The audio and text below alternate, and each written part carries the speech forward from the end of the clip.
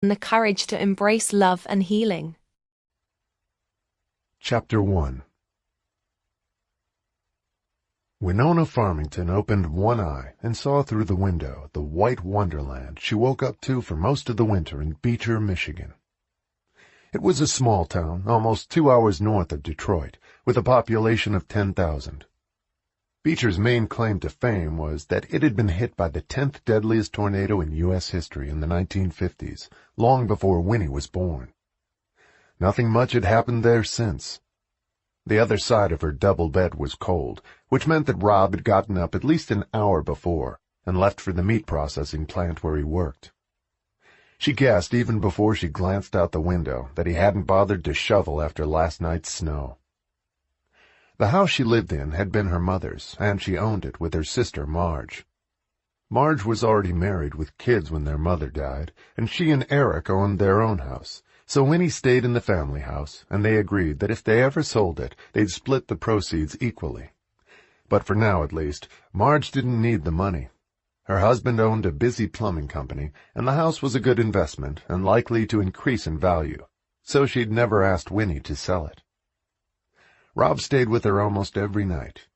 He had his own apartment, but rarely went there except when they had a fight, or if he stayed out too late and got drunk when he went out with the boys and didn't want to hear Winnie complain about it the next morning.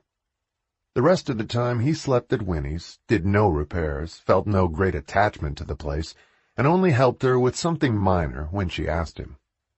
He kept some clothes in her closet, but nothing too personal, and none of his favorite items to wear. Winnie had once escaped Beecher to attend the University of Michigan in Ann Arbor, and had loved it for the 3 years she'd been there. She had big dreams then, and wanted to work in publishing in New York after she graduated. She'd even visited the city a couple of times with her roommates and loved it. But then her mother got sick at the end of junior year, and by the end of the summer it looked as if she only had a few months to live. Winnie didn't want to miss being with her mother for her final days. They'd always been close, particularly after Marge moved out after she graduated from high school when Winnie was 8.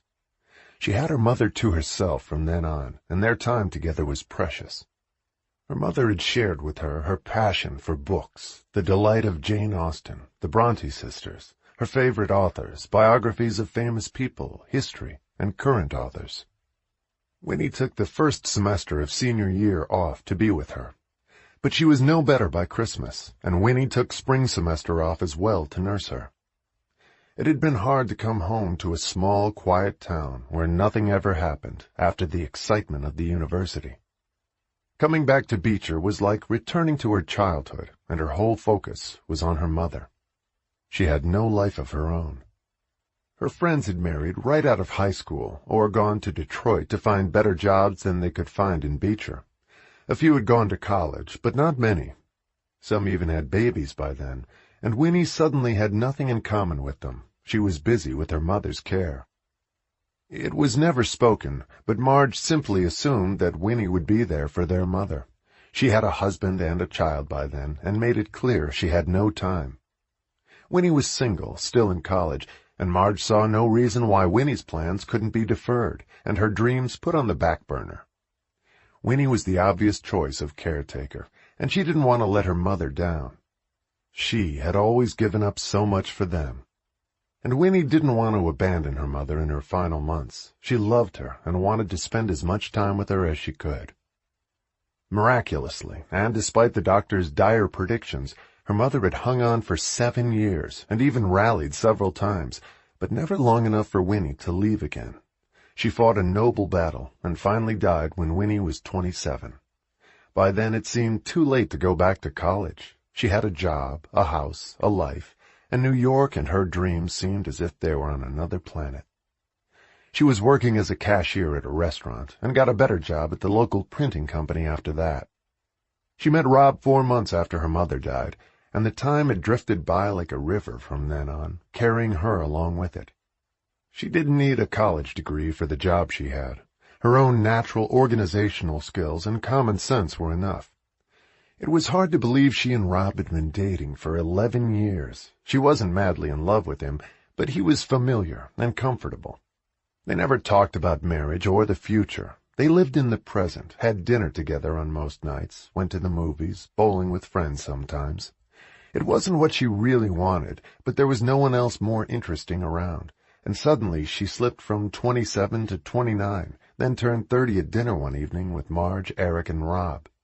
Then just as quickly she was 32, and then 35. They'd been together for 10 years when she turned 37. And now she was 38 and couldn't figure out where the years had gone. 11 of them, with Marge reminding her constantly that she needed to get married and start having kids before it was too late. She conveniently forgot that Winnie had spent 7 years, crucial years, taking care of their mother, while Marge claimed she was too busy to help. Winnie wasn't angry about it, but it was a fact of her life. She had sacrificed a big chunk of time, which she'd never get back. She couldn't see herself having kids with Rob either, and he wasn't eager for kids or marriage. He was 39, and most of his friends were getting divorced after 15 and 20 years of marriage. Marge and Eric had a good marriage and seemed happy enough. She knew her sister had had at least one affair, maybe two, which Marge had never admitted to, but Beecher was small, people talked, and Winnie had guessed. She didn't know if Eric knew or not. He was a good breadwinner and a terrific father who coached Little League for their 2 boys, when he couldn't imagine Rob doing that. He had nieces and nephews of his own who didn't interest him much, and he referred to all of them as the Rugrats. Winnie had read in Cosmopolitan magazine once that women couldn't afford dead-end relationships after the age of 28, or they ran the risk of getting stuck in them for years and missing opportunities for marriage and children, possibly until too late to have them. The magazine had warned that you turn 40 before you know it. Her mom had always cautioned her to try to find the right man and settle down before the bloom was off the rose. She wasn't there yet, but she was getting close, with a man who didn't set her heart on fire and took her for granted most of the time, and never told her he loved her.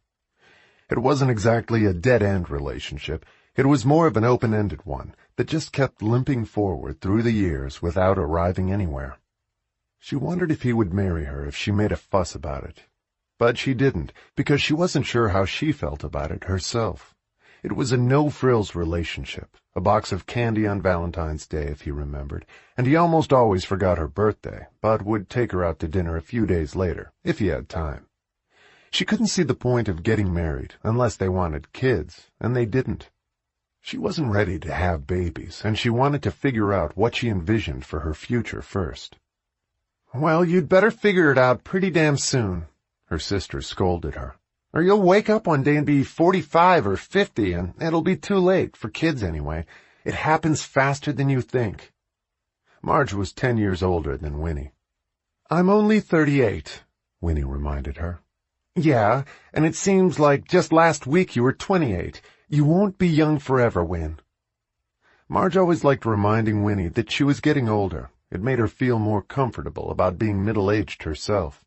It had taken Marge and Eric a long time to get pregnant, and their boys were now 14 and 17. They were good kids who had no ambition to leave Beecher. Eric expected both of them to come to work for him at his plumbing company someday, and neither of them objected. They already helped out after school. The company was a good moneymaker, and neither boy was planning to go to college since their parents hadn't. Winnie's 3 years at Michigan, as an English major with a creative writing minor, were considered an aberration for her family. She'd gone to college before her nephews were even born, so she wasn't an example they could relate to, and she had done nothing special with her life. She kept herself busy with the things she loved to do. She still read voraciously, and was first on the list at the library for every bestseller that came out. Her mother had been a volunteer at the town library on the weekends and instilled in her a love of books. Winnie wrote short stories from time to time and had done well in her writing classes in college. And when her mother had gotten too sick to continue working, Winnie had taken over one of her favorite duties. She read stories to children every Saturday morning. It was also a volunteer job, and she loved it. Her mother had been this story lady to the local children, and Winnie happily stepped into her shoes. She had done it at first to help her mother, who didn't want to disappoint the children who expected her to be there on Saturdays. It gave Winnie a chance to share the gifts her mother had given her with the children.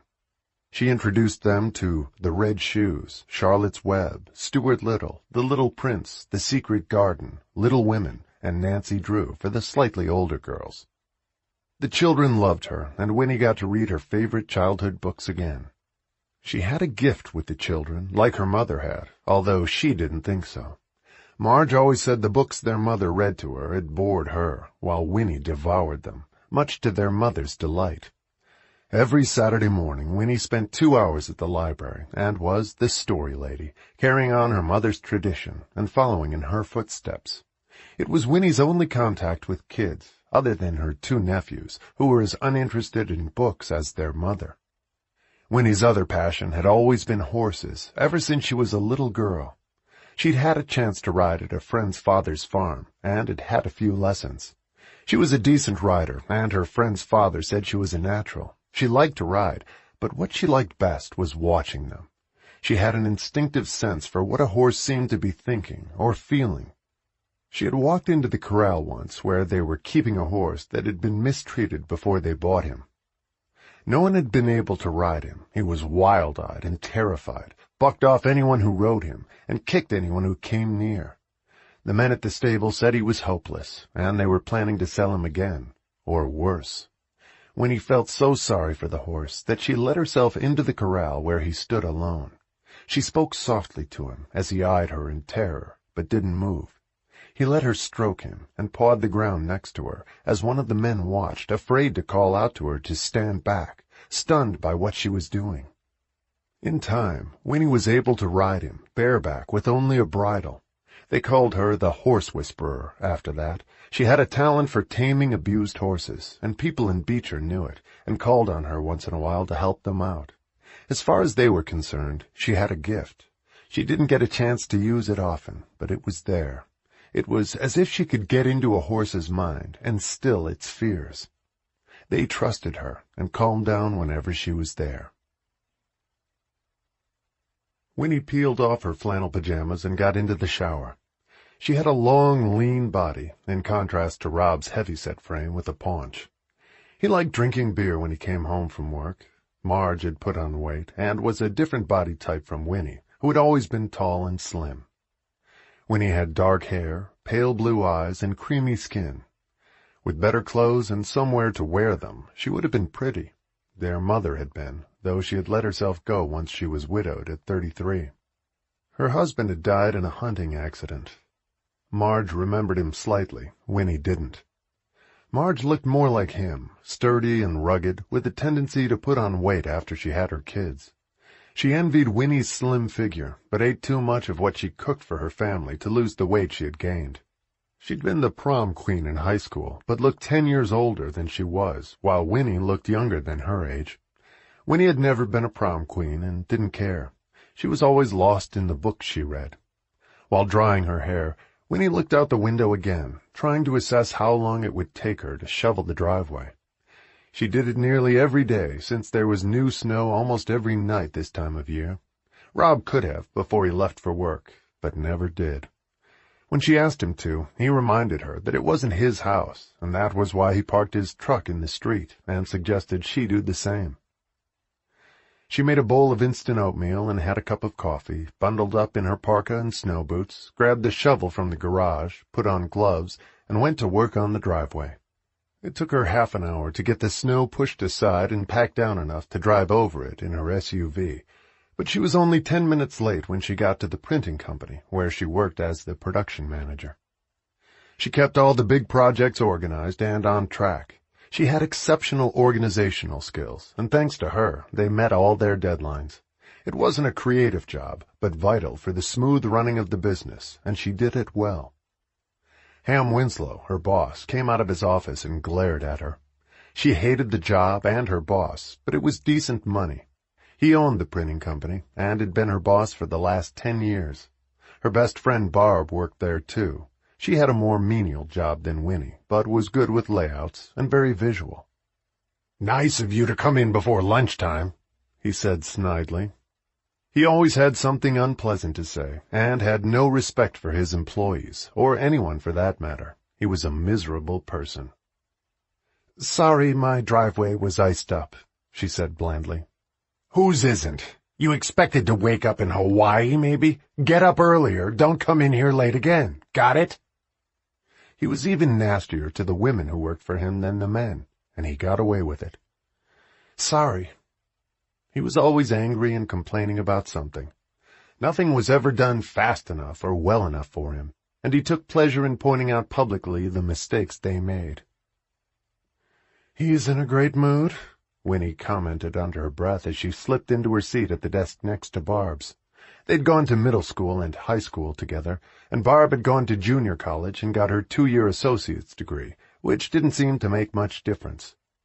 She'd been dating Pete for 4 years. They'd gotten engaged a few months before and were planning to get married next summer. Her future husband was a dentist and a nice guy. She spent all her spare time now planning the wedding. They were going to have the reception at the local hotel. Barb wanted to work in his office after they were married and quit the job she had, which would leave Winnie to face the ogre alone. She wasn't looking forward to it. Somebody screwed up a big order for the bank, Barb whispered to her. You should have heard him yelling 10 minutes ago. Glad I missed that, Winnie whispered back, shot a smile at Barb, and turned on her computer. It felt just like high school and middle school before that, when they sat next to each other in class. Barb opened a drawer and pointed to 3 bridal magazines in it, and Winnie laughed. I'm throwing the bouquet at you, you know. You'd better be ready to catch it, Barb said, smiling. I'll be sure to duck, Winnie said, checking on an order she had on her screen. It wasn't ready yet, and they were getting close to deadline. She was going to get on the production department about it immediately. Ham never realized how vital her services were to him, or never showed it if he did. He never praised her or thanked her. Rob is a great guy. You should marry him. It's time, Win, Barb said as a follow-up to her comment about the bouquet. Who says? She said, looking unconcerned. We're getting old. At 38, you sound like my sister. She got married right out of high school. Thank God we didn't do that. She could be a grandmother by now, for God's sake. Now there's a scary thought. You'll be old enough to be one by the time you start having kids if you don't hurry up. There was nothing else to do in Beecher except marry, have kids, go bowling, and play softball in the summer. She didn't say it, but Winnie wanted more than that, much more. Barb had been engaged once before, after years of dating the same guy, and it hadn't worked out. He'd cheated on her constantly. Now she was ready to settle down, and in a hurry to have babies. Winnie wasn't. Who are you waiting for, Bradley Cooper? Send him a map. You've got everything you need right now. That wasn't how Winnie saw it, but she didn't say it. She didn't know what she wanted, but she knew this wasn't it, working for Ham Winslow for the rest of her life. And she wasn't sure Rob was it either. After 11 years, she knew things weren't going to get any better than they were now. Their relationship was lackluster at best, but not bad enough to walk away from each other. It wasn't exciting or romantic. Rob said only women and men with low testosterone were romantic and liked all that mushy crap. That was one way to look at it. She didn't expect him to throw roses at her feet, but a little more attention might be nice, like shoveling the driveway for her once in a while, so she wouldn't be late for work and didn't have to start the day cold and tired. He could have done at least that for her, particularly since he slept there most nights. He bought groceries occasionally, which he thought was a big deal. He always said she owned the house, after all, and she wasn't paying rent, so she could afford to pay for her own food. There was nothing gallant about Rob. Both women got busy at work then. Winnie went to push the production department. At the end of the day, Barb turned to her with a question. How about dinner at my place tonight? Pete is going to a dental conference in Detroit. I'm having dinner at my sister's, Winnie said with a sigh. That should be fun. Not. Yeah, but she makes a big fuss about it when I don't see her for a while. She claims the boys miss me. I know they don't. They don't even talk to me when I'm there. I wouldn't have at their age either.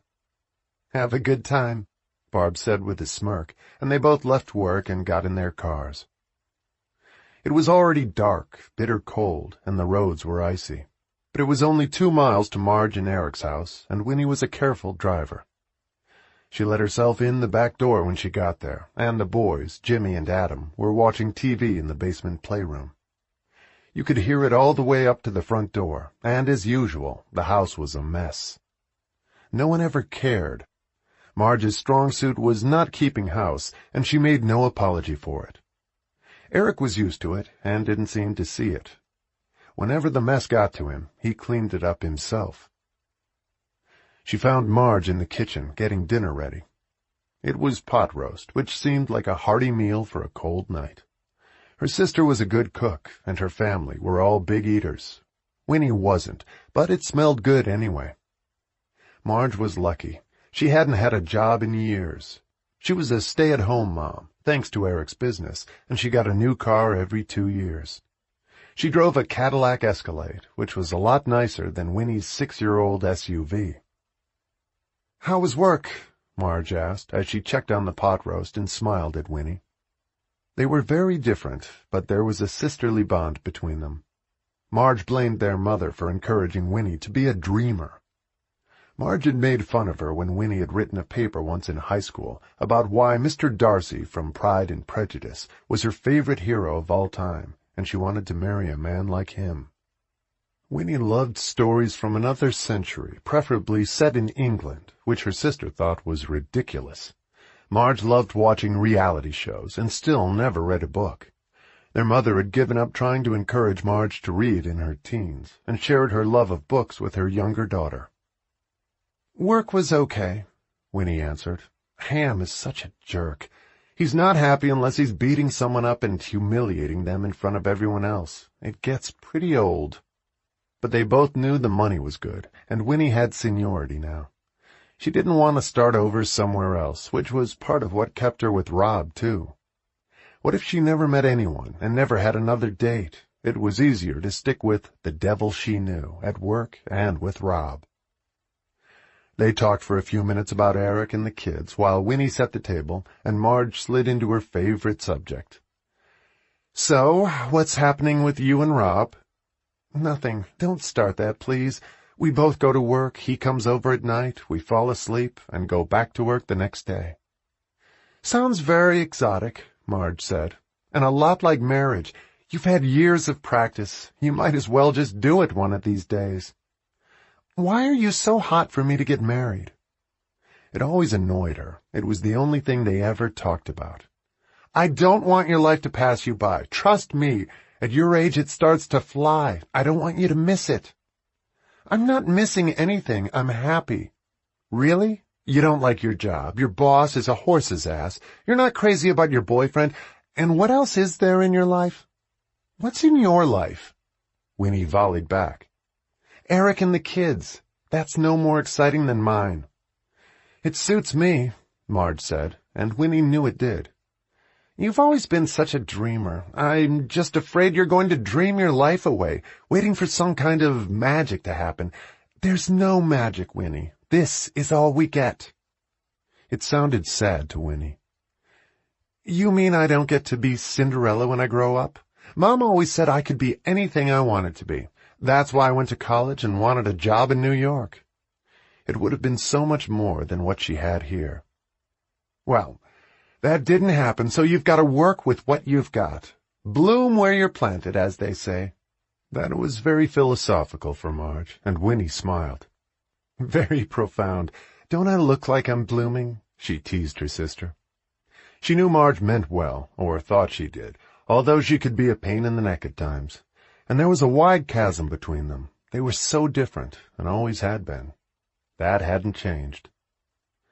"Actually," Marge said, narrowing her eyes to study her, "you look depressed. Why don't you get highlights or something, or change your hair color? Rob might like it." It was always about Rob and what might make him propose.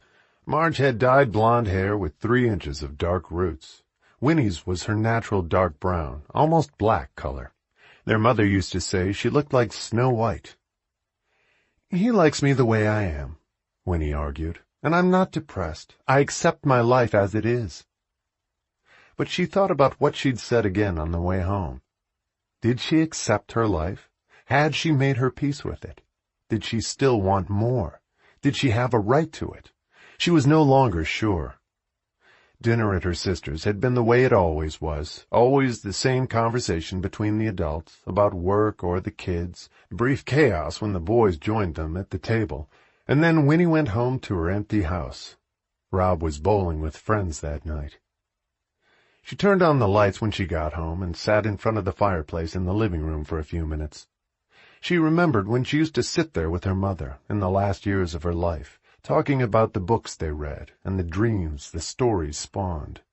She still thought she was going back to college in those days, but they never talked about that because it would only happen after her mother was dead, and then she didn't go back anyway. She heard the front door open behind her and turned to see Rob walk in and shake the snow off his boots. He was a big burly guy with lumberjack looks and didn't talk a lot. His family was originally from Norway, and there was a raw, hearty look to him. She had expected him to come home later. He usually did. "You're home early," she smiled at him.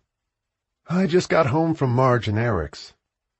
He went to get a beer, popped it open, and took a sip, and sat down on the couch next to her with the can in his hand. "Everyone was tired tonight, and 2 of the guys were sick. We called it a night early, and went to Murphy's bar for a while." She could smell it on his breath. He wasn't an alcoholic, but he drank a lot. He said it was the Scandinavian in him. Her brother-in-law drank just as much. Most of the women she knew didn't. "What are you doing in here?" He looked around the room they never sat in. They either sat in the kitchen or her bedroom. There was an old lady quality to the living room.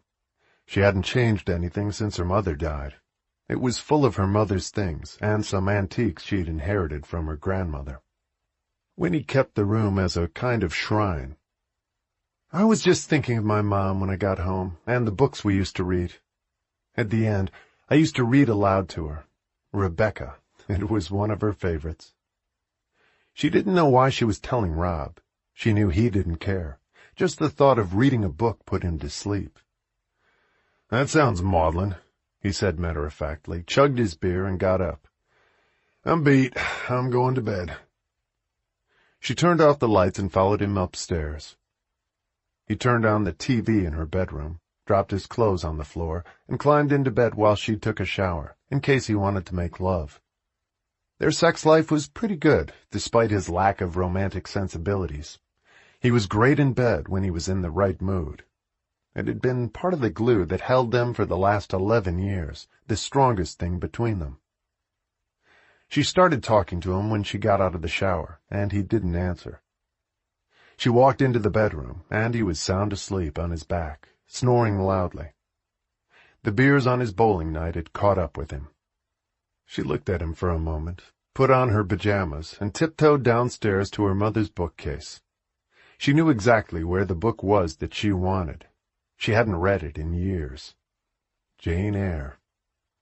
She ran back upstairs with it and got into bed, smiling as she held it. It was like a visit with her mother and a trip back in time as she opened the familiar book. There was always something comforting about holding her mother's books. She loved the familiar feel and smell of them. The pages were yellowed, and it was like meeting up with an old friend as she began reading, and Rob continued to snore next to her. She knew that when she woke up in the morning, he'd be gone again, and he wouldn't have shoveled the driveway for her if it had snowed during the night. Nothing was ever going to change, but as she read the book her mother had given her as a young girl, nothing around her mattered, and her real life faded away. That was one of the best things about reading. She could just disappear and forget everything she didn't like about her life. Chapter 2. The printing business where Winnie worked was always busy in December, with calendars and Christmas cards and end-of-the-year reports to deliver. They could hardly keep up, and Winnie and Barb had to work late almost every night. Winnie was planning to spend Christmas Eve and Christmas Day with Marge and Eric and their boys, as she always did. And Rob went to relatives in Detroit. They never spent Christmas together. His mother was in a nursing home in Detroit. Winnie had never met her. She had Alzheimer's, so there wasn't much point. He'd never invited her to meet his other relatives. They didn't have that kind of relationship, he said. With the exception of his bowling league, they spent most of their time together alone, in a kind of bubble suspended in time. She had promised to make dinner for him the night before Christmas Eve, and hurried home from work to do it. He brought venison he'd shot with a friend. Winnie cooked it from a recipe she found on the internet, and it was delicious. Rob was impressed. She had poured him a glass of red wine with dinner, and he said he'd rather stick with beer. "That was a damn fine meal," he said, smiling at her.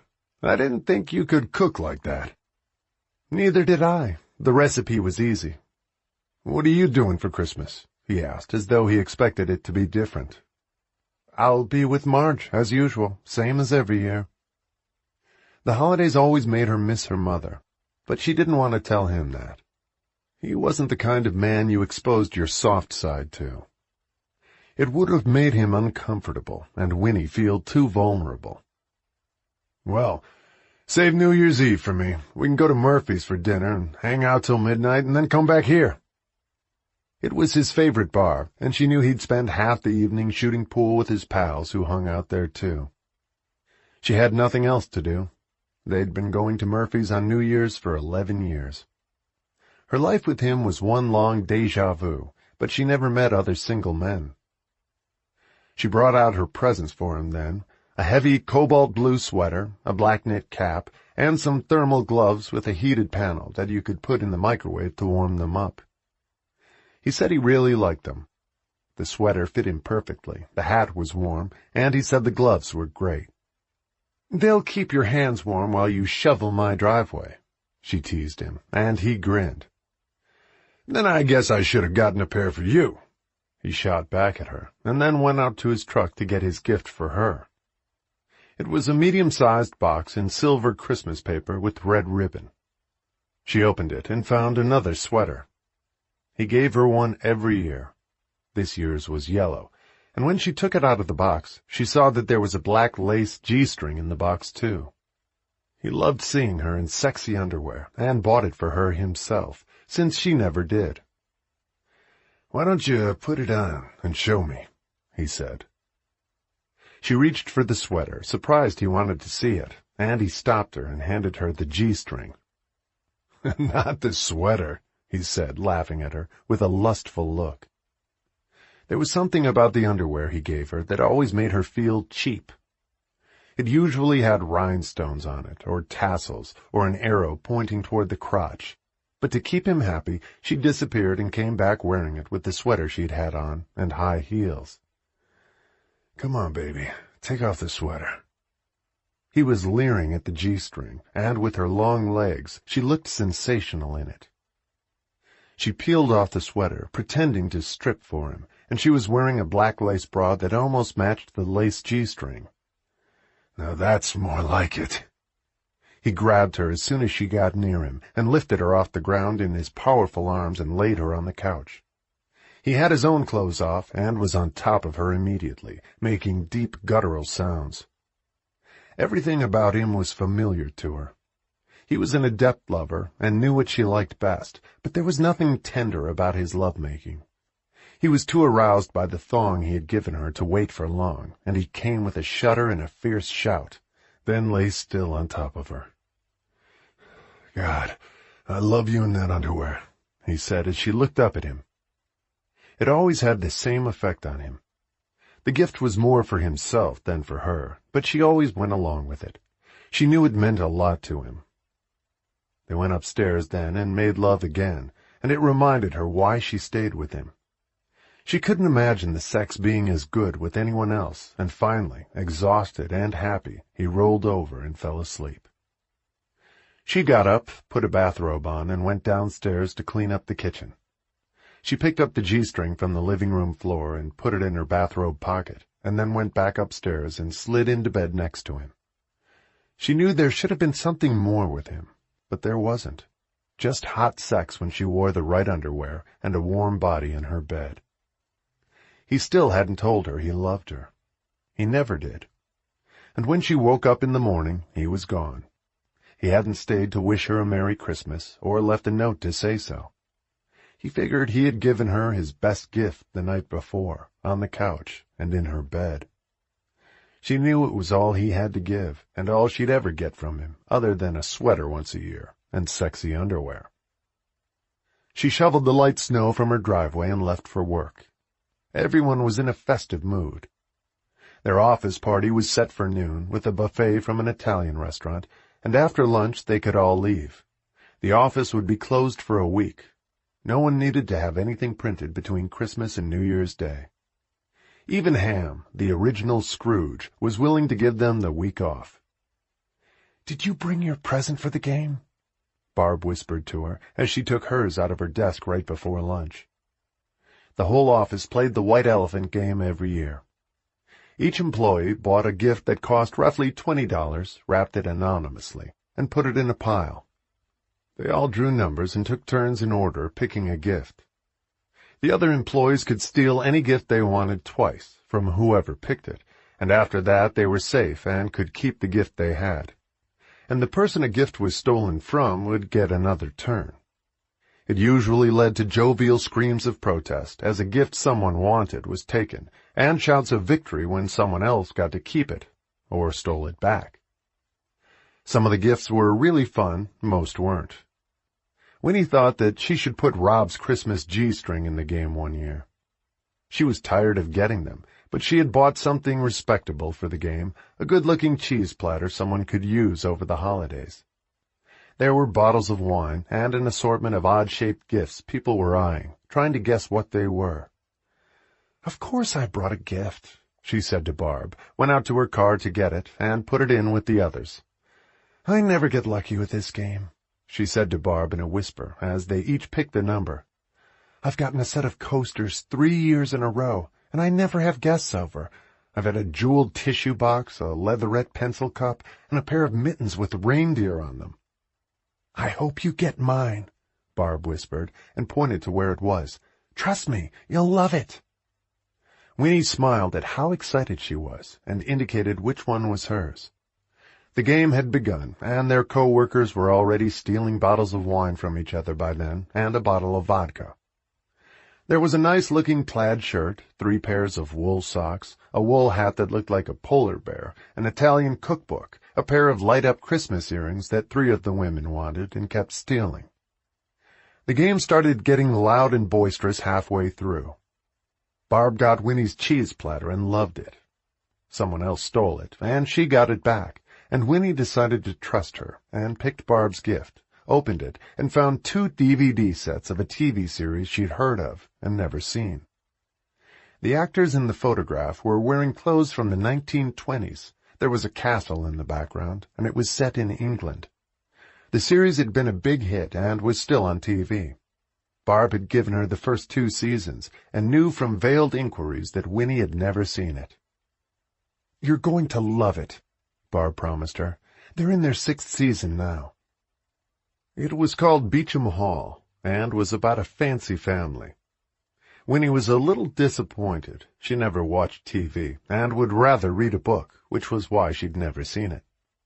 She hoped someone would steal it from her so she could pick something else, but no one did. The game ended, and Barb clutched the cheese platter, saying Pete would love it. Winnie put the DVDs in her purse and told Barb that she was thrilled and could hardly wait to see the show, which wasn't true. They all enjoyed the buffet lunch of lasagna and pesto ravioli after that. They'd been allowed to drink wine to go with it since the office was closing after lunch. Ham was feeling very expansive and even gave Winnie a flirtatious look after a glass of wine. Everyone was careful not to drink too much since they had to drive home on snowy roads. There was eggnog without alcohol, too, and Winnie opted for that. Barb had 2 glasses of wine since Pete was picking her up. "What did Rob give you for Christmas?" she asked Winnie as they ate tiramisu for dessert. "A yellow sweater and black lace underwear. He gives me the underwear every year. It's for him." "I wish Pete would give me something like that," she said, giggling. "It gets old after a while." "Well, I know what you'll be doing on Christmas night," Barb said with a gleeful look. "No, he's visiting his relatives in Detroit like he does every year. and staying to see friends afterward, and he's going to visit his mother in the nursing home there. Besides, we did that last night, she replied, laughing at her friend's comment, and Barb shook her head. No, I meant you were going to watch the DVDs of Beauchamp Hall. You've got to watch it, Winnie. The way you love period stories, you're gonna die. The costumes are gorgeous and the characters are fantastic. And they shoot it in a real castle in England. I forgot what it's called. Oh, of course, I'll watch it before we come back to work, Winnie promised, feeling as though she'd been given homework. She'd never gotten involved in watching a series, and for some reason the idea didn't appeal to her. But she didn't want to offend her friend, and now she felt she had to see it. She wished again that someone had stolen it from her. Another set of coasters would have been better. You have to call me the minute you've seen it. I want to know what you think, Barb insisted. Believe me, you'll be hooked after the first episode. They're starting to shoot the 7th season now in England. Pete loves it too. Winnie knew one thing was sure. She wouldn't be watching it with Rob. He'd have a fit and laugh her out of the room. What are you giving Pete for Christmas, by the way? An espresso machine. It's what he said he wanted. He's giving me a really fancy new Cuisinart. I already know. I saw it in his car. She looked faintly disappointed. What did you give Rob? We have a sweater exchange every year, and I gave him heated gloves so he could shovel my driveway. He didn't take the hint. Pete came to pick her up as expected, and the two women hugged and wished each other a Merry Christmas, and agreed to talk during the week. Barb made Winnie promise she'd watch the DVDs as soon as she could. They were in her purse, and she forgot about them when she got home. She picked up Jane Eyre for a while, and then dressed for dinner at her sister's and put her gifts for them in her car. She had autographed basketballs from the Detroit Pistons for both boys. She had bought a dress that Marge had said she wanted that she got on the internet, and the same heated gloves for Eric that she'd gotten for Rob, since Eric did shovel their driveway. She arrived just as Marge was putting the finishing touches on dinner, and the Christmas tree was lit. Winnie had a small one at her house, which Rob said was silly since she didn't have kids, and it just made a mess. But it smelled delicious, and Winnie loved having a tree every year, even if it wasn't big. The one at her sister's house touched the ceiling with an angel on top that had been their mother's and reminded them both of their childhood. Winnie had agreed to let her have it since Marge had kids. Eric served her a glass of spiked eggnog, and then they sat down to dinner. Marge had made turkey, and it was delicious, and they all had second helpings of the stuffing until it ran out. It was the perfect Christmas meal. Afterwards they sat in the living room, listening to Christmas carols and opening their gifts. After they got their basketballs, the boys went downstairs to the playroom to play video games. Their parents had bought them a new, bigger flat-screen TV. Marge had given Winnie a new pair of red Uggs, which she always wore around the house on cold nights. Marge gave her a pair every year. Like the sweater from Rob, it wasn't a surprise. But Marge loved her dress from Winnie. Marge always said she didn't have time to shop, and didn't enjoy it anyway. It was a cozy family Christmas. They asked where Rob was, and she said he was in Detroit with his relatives, as always, and would be back later in the week. At midnight they all went to Mass. She got home at 1:30 in the morning and slipped into bed, thinking about Rob. He hadn't called her, but she thought he might on Christmas Day. He didn't like holidays as much as she did, and didn't always call her. He thought holidays were for families and married couples, not for people who were just dating. After 11 years, she was just a date, but he wasn't much more than that to her. And as she thought about it, she fell asleep. Winnie woke up to bright sun on the snow on Christmas Day. It looked like a Christmas card. She lay in bed reading for a while, and dressed in time for lunch at her sister's, which was casual, and would be a meal of leftovers from the night before. Eric and the boys would watch football on TV all day. It gave the two sisters time to talk. "Have you heard from Rob?" Marge asked with interest, and Winnie shook her head. I don't expect to. He's not big on holidays, and he's probably busy with his family, or his mother at the nursing home. He was good about that, which Marge always said was a good sign. But of what? How depressing, Marge said sympathetically. Yes, it is. He doesn't talk about it much. He says she doesn't recognize him anymore. He goes a few times a year, but she has no idea who he is. The poor guy needs a family, she said meaningfully, and Winnie laughed. Her sister was never subtle. He has one, and so do I. You're all I need, big sister, she said warmly. That would be pathetic. Don't you want to be more than just Aunt Winnie? Don't you want to be a mom one day? To be honest, I'm not sure, she said seriously. I've been thinking about it. Maybe I'm just not the marrying kind, or meant to have kids. She enjoyed the children at the library for 2 hours a week, but never longed to have her own. At least not yet. What would you do for the rest of your life without children? Marge couldn't imagine it. Eric and the boys were her whole life, and her job. Maybe I'd be happy. I'd still like to do some writing one day. I always wanted to do that after college, but I never got the chance. I'd love to try. Short stories, like I used to write, or something. She had published several in a magazine in college, and their mother was very proud. Mom always said your stories were good. Marge had never read them. She was prejudiced. Winnie laughed. But their mother was also well-read and intelligent, even though she hadn't gone to college. She had inspired Winnie and encouraged her to write. It had just never happened, except in her creative writing classes, which didn't really count.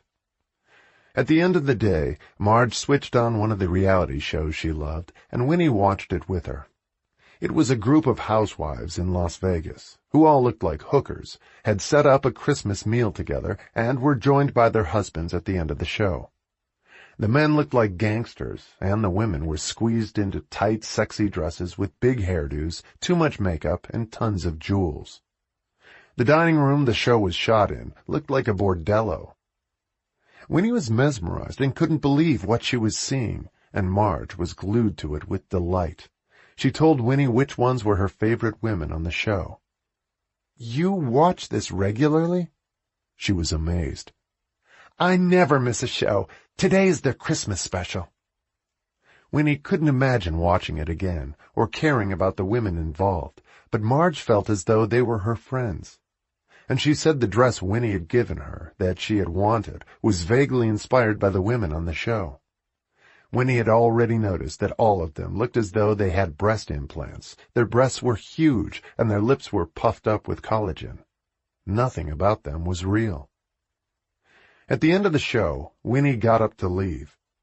She went downstairs to see Eric and the boys, thanked them for her gift, and wished them a Merry Christmas again. Then she hugged her sister.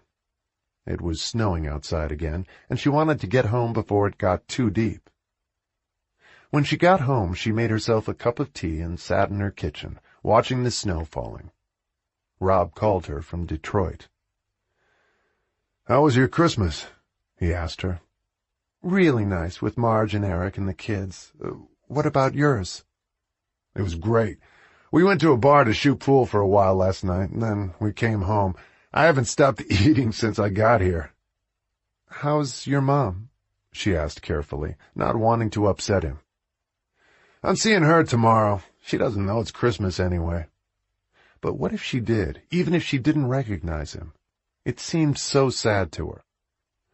"We're going out for dinner tonight with some cousins I haven't seen in years. They're here from Miami." It all sounded foreign to her, since she didn't know any of the people. He only had one brother, and he hadn't seen him in years. The people he visited in Detroit were aunts and uncles and cousins, but Winnie could never keep any of it straight. "I'll see you when I get back. You'll have to model your Christmas gift for me again." She wasn't sure why, but he made her feel cheap when he said it, like a hooker he was hiring for the night. She loved having sex with him, but not by masquerading as a stripper or pretending to be a whore, even if just for him. She didn't answer and changed the subject.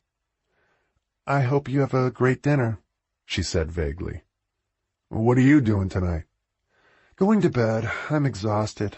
Too much food, and I was up late last night after church. I'll probably read in bed." "My cousin gave me a couple of great porn films for Christmas. We'll watch them when I come home." His saying it made her think of the DVDs she'd won in the White Elephant game. She hated porn films and didn't want to see any more of his. But Rob loved them. They aroused him, and he always wanted to have sex with her while they were watching, imitating what was happening on the screen. She avoided watching them with him whenever she could. There were still things about him that gave her the creeps, even after 11 years. At least he wasn't addicted to porn, but he liked it a lot. She had let him know as often as possible that it wasn't her thing. Rob was more about sex than about love. He was good at sex, but love wasn't in his repertoire. "See you when I get back, Win," he said, and they hung up. No "I love you," no "Merry Christmas." Same old Rob. She went up to her bedroom then, got into bed and reached for the copy of Jane Eyre on her night table, and remembered the DVDs again. She had no interest in them, but thought that if she watched one, she could fake it to Barb about the other ones when she asked her. She decided to get it over with. She had nothing else to do that night. She looked at the boxes when she took them out of her purse. Each season had 8 episodes that were each an hour long, and a 2-hour Christmas special at the end.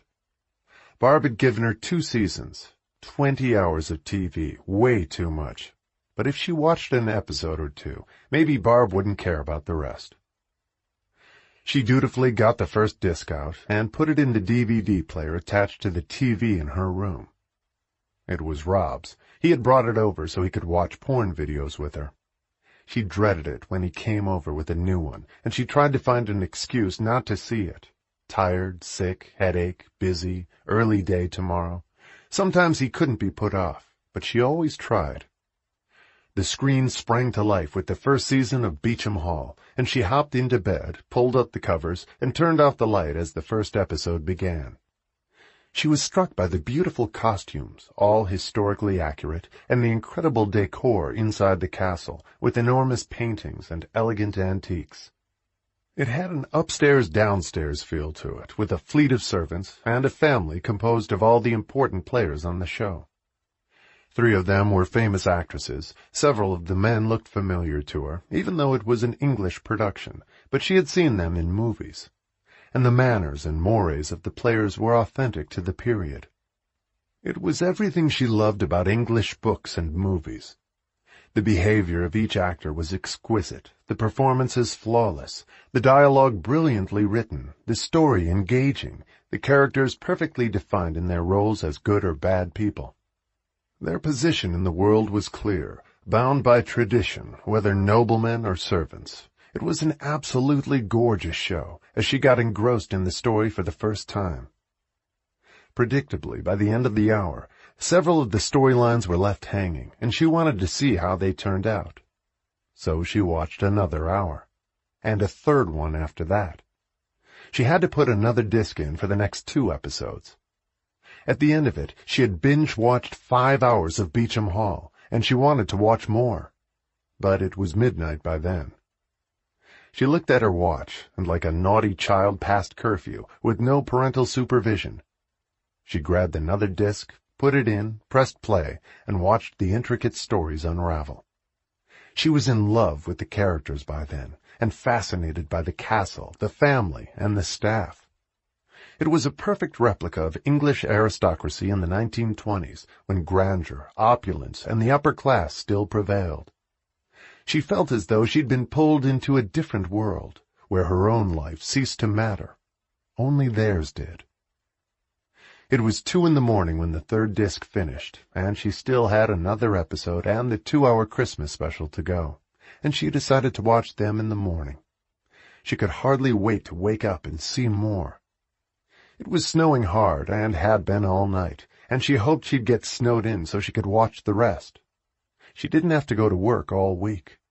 She wanted to savor it and enjoy each moment of the story and the costumes and the sets, but once she started, she couldn't stop. It was exactly as Barb had said. It was totally addictive, and she had had a fantastic evening watching it all alone. She woke up the next morning and watched the rest of the first season, and the cast felt like old friends by now. It was lunchtime when she stopped. She ran downstairs to the kitchen, grabbed something to eat, and went back upstairs and started the second season, which was even more exciting than the first one. She spent another 3 hours watching it in bed, and it was dark when she finally got up and had another 7 hours left to enjoy.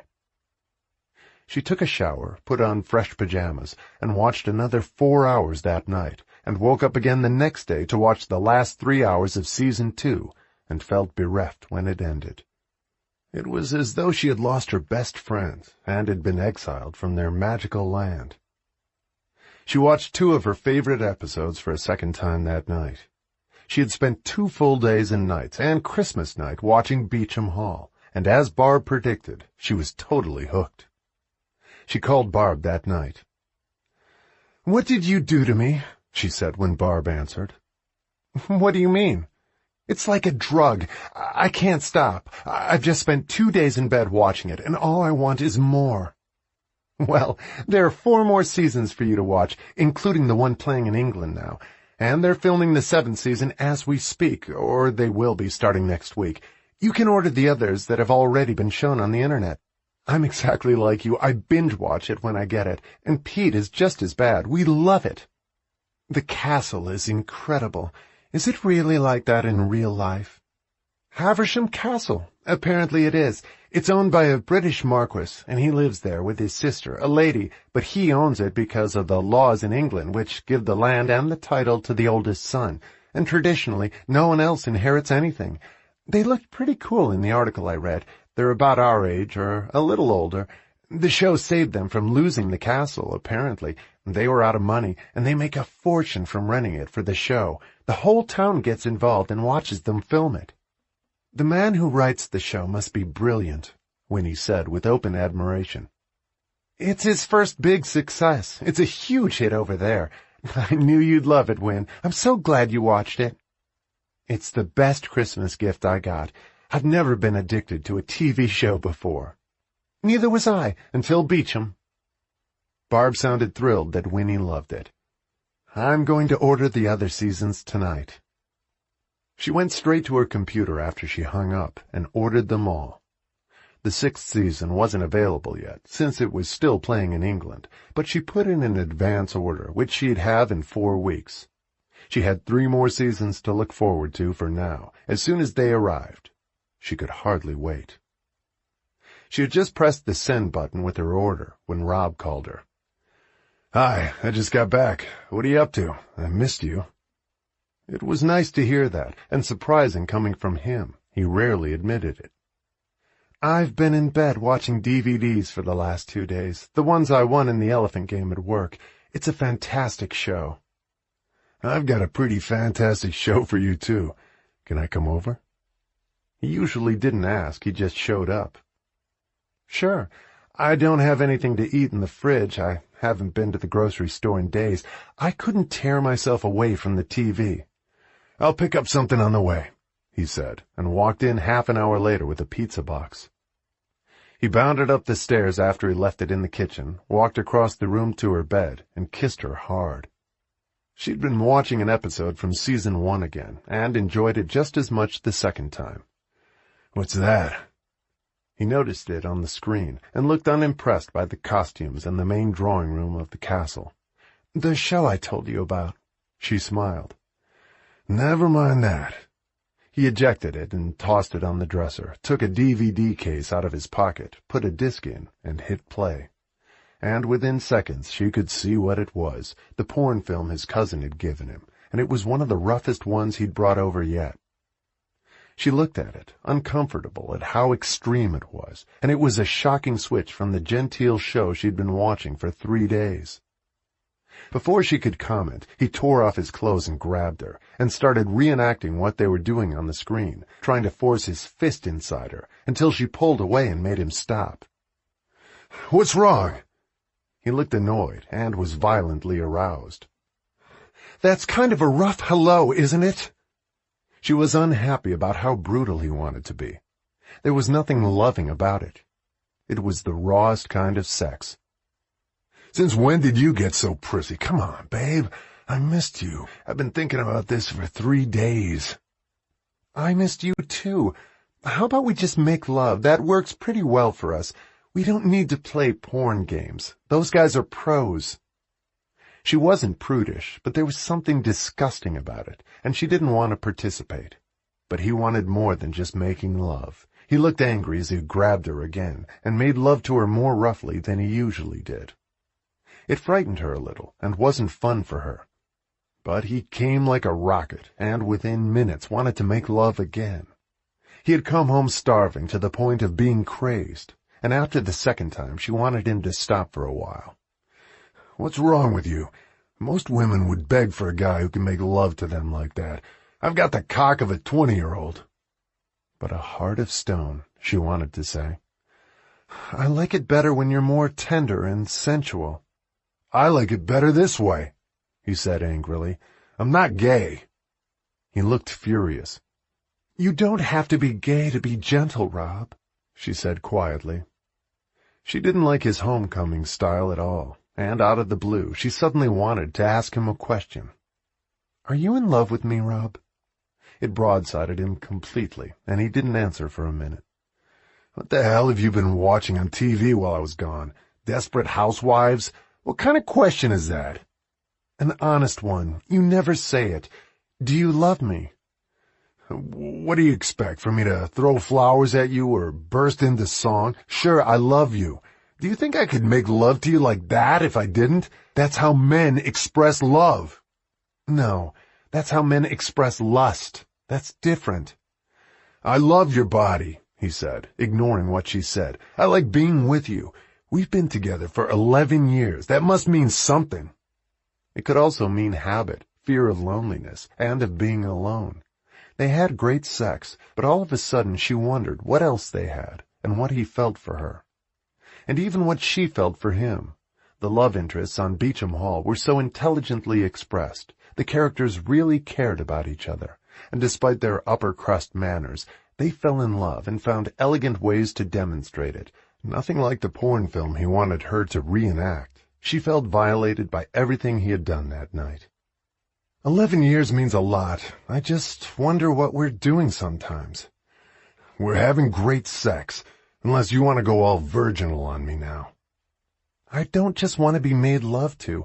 I want to be loved and respected, too. Oh, for Christ's sake, he said, leaping out of bed and pulling on his clothes.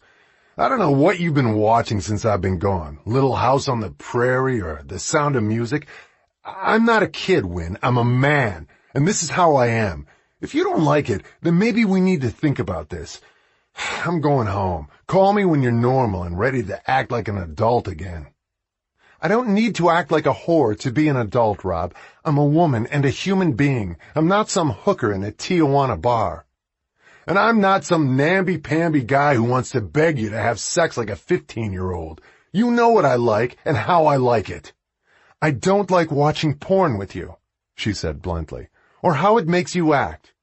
And here, I just told my cousin you're a great woman and will do anything I want. Actually, I won't, she said firmly.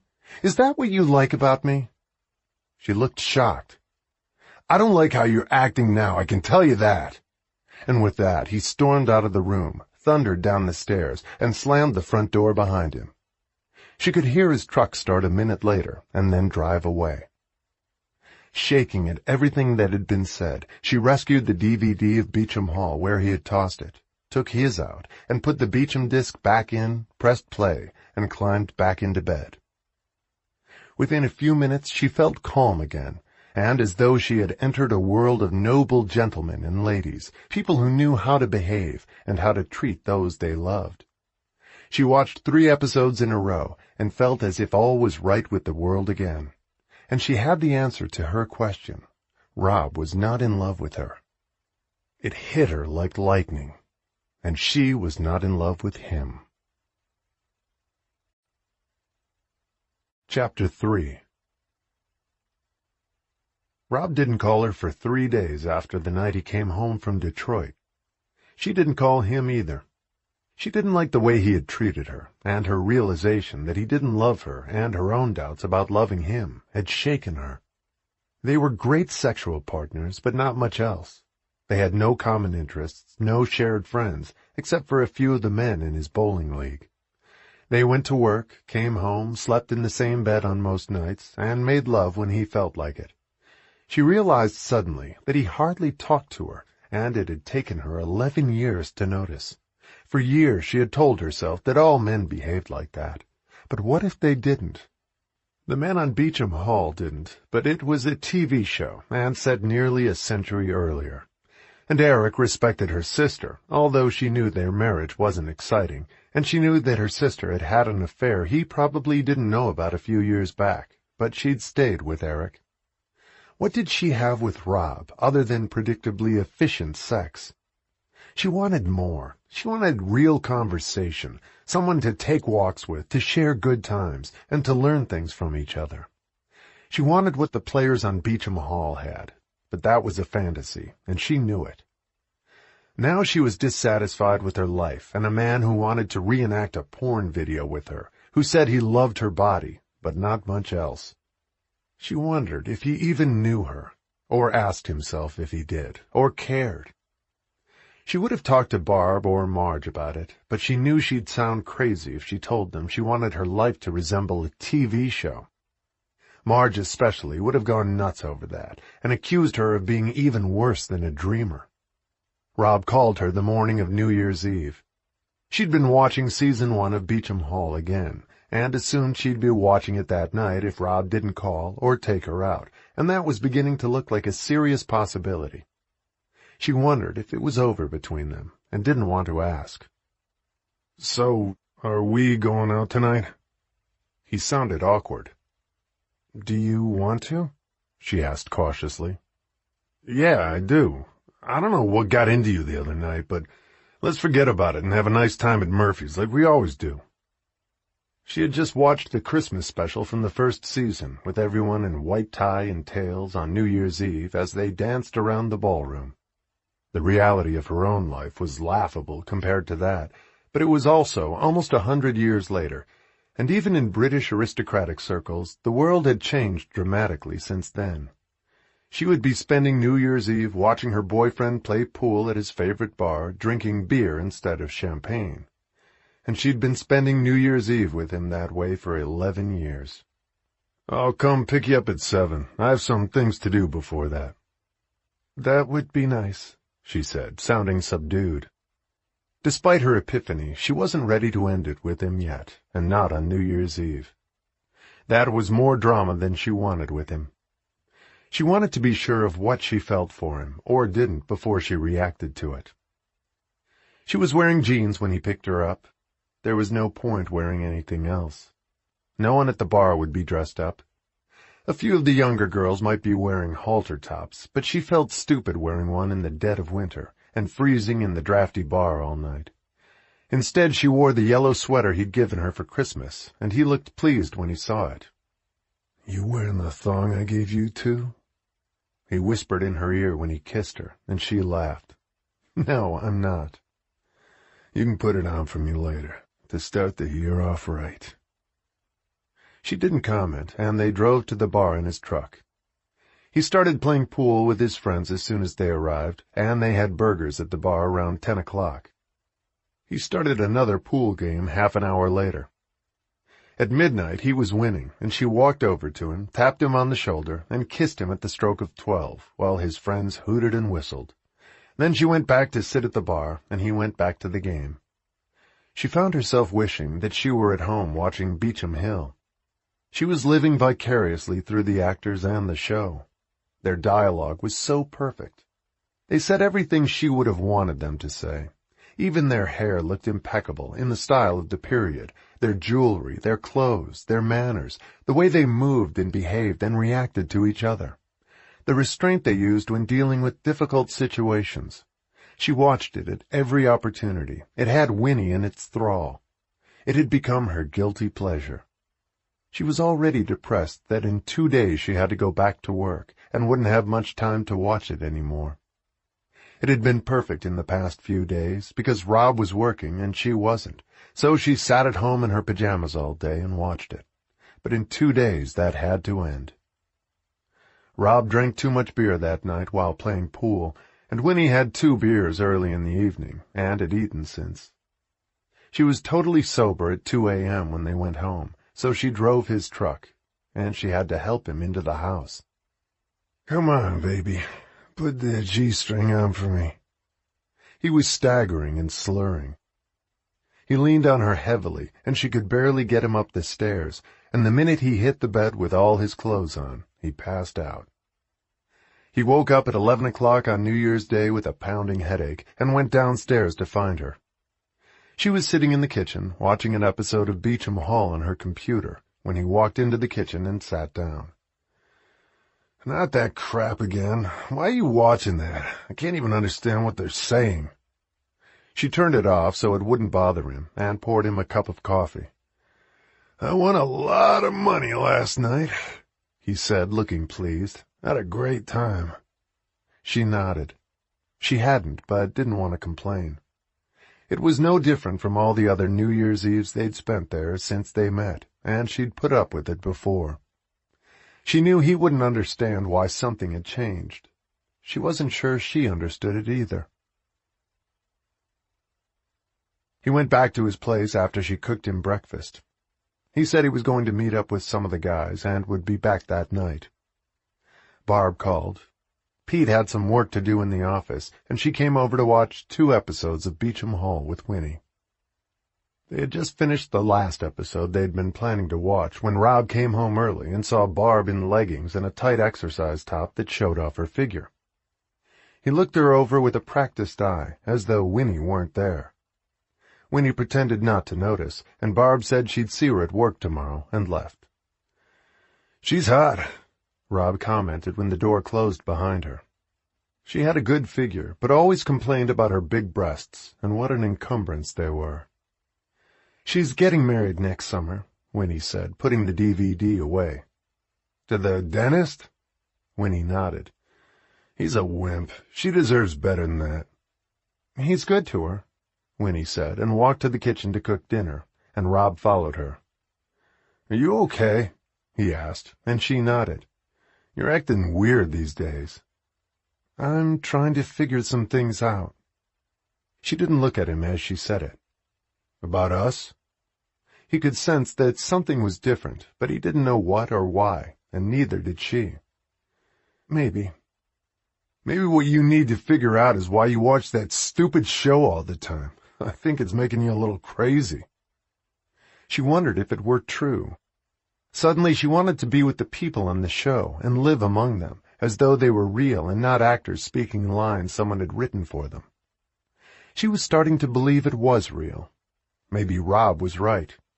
She felt as if she might be losing her grip on reality, and her own life seemed off-kilter. Rob was part of it. The relationship they'd had for 11 years didn't seem like enough compared to what she was seeing on the show, but the universe of Beauchamp Hall didn't exist. Yet her life seemed so inadequate compared to it. Even the servants seemed more eloquent and more polished than Rob, who acted like a bore most of the time. She didn't say anything to him about it. They ate dinner without talking, went to bed afterwards, made love without his putting any exotic demands on her, and he fell asleep 5 minutes later. When she woke up in the morning, he had left for work. She managed to shovel the driveway after the night's fresh snow and get to work on time. Winnie looked serious when she sat down at her desk.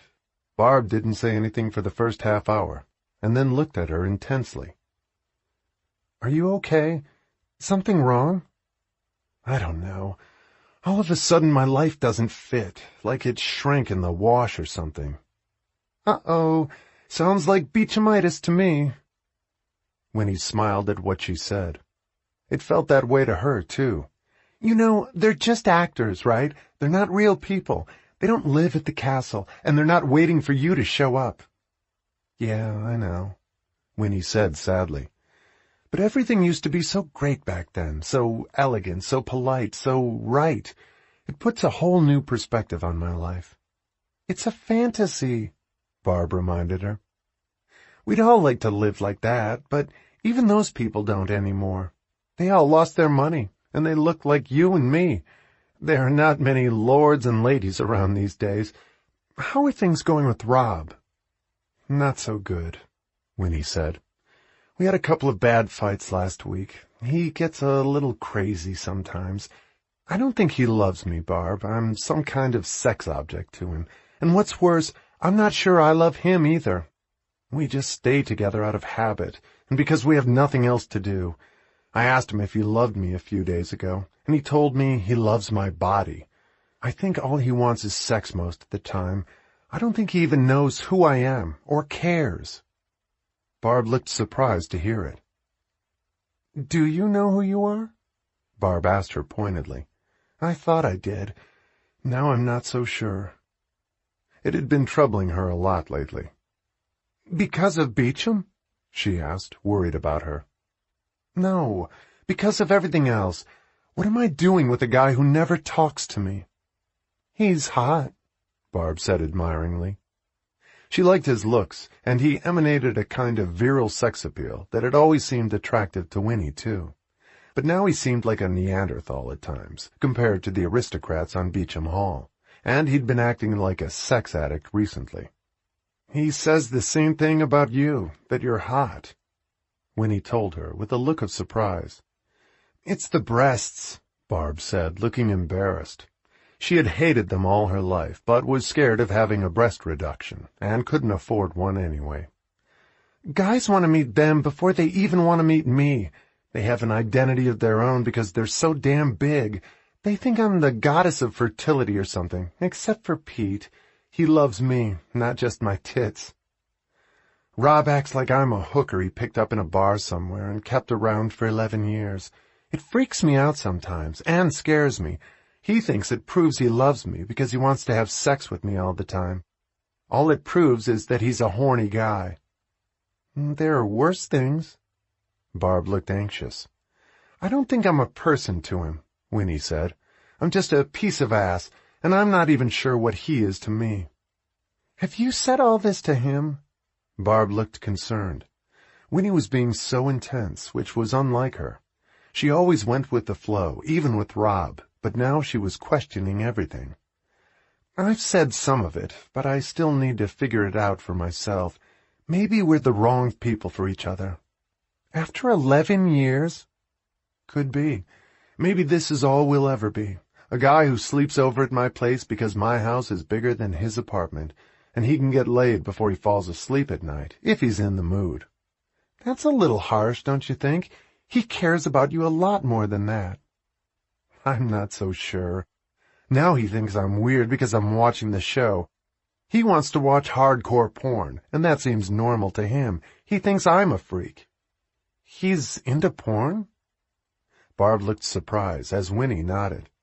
"The worse it is, the better he likes it. He wants me to try everything they do. We had a fight about it when he came back from Detroit after Christmas. I don't think a man who loves me would ask me to do some of those things. It's demeaning. I don't know. All of a sudden, everything feels wrong about us. Maybe it's some kind of midlife crisis for both of us." She was being earnest about it, and Barb didn't know what to say. "Pete would have a heart attack if I put a porn video on. He's pretty straight-laced." She sounded disappointed as she said it. "It's better that way, believe me," Winnie said with feeling. "I feel like a cheap trick with some of the things he wants me to do. I feel like the Virgin Mary with Pete. He thinks I'm some kind of saint." "Aren't you?" Winnie teased her. She knew Barb's history and all of her secrets since high school. There had been a number of men other than the two she'd been engaged to. "It's probably better if he believes that, instead of the truth. I was pretty wild for a while after high school. He doesn't need to know that. He keeps referring to me as the future mother of his children. A little porn might do him some good. His maternal grandfather is a minister. I guess nobody's ever happy with what they've got. I just want to figure out what Rob and I feel for each other after 11 years. Maybe he'd respect you more if you got married. I don't think that's the issue. Honestly, I don't know what the issue is. Maybe we're just bored with each other, and he needs the porn to spice it up. But if that's true, where will we be in 10 or 20 years? Cheating on each other? I don't want that either. And I'm not going to marry someone to make him respect me, if he doesn't already. Have you ever cheated on him? Barb was curious. Never. If I want to cheat on him, I'll break up with him. What's the point of staying with him if I want someone else? Barb nodded, thinking about it, and didn't comment for a minute. I guess that's true, Barb admitted. It reminded Winnie of her sister, who had cheated on Eric, but their marriage seemed to be solid in spite of it.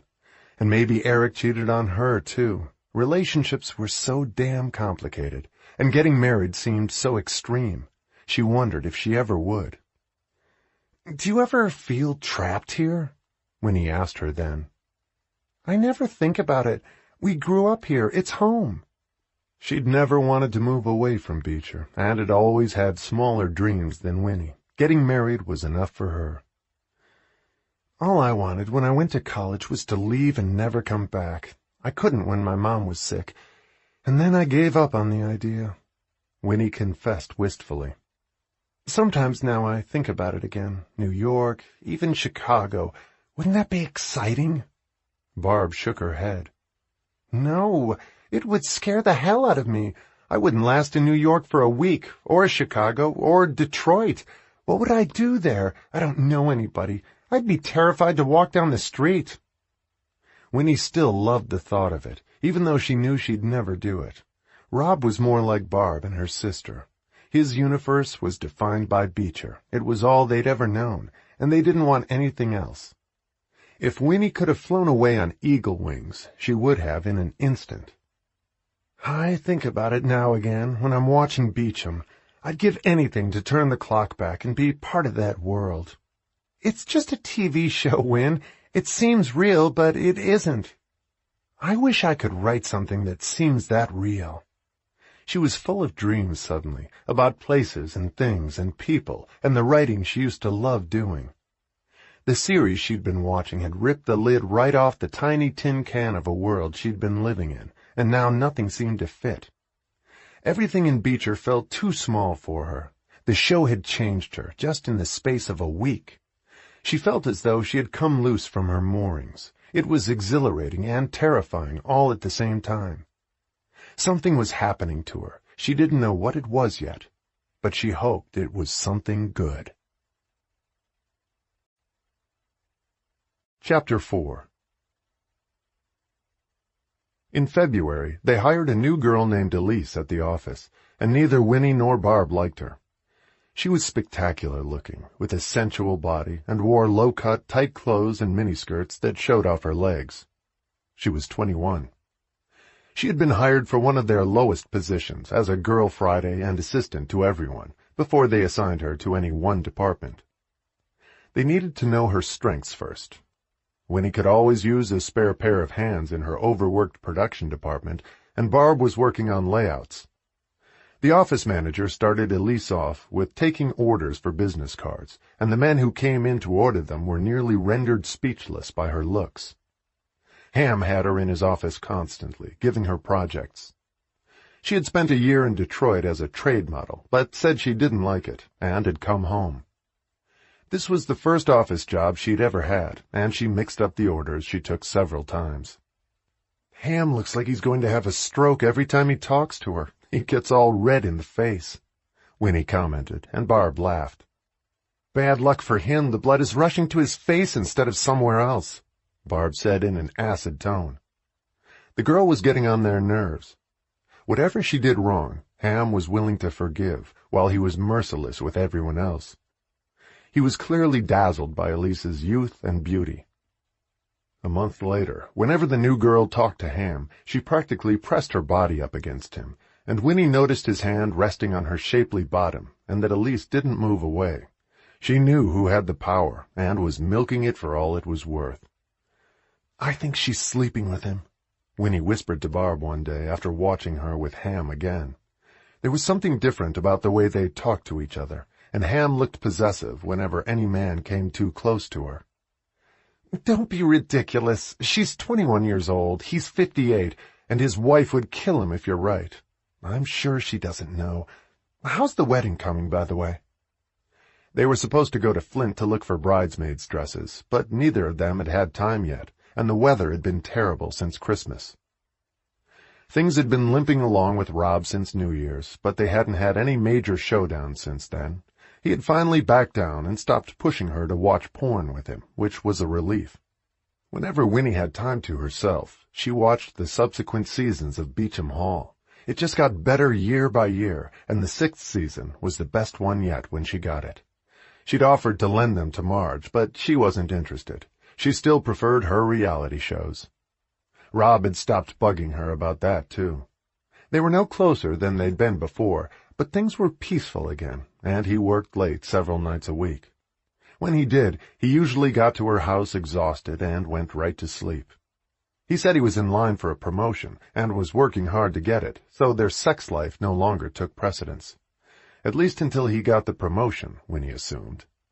He had a strong sex drive and needed sex constantly. In April, there was an opening at the printing company. One of the senior women, in a technical position doing their digital artwork and graphic design, decided to retire, which created a vacancy that only a few people in the office could fill. The position was filled internally within a week, which left a managerial position open that Winnie was qualified for. It would have officially made her their production director, with a higher salary, a title, and an office. She was in direct competition with 2 of the men in the office for the job, but Barb was sure Winnie was going to get it. She'd been there longer, she had 10 years' experience, and was so good at her job. She could have run the whole place if she had to. Neither of the men who wanted the position had been there for as long as she had. Thinking about it was exciting for Winnie, and the higher salary would be nice to have. She had saved a fair amount of money over the years, but the promotion would make a real difference to her. She talked to Marge and Eric, who were sure she'd get it too. She had even started dreaming that if she got the job, she'd make enough money to do some traveling. The position sat open for 3 weeks, while Ham said he was moving some people around in key positions, and an announcement would be made soon.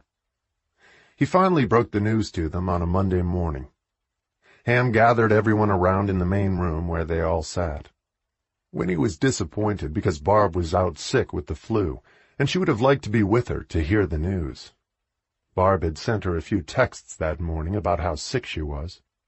Winnie tried to stay calm while Ham made a short speech, and she noticed both of her male competitors looking smug. A minute later, he announced that each of the men had been made head of a department, which had taken some reorganizing. And he still hadn't announced who had gotten the position they'd all been angling for as production director. But the 2 men being given other jobs left only Winnie as a possibility for the position, so the conclusion was obvious. With both men out of the running, only Winnie had the organizational skills to run production and finally get credit for it, which she never did, even if she was already doing the job and had been for years. She was starting to smile broadly when he made the announcement. "And I'm very proud to share with you that Elise Borden is our new director of production. In the 2 months she's been with us, she has demonstrated her outstanding abilities." Winnie knew that Ham thought the production department ran itself. Elise was beaming at Ham, and Winnie's mouth nearly fell open as she stared at them both. What he had said just wasn't possible. Elise was 21 years old and a total airhead. What was Ham thinking? But it certainly confirmed that he was sleeping with her. This made her Winnie's boss. Winnie would be reporting to her now. Ham thought Winnie could do the job while Elise got credit for it. Everyone went back to their desks a few minutes later, murmuring softly about Elise's miraculous promotion, and Winnie drifted back to hers with her ears ringing, as though an explosion had gone off in her head. After 10 years, she had been passed over for a girl with no experience, who had been there for less than 2 months. It was a massive slap in the face and humiliation. She sat stewing at her desk for the rest of the morning and sent a slew of texts to Barb. Barb didn't answer, and then finally responded and said it was insane, and she'd call Winnie later. She was feeling too shaken to want to talk about it anyway. Tears stung Winnie's eyes, and by lunchtime she was so agitated that she walked into Ham's office. Elise was moving her boxes and papers into her new office at the same time. "What is it?" Ham snapped at her the minute he saw Winnie come through the doorway. She thought he looked embarrassed, but wasn't sure. "Can I talk to you for a minute?" It was a question he dreaded, and never good news, especially now. He knew that Winnie's request could only be about Elise's new job. The whole office was buzzing with it. "I'm leaving for a lunch meeting in 5 minutes. You'll have to make it quick," Ham said vaguely. She was sure that the lunch was with Elise to celebrate her new position. Ham beamed every time he laid eyes on her. He was ridiculously obvious. "I'll be quick," Winnie promised as she closed the door behind her. She didn't want anyone else to hear what she had to say, least of all Elise. She knew that if Barb had been there, she'd have kept her from walking into his office, but she wasn't, and nothing was going to stop her now. "What exactly just happened out there? Elise has been here for 5 minutes. I've been here for 10 years. Is this some kind of a joke, or do you have to sleep with the boss to get ahead?" His face blushed purple, and he looked like he wanted to strangle Winnie on the spot. "If that's the way it works now, I never got that memo. It would have been nice to know, although the whole office has figured it out." "She's had training in production," he said in a choked voice, lying about it shamelessly. "And if you had gotten the memo, Winnie, what would you have done about it?" He challenged her. He had never liked her, and it showed. "Actually nothing. I don't give blowjobs under the boss's desk. But if that's the way it is now, I wouldn't have bothered to stick around for 10 years or wait for a promotion you weren't going to give me. I just got screwed royally." "Maybe if you were a little more cooperative," he said, with emphasis on the last word and a wicked look in his eye. "If you get my drift, maybe you would have gotten promoted before she did. She's a hell of a bright girl, and she knows what she has to do to get ahead." Winnie couldn't believe he'd said that to her, and made it quite so clear. "What happens when your wife finds out?" "I don't know what you're talking about, but in today's world some women know what they have to do to get promoted, and some don't." She had made him so furious because she had flushed him out. "Damn, how could I have been so confused for all these years? I thought this was a printing business. I must have read the sign wrong. It turns out it's a prostitution ring." He looked like he was going to have a heart attack when she said it, and there was a vein throbbing on the side of his head. "I don't turn tricks with my boss, Ham, even for a promotion I deserve. I don't need the job that badly. I guess she does. She's young. Someone else will offer her a bigger job for doing the same thing, and you'll look like an idiot. And by the way, I quit." With that, she pulled the door open and walked out. She went straight to her desk, put a few things she had on it in her purse, didn't bother to open or empty the drawers, got her coat, and walked out. She saw Ham scurry into Elise's office before she left. He closed the door to talk to her with a worried look, and Winnie knew he must have been scared stiff she would file a discrimination suit, but she wasn't going to stoop to that. He was a pig. He always had been, just a bigger one than she had thought. She felt sorry for Barb having to go back to work there, but she was going to quit and go to work for Pete anyway, after they were married. Winnie wondered how long it would take Ham to figure out what he'd just lost. Production would slow down to a halt without her, and no matter what her title or his claims, Elise had no idea how to do the job. And there was no one to take over Winnie's job and make Elise look good in her new position. Winnie couldn't remember ever being so angry in her life. She had gotten passed over for the girl he was sleeping with. It was so pathetic she couldn't believe he had done that to her. She was going to text Barb and tell her she had quit, but she wanted to go home first. She needed to cool off. She didn't even think about what she was going to do next when she quit.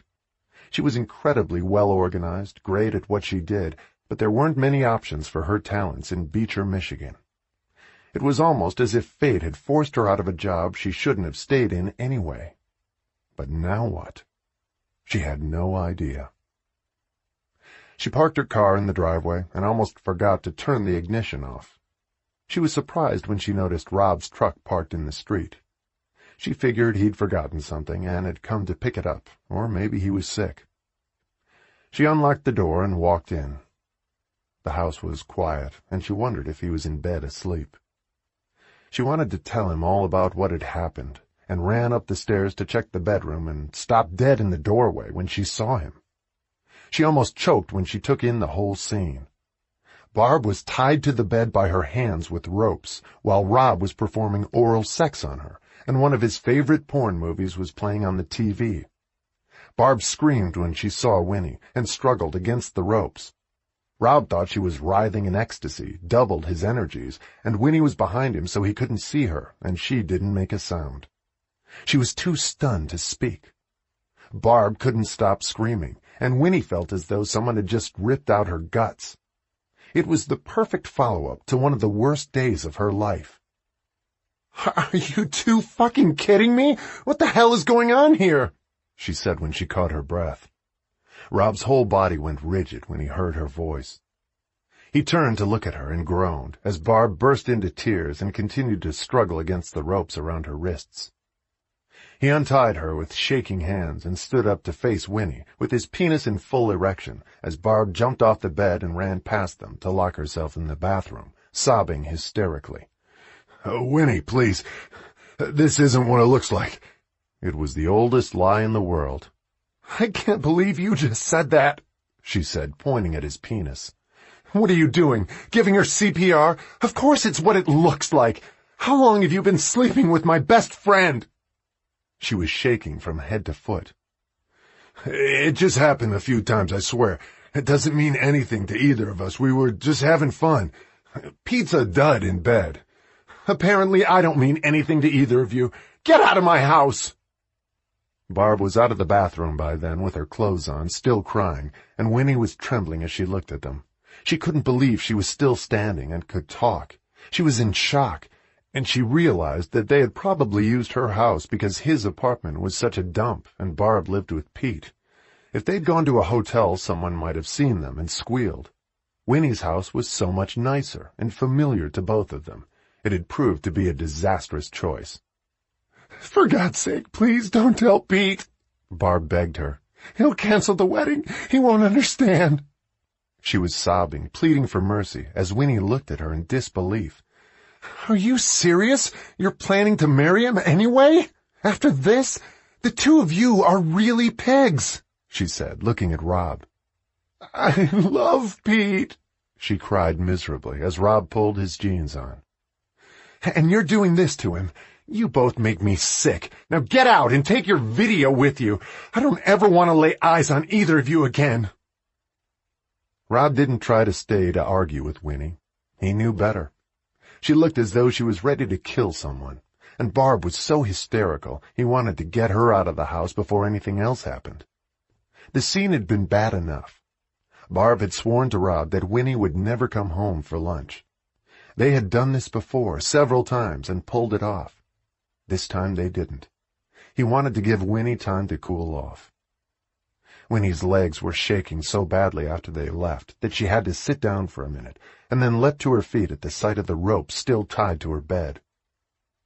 She went over and pulled them off, grabbed her sheets and blanket off the bed, and ran downstairs to put them in the washing machine. She didn't care if she ruined the blanket. She wanted to throw it all away. She was so upset she didn't know what to do. She turned on the washing machine, and a minute later she left the house and drove to her sister's, sobbing all the way. The floodgates had been opened, and she couldn't stop crying as she jumped out of the car at Marge's and ran through the front door. Marge was sitting in her living room watching one of her reality shows on TV. It was all she did every day until the kids came home from school. "My God, what happened to you?" She got to her feet as soon as she saw Winnie, who was crying so hard she couldn't speak coherently. Marge tried to calm her down, but it was a full 5 minutes before Winnie could say anything. "I've had a terrible day," Winnie said, sounding like a little kid again, and it reminded Marge of when Winnie was 5 and she was 15. "I figured that much out. Tell me what happened," Marge said soothingly. "I quit my job," she said, hiccuping through sobs. She told her about the promotion she didn't get and what she'd said to Ham Winslow in his office when she quit. Marge smiled as she listened. "Well, he won't forget you in a hurry, and the place will probably fall apart without you. I'd probably have done the same thing. What an asshole." "Then I went home." She started to cry again. "Rob's truck was outside." Marge got a bad feeling as she said it, and suspected the story was about to get a lot worse. "I went upstairs to look for him." She described the scene in her bedroom when she walked in, and her sister winced. "Oh, Jesus!" She told her about the ropes and all of it. "What a couple of idiots! That was a rotten thing to do. I'm sorry, Winnie." She put her arms around her while Winnie cried. "I don't think I'm even in love with him. I've been trying to figure it out, but we're still together, and she's been my best friend since we were kids. I can't believe she'd do that to me." The memory of what she'd seen made her feel sick. She'd never been betrayed by a woman friend. It cut her to the quick, even more than Rob doing it. "They're both shits," Marge said with a look of fury, and then looked more seriously at her sister. "This isn't your fault, Win, but maybe because neither of you ever made a real commitment to each other after all this time, he thought he was a free agent. He never wanted to get married either. It didn't feel right to me. I couldn't see myself with him for the rest of my life, but it was never bad enough to leave. I just thought we'd hang out together for a while, and then suddenly 11 years had gone by, and we never made a decision. We talked about it after Christmas. I think it's all about sex with him." Marge nodded. It sounded that way. "I thought he was better than that. He isn't," Winnie said sadly. "And I've been so stupid to spend all these years with him. Now I'm too old to find someone, and I'll be alone for the rest of my life." It felt like a tragedy, and Marge smiled as she listened to her. 38 is not exactly the end of the road. You need some time to get over this." They walked to the kitchen together, and Marge poured a glass of water and handed it to her. Winnie's hand was shaking when she took it. She needed a job now, too, but what Rob and Barb had done had overshadowed her quitting. "Why don't you stay here tonight?" Winnie thought about it and shook her head. "I want to go home. I put the sheets in the washing machine before I left. I never want to see either of them again." Marge nodded.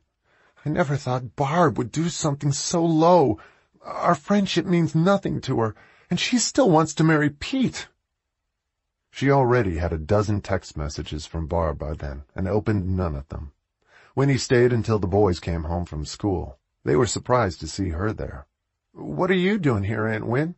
her younger nephew Adam asked her. "Visiting your mom," she said vaguely, and left a few minutes later to go back to the scene of Rob and Barb's crime and stupidity. Barb had kept sending her texts every few minutes that afternoon, begging for forgiveness and pleading with her not to tell Pete. She'd finally read a few of them and erased the rest unread. Rob had left her a long, rambling message about how it didn't mean anything, and it was just fun and games, how sorry he was, and could he come to see her that night.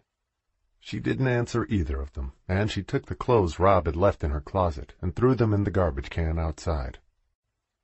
She made her bed with clean sheets and an old blanket of her mother's, and lay down and felt like she couldn't breathe, remembering what had gone on there hours before. She hated even being in the room. Then she noticed one of her Beauchamp DVDs sitting next to the TV where Rob must have put it. He had taken his porn video with him.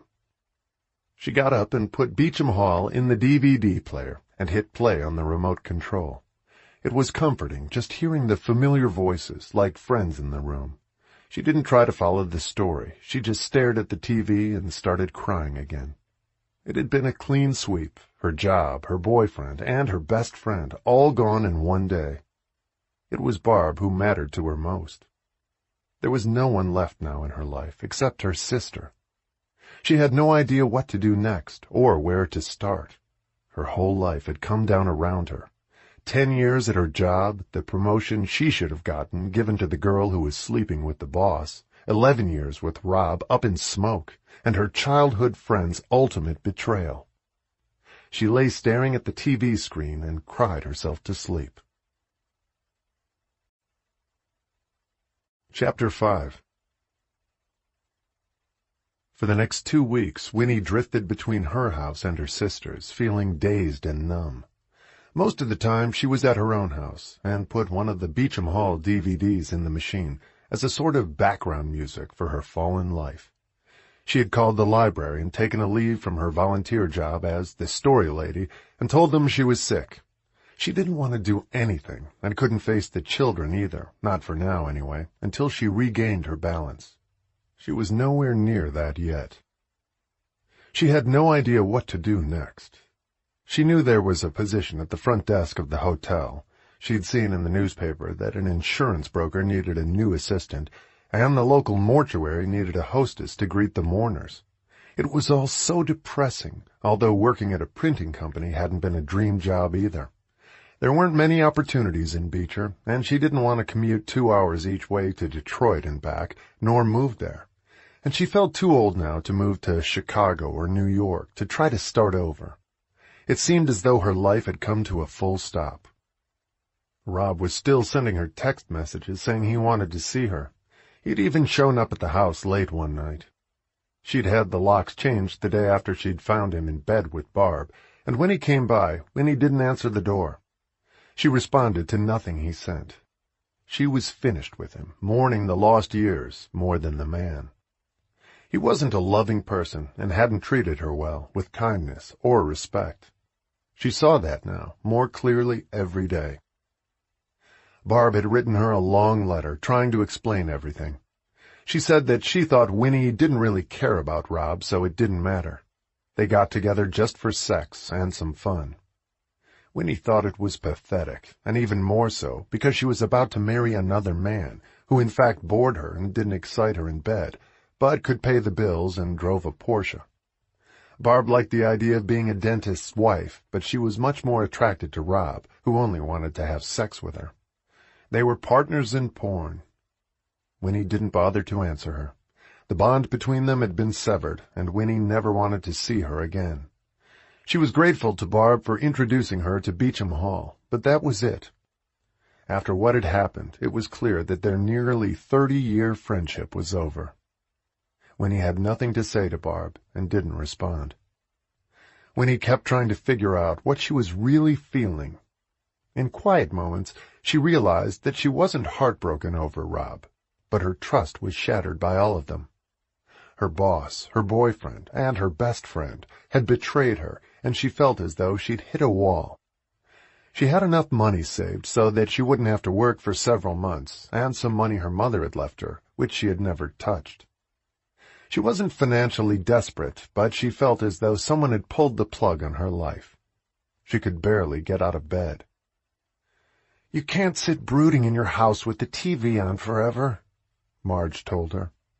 Eric had offered her a job as an assistant office manager at his plumbing company, but he didn't need her and was doing it as a favor, and she didn't want that either. There was a bookstore in town that didn't do a lot of business, several restaurants, some motels, a computer store, a realtor, and a smaller printing firm than Winslow's, which would have been happy to have her, and she was well trained for the job. But that didn't interest her either. None of it did. "I feel like I'm having some kind of out-of-body experience," she tried to explain to her sister, "where I'm looking down at myself. It's like I'm swimming underwater. Everything is happening in slow motion. I think I'm drowning, and most of the time, I don't even care." "You're entitled to feel sorry for yourself," Marge said gently, "but at some point you have to come up for air." Winnie nodded, went home after that, flipped on the DVD player again, and hit the remote, without looking at the screen.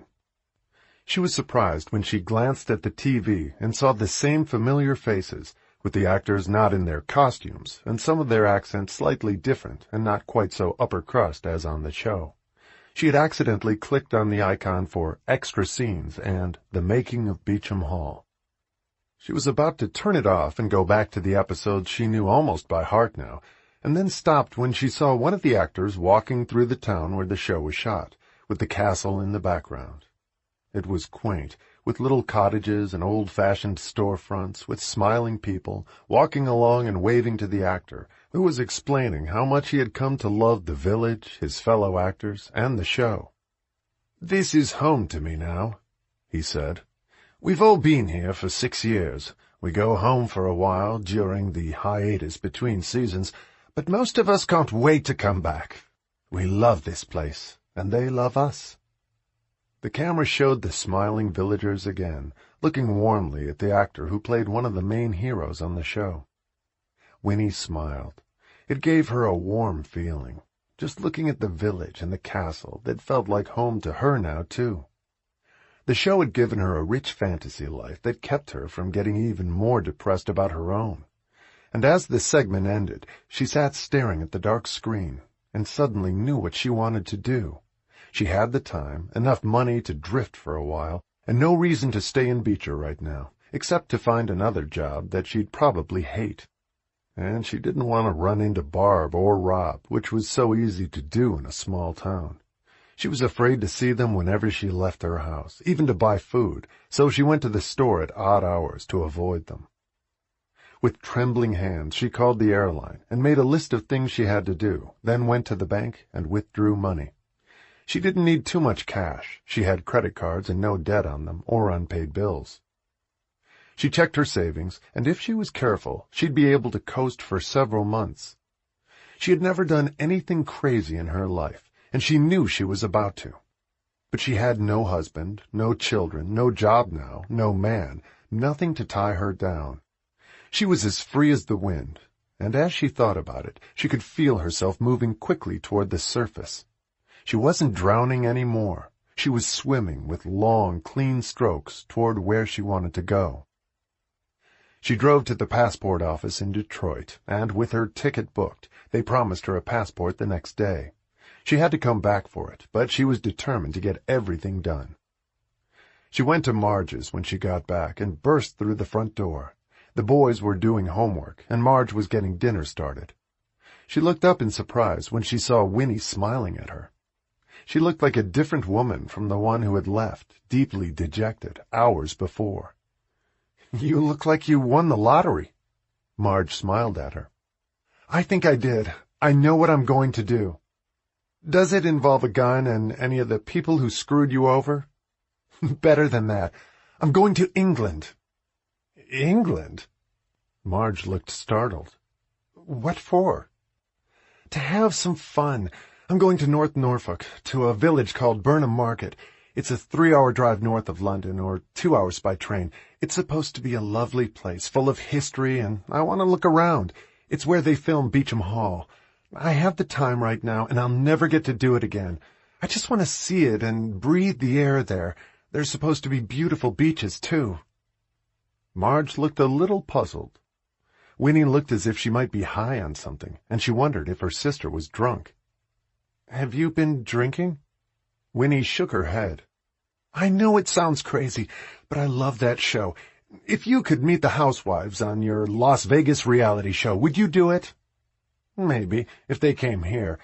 I can't see myself going to hang out in Las Vegas or stalk them," she said, worried about her sister. Winnie was euphoric. "You have a husband and kids. I don't. I have nothing here right now." Marge stared at her. "Except you, of course," she added. "But you have a life here. I don't." "And after you've seen it, then what?" "I don't know. I'll figure it out. I don't need to work for a few months. I have to do it, Marge. I feel it in my gut. It's one of those things I have to get out of my system." "It's just a TV series, you know," Marge reminded her. "Sooner or later you have to come back here to reality." But she was going nowhere for the moment, moving from her bed to the couch in her living room, living like a shut-in and crying all the time. For the first time in 2 weeks she was smiling and looked excited and alive again. Marge wondered if maybe it would do her good. "When do you want to go?" Winnie took a breath. "Day after tomorrow. I got a good rate on a flight to London. I'm going to stay there for 2 days. I've never been there before. And then I'll head to Burnham Market. It looks like a really charming place. There's a house called Beauchamp Hall nearby. It was built in the 18th century and is one of the grandest homes in England. I want to take a tour there, and Havisham Castle, where they filmed Beauchamp Hall, is even more fabulous. I want to visit them both. There's a lot of interesting history in the area, and they let the locals watch the outdoor filming of the show."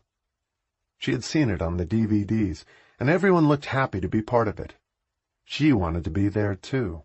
She'd been reading descriptions of the village and couldn't wait to see it, with quaint shops and antique stores and a 13th century church.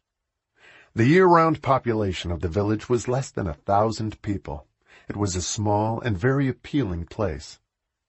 "I know it sounds crazy, but it's what I want to do." She sounded like a kid, not a 38-year-old woman whose life had been hanging in limbo for years and had totally fallen apart 2 weeks before. Marge wondered if it was what she needed to get her going again, and to find someone decent to settle down with this time when she came home.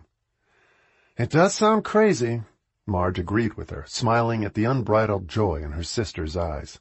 "You don't need my permission. If you can afford it, go. Then come back and get serious about finding a job and a new guy. Just don't stay in England, please. I'd miss you too much." "I won't stay. I just want to see where they do the show. I dream about it at night." Marge nodded. "Do you want to stay for dinner? I have to go home and pack. Will you check on the house for me?" Marge nodded. It had all happened so suddenly, it didn't seem real to her yet. But Winnie's life had fallen apart just as quickly, in the space of an hour, and that didn't seem real to her yet either. Now she was leaving, and starting to feel in charge again. "I'll come back and see you tomorrow after I pick up my passport. I have a lot to do before I go." By the next day, in her usual competent way, she had everything organized. Her bags were packed, her passport in her purse, her bills were paid, and everything was put away neatly. She felt like herself again, or on the way to it. She had put her Beauchamp DVDs in her suitcase, although she wasn't sure why, and took a copy of Pride and Prejudice to read on the plane. She was taking mostly jeans and a couple of skirts and casual clothes, hiking boots, a pair of sneakers, one nice dress she was sure she'd never use, just in case, comfortable flat shoes, and a pair of high heels.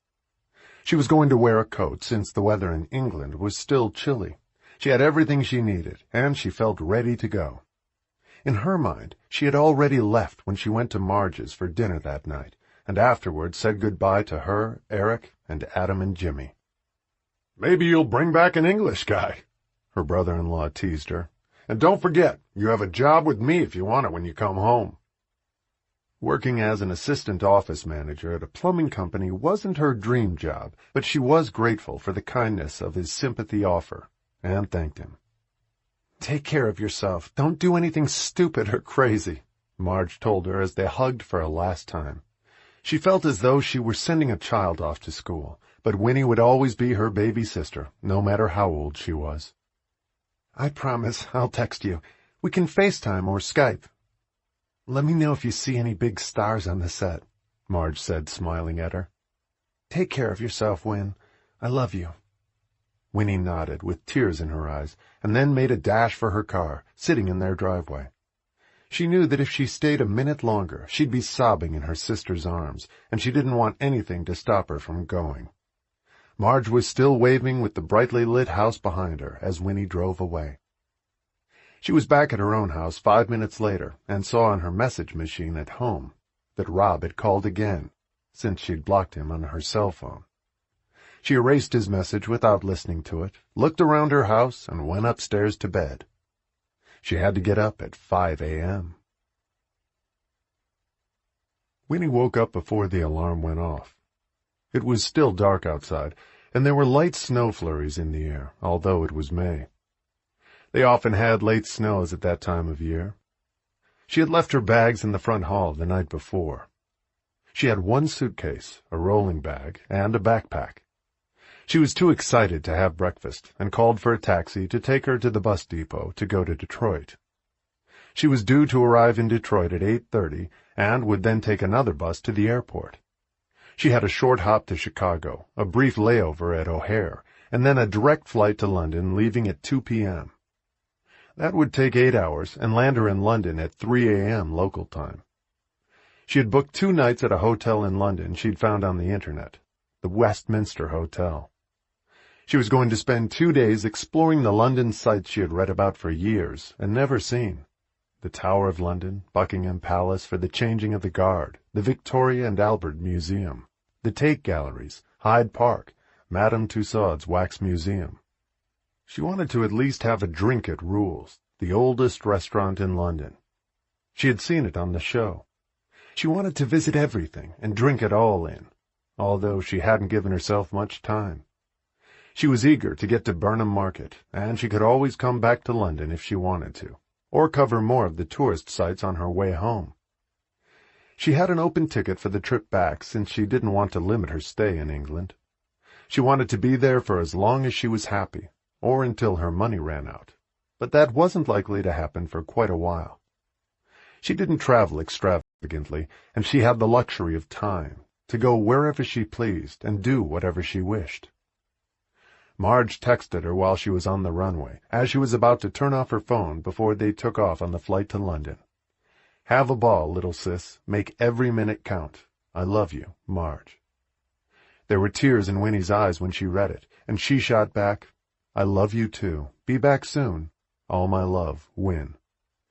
And then she had to turn off her phone. It felt crazy to think that she was 38 years old and had never done anything like this before. The years had sped by her, and suddenly she felt young and free again. She was almost glad that Rob had caused their relationship to end. She would have never had the guts to do it otherwise, and their relationship would have dragged on for years. Instead, he had shot her out of a cannon with Barb's help, into the chance to follow her dreams. It wasn't all bad after all, although it had been a shocking way to get where she wanted to be. But all of that was behind her now, and there were good times ahead, she told herself, as the plane took off. She slept on the flight, and woke up when they announced that they were about to land at Heathrow. There was a light mist when they touched the ground, and she went through customs and immigration easily, managed her own bags, and treated herself to a taxi to her hotel. She texted Marge from the taxi to say she had arrived safely.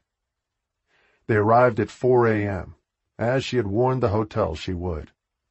She had a small plain room overlooking a narrow, ugly street in a seemingly safe commercial district, with a lot of shops and restaurants around. It was in the Bayswater section of London, and the price was right. It wouldn't strain her budget to stay there, and she would be out of her room most of the time anyway. She fell into bed shortly after she got there, and woke up at 9:30 local time, with sunlight streaming through the window.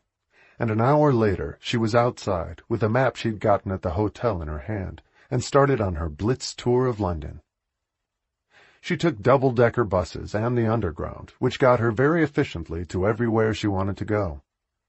She started at the Tower of London, visiting the dungeons, and saw an amazing exhibit of the Queen's jewels. From there she went to Westminster Abbey to see where kings and queens had been crowned for centuries, and stood at the gates of Buckingham Palace, fascinated by the idea that the Queen of England was somewhere inside. She walked around the Tate Modern for several hours, took a walk in Hyde Park, and got to Rule's for a drink, as she'd promised herself. And by the time she got back to her hotel, she was exhausted but thrilled by everything she'd seen, and happy she had managed to do so much, moving quickly from place to place. She'd bought some fish and chips on the way back to the hotel, and ate it in her room. Afterwards she took a bath, went to bed, and passed out almost the minute her head hit the pillow. The next morning at 10 o'clock she started all over again, and had an equally successful day. She saw Parliament and Trafalgar Square, went to the British Museum, and rode on more double-decker buses. By that night she had covered all the high points on her list, and she loved watching the people bustling everywhere. She had gone to New York a few times when she was in college, and the electricity and energy of London seemed similar to her, but with a lot more history at hand. People were busy, rushing, and she was mesmerized by all of it. She felt alive just being there. But she was looking forward to the peaceful atmosphere of the country village she was going to, the quaint surroundings, the elegance of the castle, and the excitement of the show. She could hardly wait. She was up at 6 o'clock on her third morning in London. She got a cab to King's Cross Station at 7 and had breakfast. It didn't bother her at all to be traveling alone. The whole experience was an adventure, and she had managed London without a problem, despite noise, people rushing around her, cars on the wrong side of the road, and an unfamiliar city. Burnham Market was going to be a great deal easier. The train left at 8:30, and the trip would take 2 hours through the British countryside to the town of King's Lynn. It looked beautiful and peaceful as she watched it drift by, and once they were well out of London, she saw cows and sheep, farms, rolling hills, and the brilliant green of new grass. Her heart pounded for a minute as they entered the station.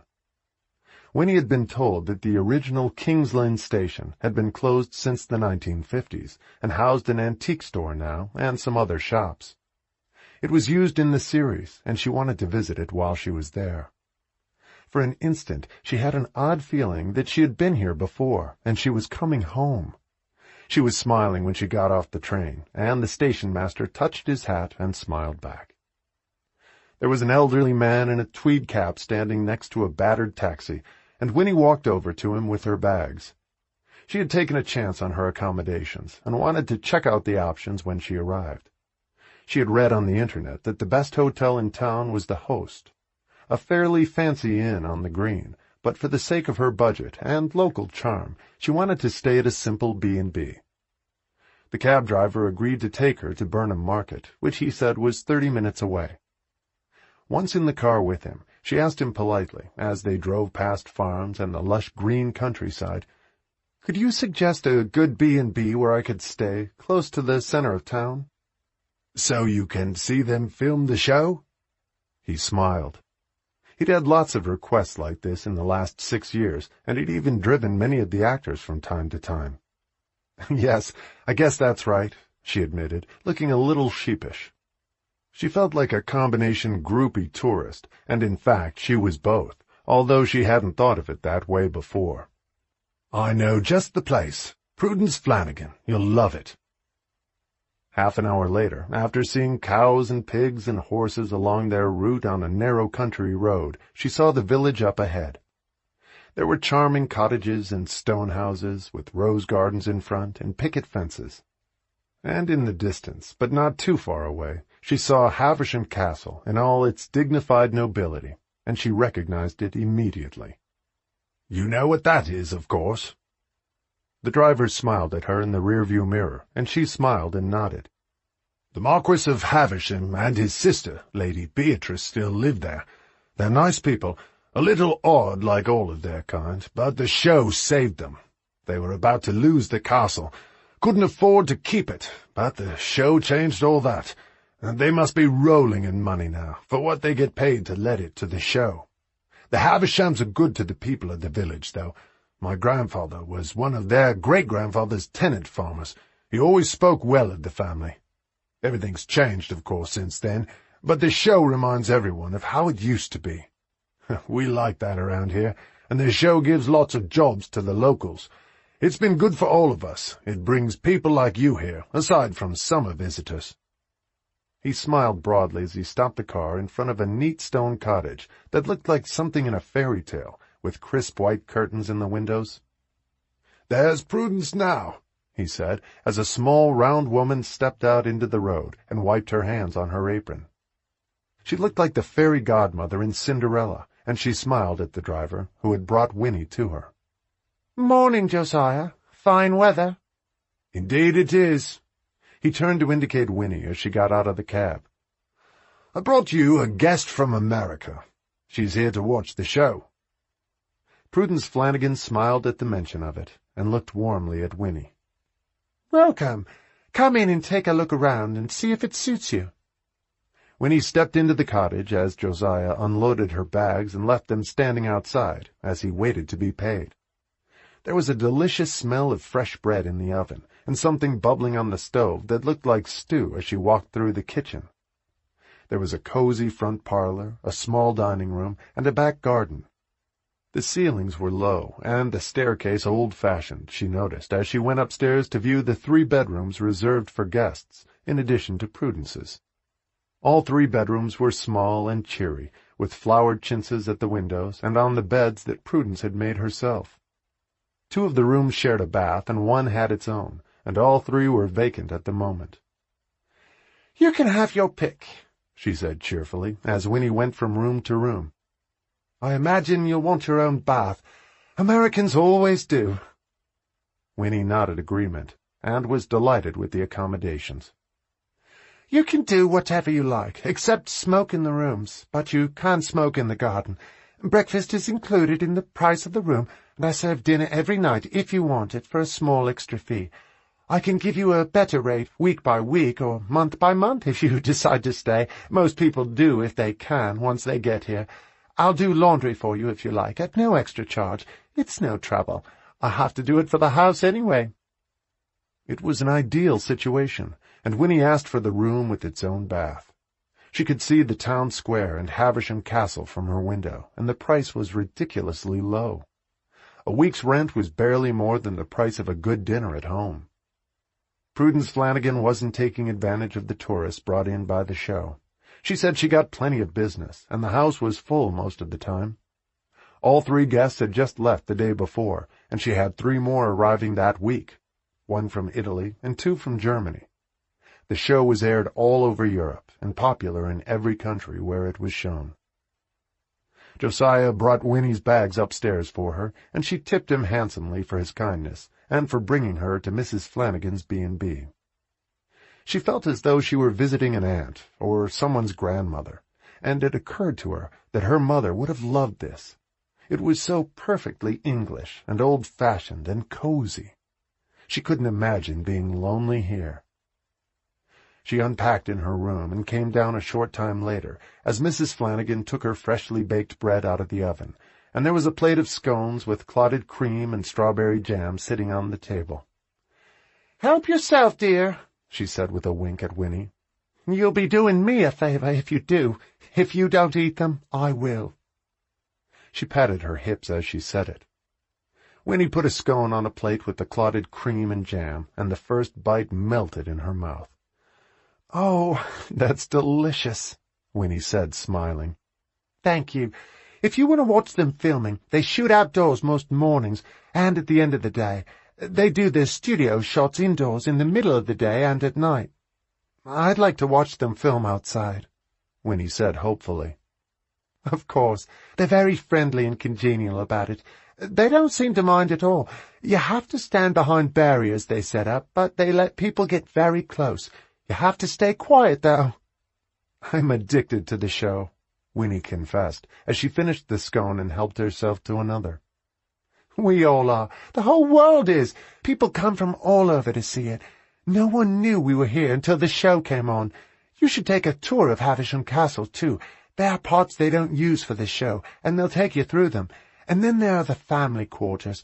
There are only 2 of them now, his lordship, the Marquis, and his sister. Their parents died quite a long time ago. The Marquis inherited his title and the estate when he was barely 20, and his sister is a year or 2 younger. That was more than 20 years ago now." Listening to her was like watching the show, and Winnie loved it. "They haven't changed much in the castle. They couldn't afford to. They had titles and a beautiful castle, but had no money to maintain it. The show changed all that, and now the producers don't want them to modernize anything. It works for the show as it is." She seemed to know all about it, and Winnie set out on foot a few minutes later to explore the village. She walked around the village green, soaking up the sunshine, and walked into the little shops. There were several pubs that she didn't venture into, and the restaurants in town were supposed to be excellent.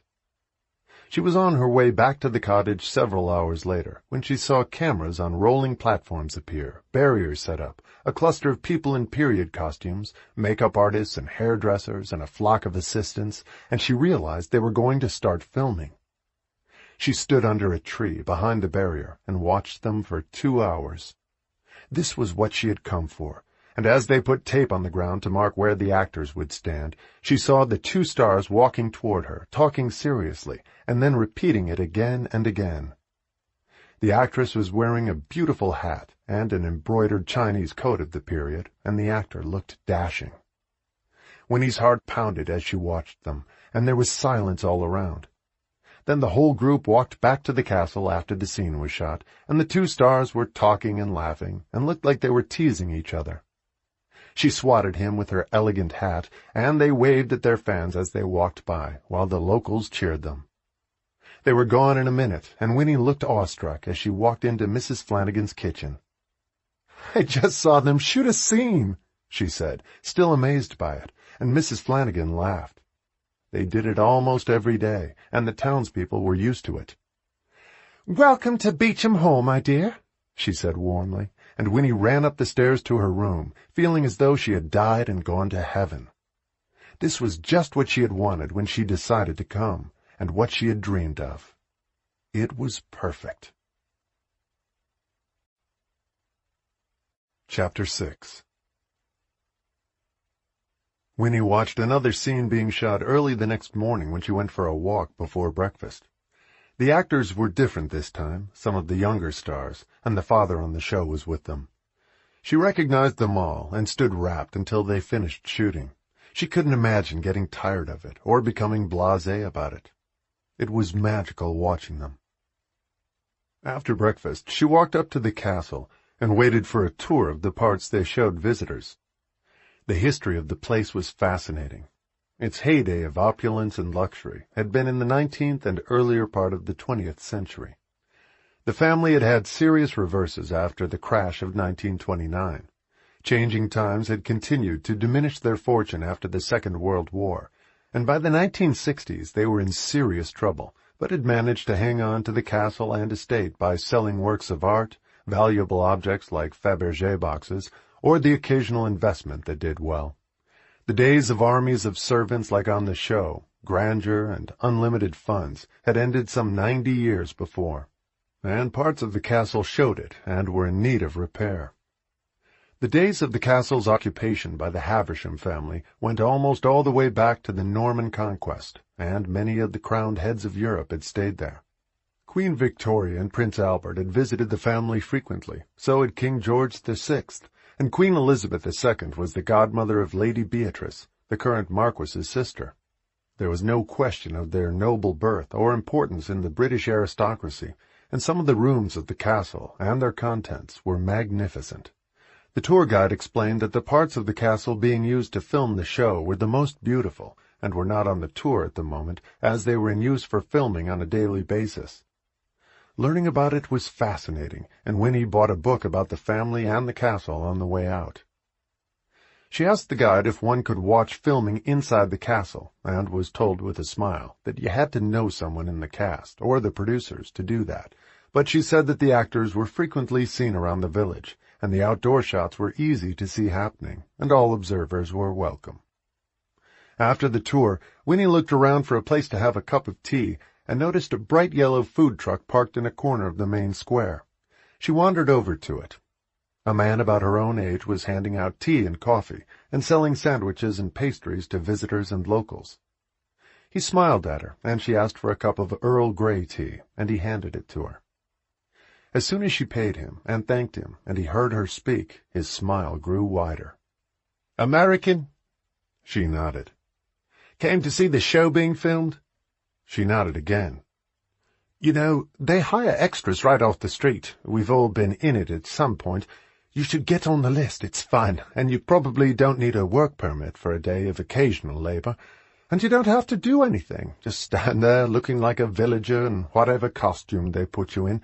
They pay you something for it. Not much, but I do it for the amusement, and to see the actors. You might enjoy it." "I'm sure I would." She looked interested by what he was saying. "Where do I sign up?" "Just watch where they're shooting at the end of the day. They often walk around asking for extras. They sign them up for the next day. One of the assistants will have the list. You'll see it." "Thank you. I'll watch for it." She smiled at him. "My name is Rupert, by the way." He reached out of his food truck and shook her hand. "Winnie," she supplied, still smiling. "Where are you from?" He was curious about her, and he thought she was a pretty woman. "A small town north of Detroit, Michigan. It's very cold there." He grinned. "It's not tropical here, either. How long are you staying?" "I haven't decided. I'm free for a while." He nodded and then got busy with other customers, so she walked down one of the narrow streets she hadn't explored yet, and the truck was gone when she got back. She didn't see anyone making lists of extras for the next 2 days, and then on the third day she saw a young man doing exactly what Rupert had described, asking for volunteers as extras and jotting down names as people put up their hands. Winnie approached and put up her hand so the assistant would see it. "Name?" he asked her quickly.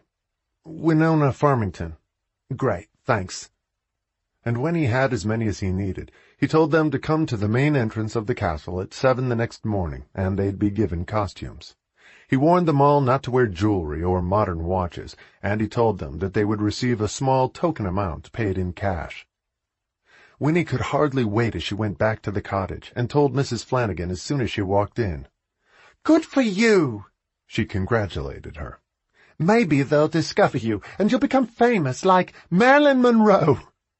Winnie laughed at the comparison. "I don't think so, but it sounds like fun."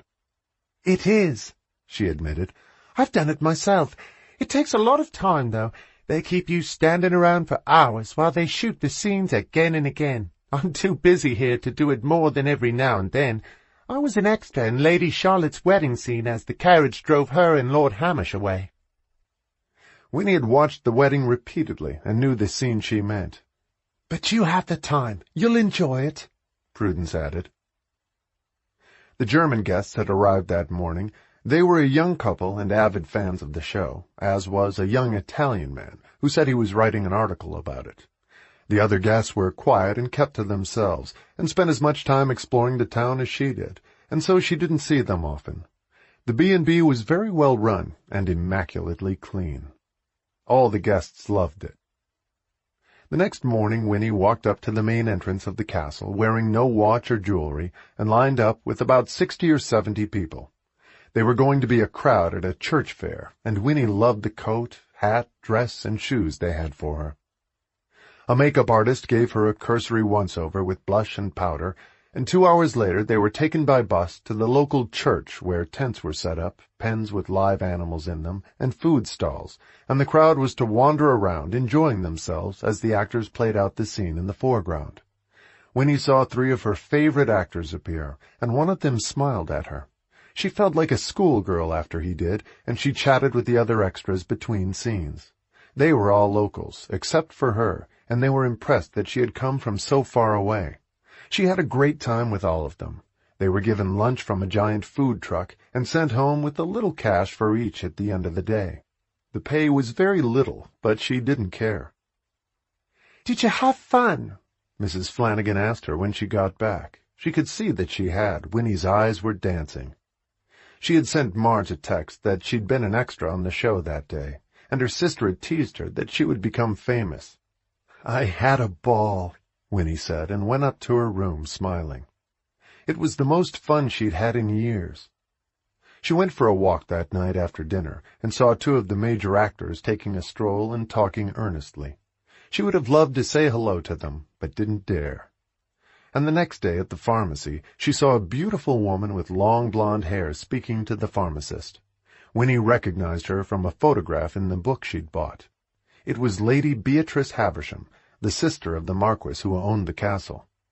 The book had explained the rights of primogeniture, which dictated that the current Marquis had inherited everything, the castle and the entire estate, along with his title. But being a modern man, he had given the dower house and a portion of the estate, with some of the old tenant farms, to his sister, so she would have a home there forever, and was a part owner of the estate. In earlier times she would have inherited nothing. Lady Beatrice turned and smiled at Winnie warmly, as though she knew her. "Sorry to be taking so long," she apologized. "My brother always sends me with a ridiculous list for vitamins, plasters, headache medicine. He's hopeless." Winnie smiled at the British pronunciation of vitamins, and had learned that plasters were bandages for small cuts. "It's fine, I'm not in a hurry," she assured her, and then she couldn't help saying something about the book she was finding fascinating. "I'm really enjoying the book about your home and family," Winnie said cautiously, not sure how she'd take it, and the beautiful aristocrat smiled broadly at her, since she'd written the book. "How nice of you! That sort of thing is so embarrassing. And of course there are all sorts of idiotic stories in it that make one's relatives look ridiculous, but it helps sell the book, and one has to do something to make money," she said with a smile. "Are you here to watch the series being filmed?" Winnie nodded. "I am. I love the show. It was sort of a dream to come here. I just decided to do it." There was something so genuine about the way she said it that it touched Lady Beatrice. "Well, thank God for people like you. You keep a roof over our heads. I do love the show myself. I sit and watch it for hours, and my brother tells me how stupid I am, but the writer is brilliant and quite creative, and it's not all based on us. In fact, most of it isn't. He just used the house and a bit of our family history for inspiration. The Beauchamp Hall family are far more interesting than we are. Our parents were quite dull, actually. I don't think my grandfather spoke more than once or twice in his lifetime, although my grandmother was a bit naughty, quite a few indiscretions, I'm afraid, but she was very beautiful, and my grandfather was very boring. And all my brother ever does is play with his cars. He's more or less a mechanic. It's his only activity other than shooting, riding, and playing with his dogs. And I have no talents whatsoever." She was modest and funny, and Winnie thought she was utterly enchanting. There was nothing pretentious about her, and she had no trouble laughing at herself. "I have no talents either," Winnie said simply. "I wish I could write something like Beauchamp Hall." "So do I," Lady Beatrice said enthusiastically. "Think of the pots of money we'd make." The two women were laughing like old friends when the pharmacist handed Lady Beatrice an enormous bag across the counter. "See what I mean?" She turned to Winnie. "All for my brother. He's a dreadful hypochondriac. He needs to marry a nurse, really, or a doctor." She smiled at Winnie again as she walked past her. "Enjoy your stay here, and thank you for buying the book. We need it to fix the roof. It leaks dreadfully." She waved and then hurried out of the shop, and Winnie turned to the pharmacist, a bit stunned by the encounter. "What a nice person," she commented, and the pharmacist agreed with her. "She's a good woman. Her brother is very pleasant, too, very handsome, but a bit eccentric, I think. Neither of them has ever been married," she volunteered, then took care of what Winnie requested and handed it to her. When she left the pharmacy, she saw Lady Beatrice being driven away by a good-looking man with dark hair and an old Jaguar. He took off at full speed. They were both about Winnie's age, and they were laughing as he drove back toward the castle. Winnie spent the rest of the day exploring the village again. She had a nice lunch on her own in a little tea-room and went back to the cottage late in the day. Mrs. Flanagan said she'd had a message from the casting department of the show. They needed extras again and wanted to know if she was available. She called the number back and told them she'd love to do it. She had to be at the set this time at 6 a.m. for a hospital scene. She was going to be one of the nurses rushing up and down a hallway. It sounded like fun to Winnie. By 6:30 the next morning she was wearing a nurse's uniform of the period. Her hair was crimped in neat waves beneath her cap and tied up in a little bun. She was fascinated to notice a prim little man watching every scene. Someone explained to her that he was their manners coach, the person who corrected them about how women sat and walked and spoke at the time, and on what men could and couldn't do. He gave the look of the show accurate historical authenticity in terms of the mores of the era, along with a historical consultant. The two men conferred constantly and advised the cast. In the scene Winnie was in, she brought a lunch tray in for one of the main actors, and when she set it down in front of him for the 4th time and murmured, "Your lunch, your lordship," he whispered to her. "Can I have you for lunch?" he asked sotto voce, with a look of innocence, his lips barely moving. She burst out laughing, and they had to shoot the scene again. Afterwards he apologized to her. "Sorry, I couldn't resist. You look gorgeous in that uniform." "Thank you," she said, and could feel herself blushing. He didn't pursue it any further, but it was a nice compliment, and the next day she saw Rupert and his food truck in the square and went over to talk to him. "Thank you for telling me about signing up as an extra. I've done it twice since I saw you. It's so much fun." He laughed and handed her the tea she had ordered. "We've all done it. So how are you settling in?" He acted as though she'd moved there, and she almost felt that way, too. She had no desire to leave any time soon. Everyone had been so welcoming. She had Skyped with Marge several times and told her all about it. She told her that now she had to watch the show so she could see her baby sister on TV, in the church fair scene, and in a nurse's uniform at the hospital. "You ought to apply for a job on the set," Rupert suggested. "I don't think I can work here," Winnie said, looking pensive. "I'm sure I'd need a work visa." "They can get you one if they want to. If you're going to stay here long enough, it might be good to work there. Unless you're a lady of leisure," he said hesitantly. Winnie smiled at him. "I'm definitely not that. I'm between jobs at the moment, but I wasn't planning to work for a while." "They might not have anything. You could put yourself on a list, and if something comes up, they'll call you." He was very helpful once again, and the idea appealed to her enormously. She thought about it for a few days.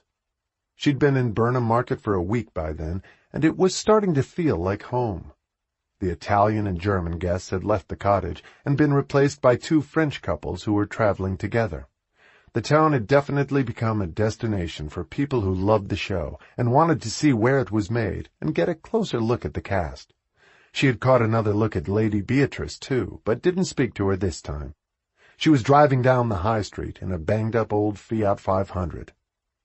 After Winnie had been there for 2 weeks, she screwed up her courage and walked up to the castle, asked for the HR office on the set, gave them her details and how to contact her, and handed them her CV.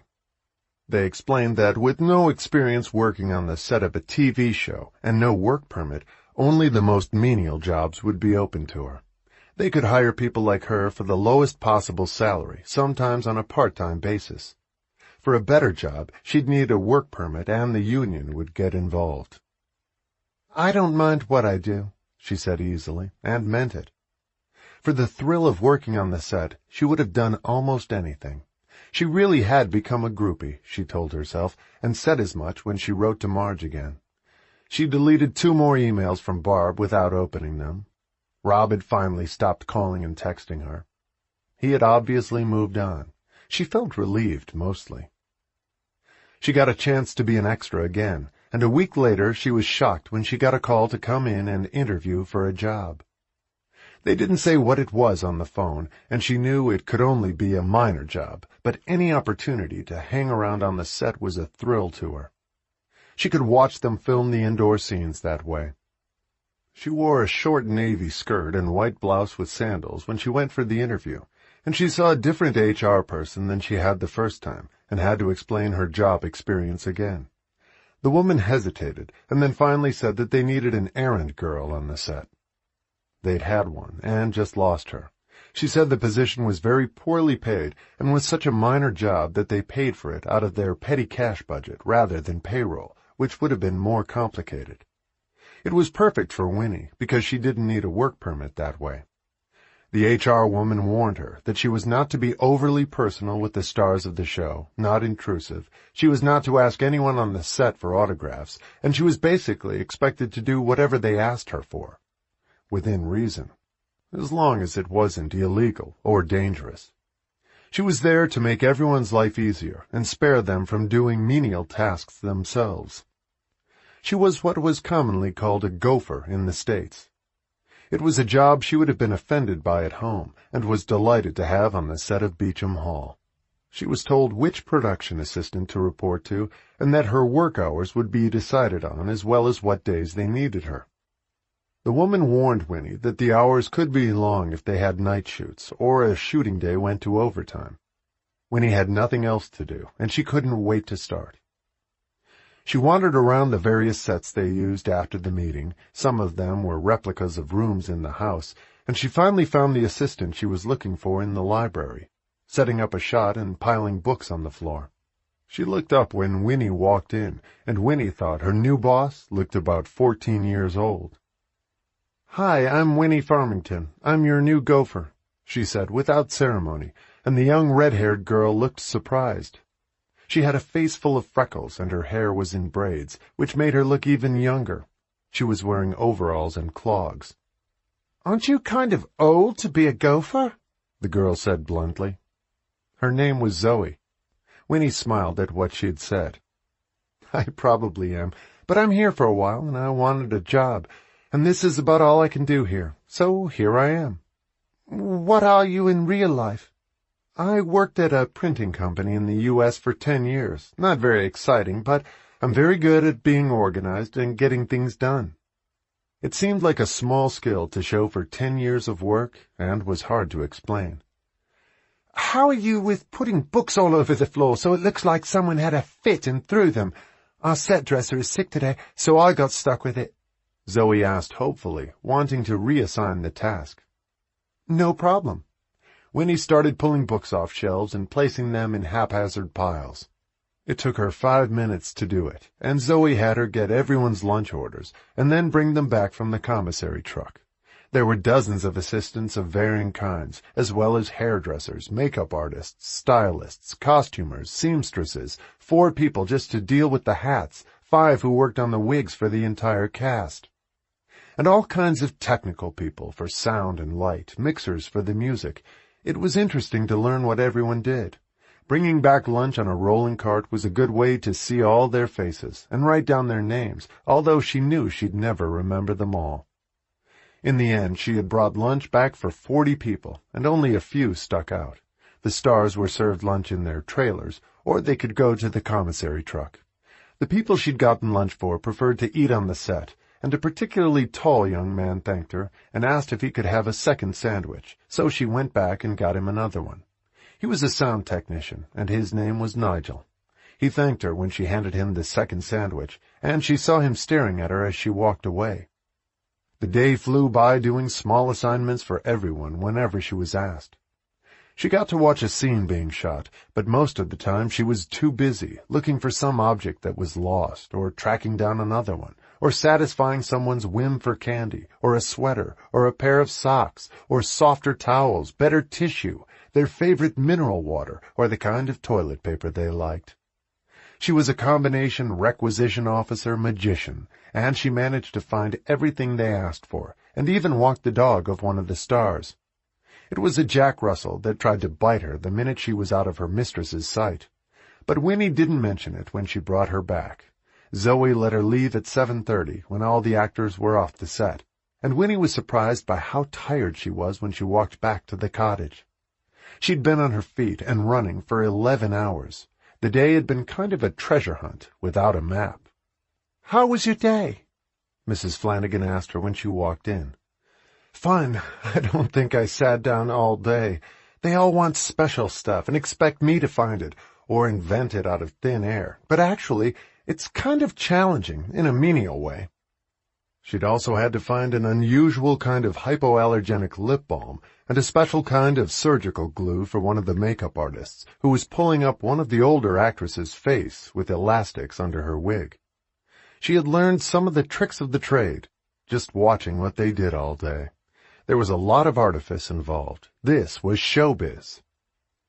Winnie sat down in the kitchen and was almost too tired to eat Mrs. Flanagan's shepherd's pie, but she made the effort to please her. And then she went to bed right after dinner and woke up with a start at 6 a.m. She had to be back on the set at 7, and this time she put a little kit together with needles, threads, safety pins, 2 kinds of tape, superglue, several colored rubber bands.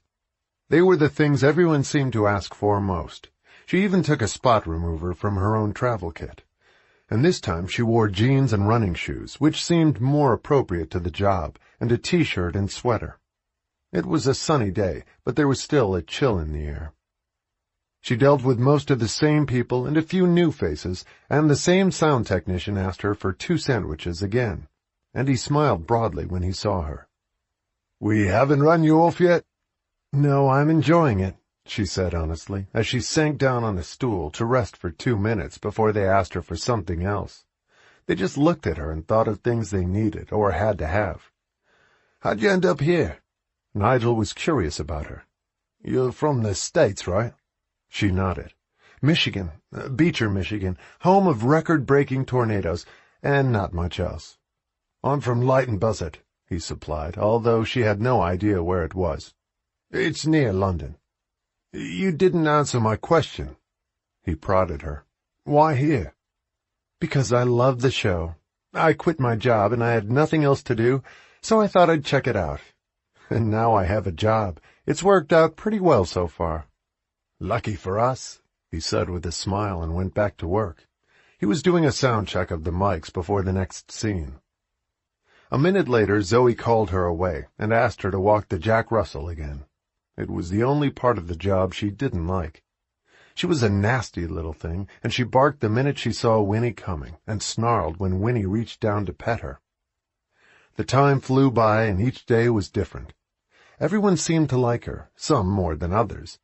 Nigel was constantly finding excuses to talk to her. They all had the weekend off, and as she was getting ready to leave, he wandered over. "Can I interest you in dinner tonight or tomorrow?" He looked nervous as he asked her.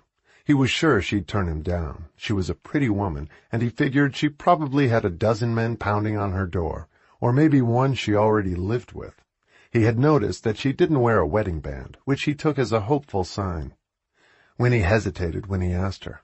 She hadn't thought about dating anyone so soon after Rob. But Nigel didn't seem like a serious threat, and she thought they could be just pals.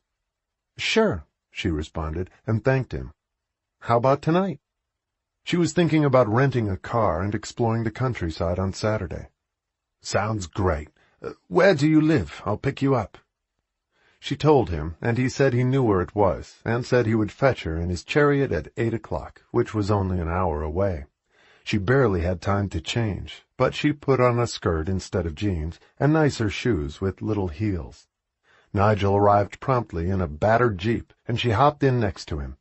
He took her to a Vietnamese restaurant he had discovered, where he said the food was very good. "All right, so, tell me everything. Husbands, kids, why you came here, brothers, sisters?" he asked her at dinner. She smiled at the question. "That's easy. No husbands, no kids, no brothers, one sister. I quit a job and broke up with my boyfriend of 11 years, all on the same day, and now here I am." She made it sound easy, but it wasn't. She didn't mention Barb. It still hurt too much, and she still missed Rob at times. He was familiar, but she didn't want to think about him after what he'd done. "That is simple. I've got 4 siblings, no wife, no girlfriend, and a black lad named Jocko my brother takes care of when I'm away. I'm the only one in my family not married, so they think I'm weird, and I'm not gay." "Then why aren't you married?" she asked him. "I'm a nomad, always working on a show or a movie. No time for girls." He grinned. "And it's a temporary life. Working on shows is like being in the Merchant Marine. I'm always shipping out somewhere, and I always seem to get shows that go on location a lot. This one's pretty tame, but you never know how long it will last." 6 years sounds pretty good to me, she said, after they ordered dinner. "They can cancel a show any time. The show gets stale, or they want to leave on a high note, or 3 of the stars want to leave and it falls apart. You never know what's going to happen." She had never thought of that, and hoped that Beauchamp never fell apart. She'd be crushed. "You move around a lot in this business." "Sounds good to me," she said, thinking about it. She liked Nigel. He seemed like a nice guy. He was easy to talk to and wasn't full of himself. "I've been sitting at the same desk for 10 years. That gets pretty old." "Is that why you quit, so you could come here?" "No. I got passed over for a promotion I should have gotten, and I got pissed." "And the boyfriend?" He wanted to know all about her. There was something about her that he liked. She had spirit, but just enough. She didn't seem like one of those pushy women who wanted to compete with a man all the time, or that was the impression she gave him. There was a gentleness to her, but she had her own ideas. She hesitated before she answered his question, and then decided to be honest. It was simpler. "I walked in on him having sex with my best friend, in my bed." "Ah, a true gentleman. Classic. So you came here?" She nodded. "It was a spur-of-the-moment decision, and a dream come true. I always wanted to get out of my hometown, and I did for college, but then my mother got sick, so I went back. I nursed her for 7 years, and after she died it seemed too late to leave, so I stayed." "And you're 32, 4, 5? "Thank you, 38. She smiled. "I beat you. I'm 39. I had one of those walk-in-on-them experiences too, about 10 years ago, also with my best friend. I think it's a pretty standard gig. I was very upset. They got married and have a house full of kids now. I never forgave them for it, though. A pained and still angry look flitted across his eyes and then disappeared. I don't think I will forgive them either. It's an unforgettable experience. She was tied to my bed. Exotic. She didn't tell him about the porn. Their dinner came then, and it was delicious. The conversation was easy and light, and he drove her back to Mrs. Flanagan's afterwards. They talked about a lot of the movies he had worked on. There were some big ones, with big-name stars. "I had a really lovely time, Nigel, thank you," she said as she got out. "What are you doing tomorrow? We may not get another day off for a long time." She told him about her plan to rent a car and explore the surrounding area. "Why don't you let me drive you? I've been here for 4 years and know it pretty well." He looked hopeful, and she liked the idea. "That would be great." "I'll pick you up at 10. Bring a bathing suit. There are some nice beaches around here." She had thrown a bathing suit into her suitcase at the last minute, in case she stayed at a hotel with a pool. She nodded and waved as she went inside and walked upstairs to her room, thinking about him. She hadn't thought she wanted to date yet, and didn't think it would come up while she was here. But she had enjoyed the evening with Nigel, and he seemed like just what she needed right now. A friendly, pleasant person with no strings attached, and no agenda, and no complications. He seemed like an easy-going guy. Chapter 7. Nigel and Winnie spent Saturday cruising around in his Jeep. They drove to a monastery he knew, which was a spectacular building he wanted to show her, and from there they went to a beach and went swimming. They lay on the sand afterwards talking, watching children wade into the water and picnic with their parents. They had lunch at a nearby inn and ate sausages called bangers, then drove around some more. They talked a lot about their childhoods, their families, and their dreams. She loved his openness and kindness, and how different he was from Rob. Nigel wanted to have his own sound business one day, and Winnie said how much she had wanted to move to New York before her mother got sick. He had her back to Burnham by 6 p.m. Her reason for leaving him early wasn't glamorous, but honest. She had laundry to do that night. She was too busy to do it when she was working, and she didn't want to take advantage of Mrs. Flanagan, although she was a good sport about it and was always offering to help. They were both in good spirits and had enjoyed each other's company in the relaxing day, and they both reluctantly turned their phones back on as they approached the cottage. They had agreed to turn them off all day so no one could intrude on them. As soon as Nigel turned his on, he had a slew of messages, texts, and voicemails. He listened to a few of them and looked at Winnie in shocked dismay. "Something wrong?" she asked, and he nodded. "Very much so. It's Tom White." He turned to her with a stricken look and tears in his eyes. "He went riding today with some of the cast." Winnie knew he was an avid rider from what she'd read about him. He even rode in a fancy hunt regularly. "He had an accident and was killed an hour ago. He broke his neck." Nigel said he knew Tom had a daughter in London. She had visited him on the set. Tom White was one of the more important members of the cast, with a dedicated following. But aside from that, he was a nice human being, and only 46 years old. Winnie stared at Nigel for a moment, trying to absorb what he'd just said. They'd been driving around having a good time all day, and Tom White was dead. "I'll call the producer after I drop you off. This is going to throw them into a tizzy," Nigel said, looking distracted and anxious. "What'll they do about the show?" Winnie asked him. It seemed unimportant in the scheme of life, but would matter to the producer. "They have to write him out, but there's no way to prepare the viewers in a case like this. There will be a reaction from his fans to whatever scenario they come up with, and the ratings will suffer." But his daughter would suffer more.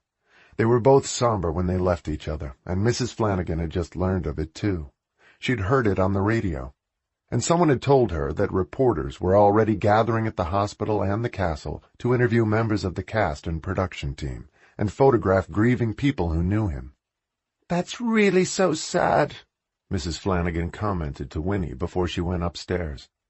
He was one of the actors she liked best on the show. He was also one of the most likable members of the fictional Beauchamp family. The atmosphere was funereal on the set the next day.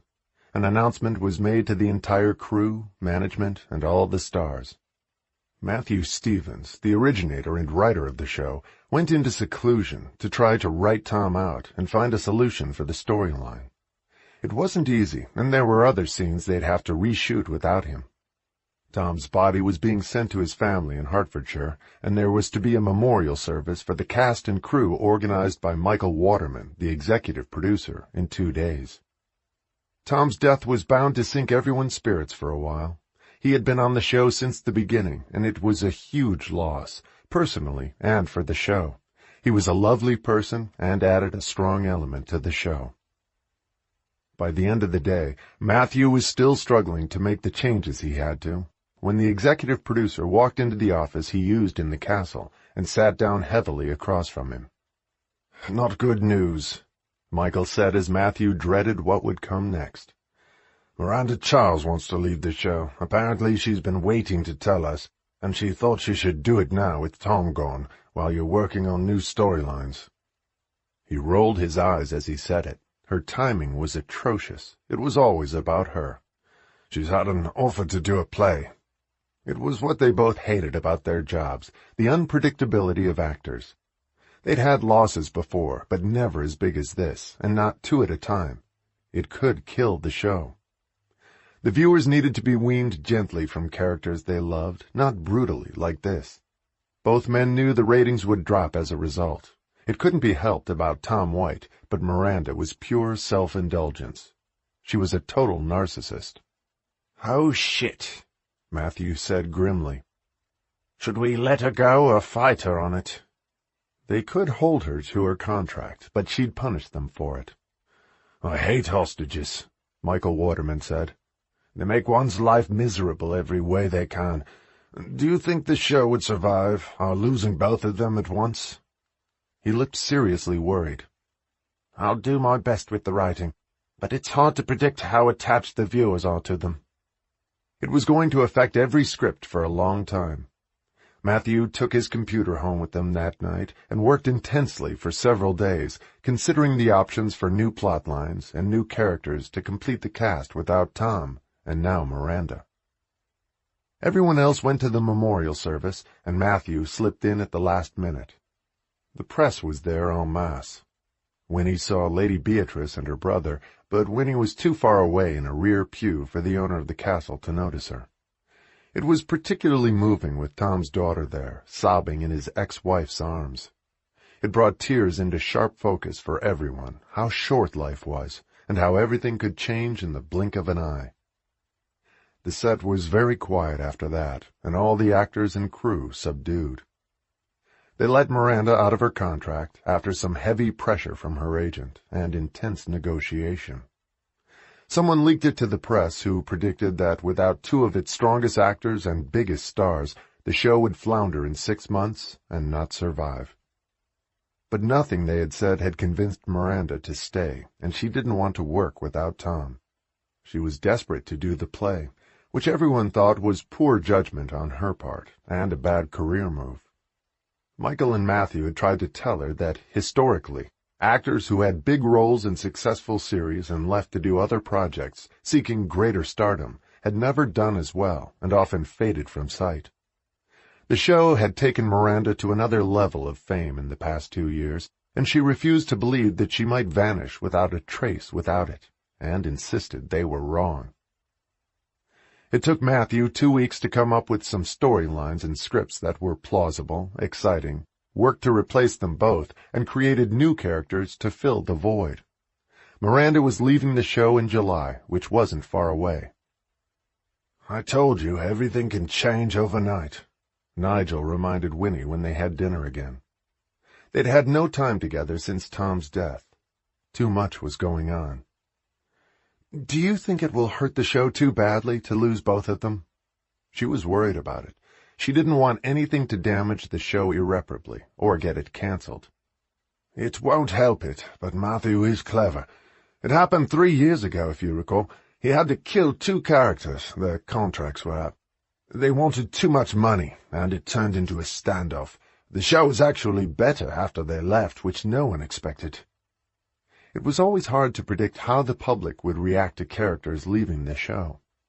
It had been a stressful 2 weeks for everyone, and Tom's death had cast a pall over the set. A few days later, when they had a Sunday off, and she was out walking around town, Winnie stumbled onto a surprise. It was a tiny cottage not far from Mrs. Flanagan's, with a "For Rent" sign out front. It looked like a dollhouse, and Winnie fell in love with it on sight. She told Nigel about it the next day. "Are you thinking of getting your own place here?" He looked pleased and surprised. He hadn't expected her to do that and stick around. "I wasn't, but I love it here. I have nothing to go back to now, and hopefully Beauchamp will run for a long time, and if it doesn't, I can always sublet the cottage or try to get out of the lease. If I do stay, HR said they can try to get me a special work visa. The authorities have been very sympathetic to the show. I guess I'll do that if I rent a house here." He loved the idea, and so did she. Nothing had gone forward with them, despite the pleasant time they spent together. She was still feeling gun-shy after Rob, and Nigel sensed that and didn't want to rush her. But her wanting to rent a cottage seemed like a good sign, and if she got a work visa, better yet. Their producers had powerful connections and were willing to use them for the show. "Why don't we look at the cottage together after work?" he suggested, and she agreed. She called the number on the sign and made an appointment to see it, and Nigel drove her there after work. He had to duck his head to get through the doorway, but the little jewel box of a cottage was as pretty inside as out. It had been freshly painted and was furnished with just enough furniture to live comfortably. She would only need a few things she could find in town to make it homey and really attractive. It was big enough for one person or a couple, and the rent was very modest. She could easily afford it. She was making a minimal salary now, so she had some money coming in, along with her savings at home. She told the realtor she would think about it that night, and just as she had when she decided to come to England, everything about it felt right. She called back in the morning and said she'd take it. She told Nigel when she got to work, and he looked thrilled. She told Mrs. Flanagan that night, and she had asked HR to try for the special visa. She wanted to stay with the show, and they promised to do all they could to help her. "I'm going to miss you," Mrs. Flanagan said sadly. Winnie was good company, and she loved talking to her when Winnie came home at night. "I will miss you too," Winnie said gently. "But I'll come to visit. We can have dinner together, just like we do now." Winnie moved into the little jewel box the following weekend with Nigel's help, and afterwards they went shopping for what she was missing. She was washing a new set of glasses and a set of plates when he came up behind her and put his arms around her, and he felt her hesitate. He turned her around to face him, set down the glass she had in her hand, and looked her in the eye with a serious, loving look. "Is it too soon, Winnie?" he asked gently. She wasn't sure if it was. She just didn't know if she was ready to have a man in her life again, or when she'd ever want one.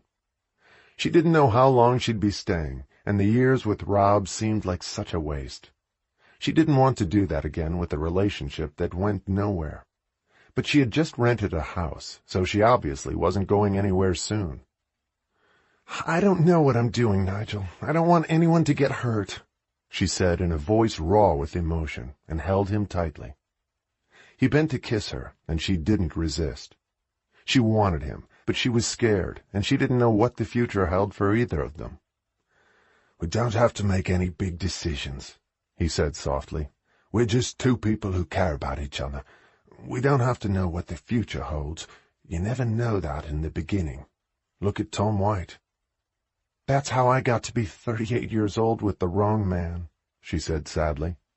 But Nigel didn't feel wrong to her, any more than coming to England had been, or renting the cottage. He wasn't Rob. He was a good man, and she could tell that he cared about her. And as he kissed her again, she could feel the passion mount in both of them, and they couldn't stop kissing and fondling each other. She unzipped his jeans ever so slowly, and he pulled off her blouse.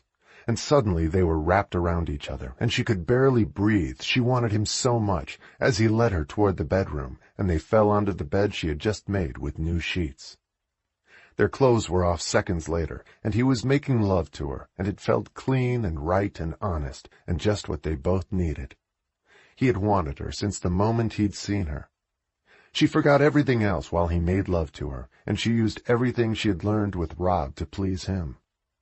But it felt different this time, and right.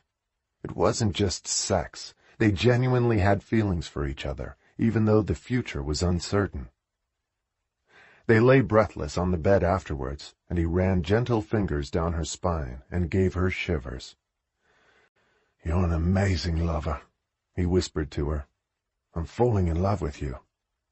No, that's not true. I've already fallen." She kissed him and wouldn't let him leave her, and a few minutes later they were making love again.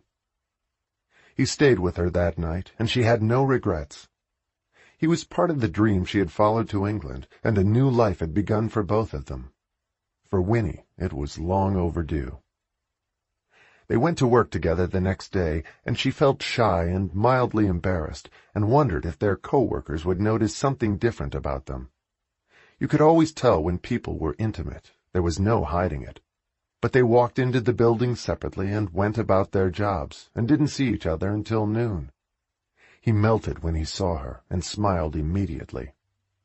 "I want you," he whispered to her longingly, as she handed him the sandwich she had gotten him. "I wish we had time to go home for lunch." "Me too.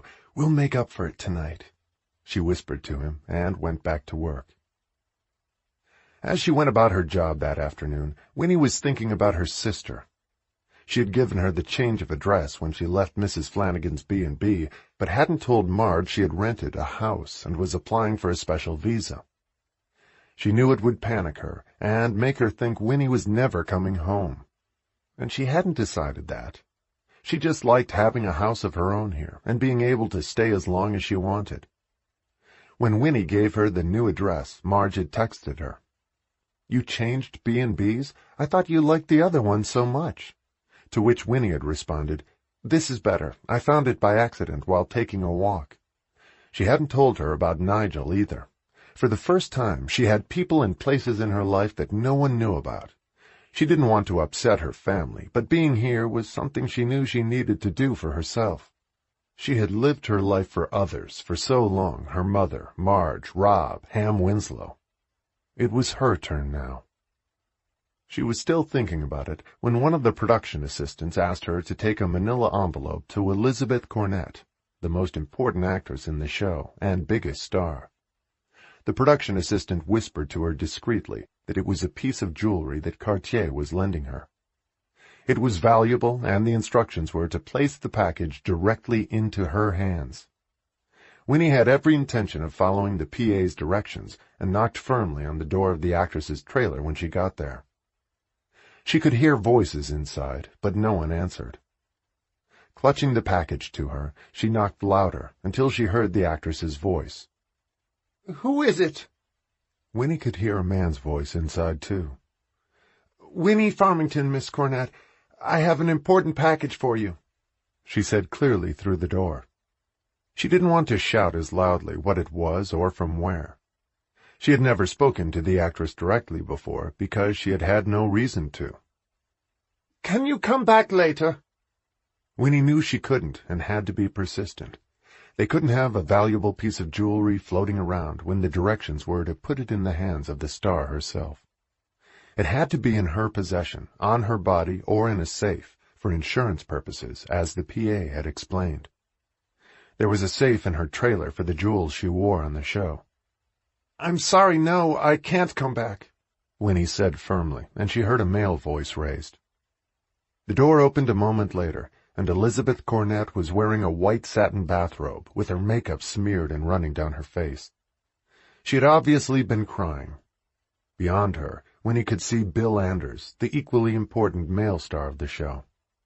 He looked angry at Elizabeth and annoyed when he saw Winnie. She was obviously interrupting something unpleasant, and it gave credence to the rumors that the two famous actors were having an affair. Both of them were married to other people, but according to gossip on the set, their romance had been going on for months, ever since he had joined the show. He was a recent addition. "It's from Cartier," Winnie said as she handed it to her. "Why the hell are you bothering us?" Bill Anders shouted angrily at Winnie. "It's a £400,000 bracelet," Elizabeth said, turning to him. "She can't just slip it under the door. They're lending it to me for the shoot tomorrow when we go to the Queen's Ball." She was trying to reason with him, with a tone of exasperation in her voice. He was usually difficult on the set, too. He had been famous for many years, and was used to people kowtowing to him, and he was known to have affairs on every show. "Fuck the Queen's Ball, Elizabeth. My wife is threatening to divorce me. Do you have any idea what that will cost me? I think she's having me followed," he said, ignoring Winnie as he paced in the small trailer, while Elizabeth looked at Winnie in despair. And Winnie didn't know whether to leave or not. It was an awkward moment, and Elizabeth told her to come in. She had something to return to Cartier, too, the 40-carat emerald ring she'd worn the day before. "Why the hell did you let her in here?" Anders complained when he saw Winnie walk into the trailer and wait for Elizabeth to get the box with the ring out of the safe. It was twice as valuable as the bracelet, and Elizabeth wasn't supposed to keep them. Winnie hadn't been told about the emerald ring, and Bill Anders stood glaring at her. "Who've you been talking to?" he shouted to Elizabeth as she nervously pulled the ring box out and was about to hand it to Winnie, but hadn't yet. "I told you to keep your mouth shut." He was wearing a satin bathrobe, too. Winnie felt as though she had walked into their bedroom and wished Elizabeth would just give her the box and let her go. "I didn't tell anyone a damn thing," Elizabeth shouted back at him, still clutching the box that Winnie was waiting for. "You're not exactly discreet yourself. I told you this would wind up all over the press." A scandal of that nature would be good for both their careers and add spice to the show, but Anders obviously had a lot at stake, and his wife was going to make him pay.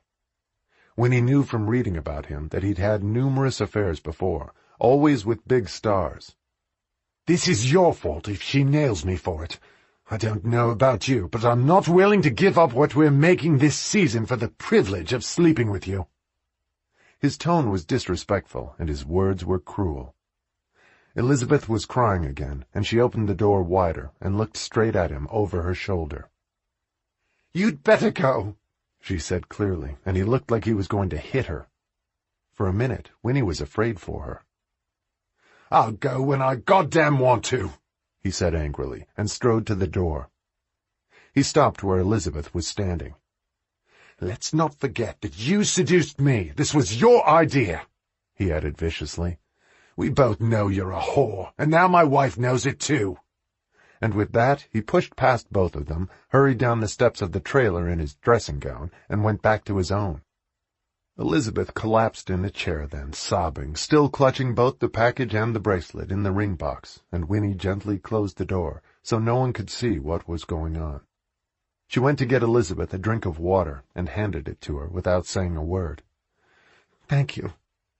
Elizabeth took a sip, set the glass down, and blew her nose on a tissue she had in her pocket. "I'm sorry you had to hear all that. Please, don't tell anyone." She looked humiliated and deeply upset.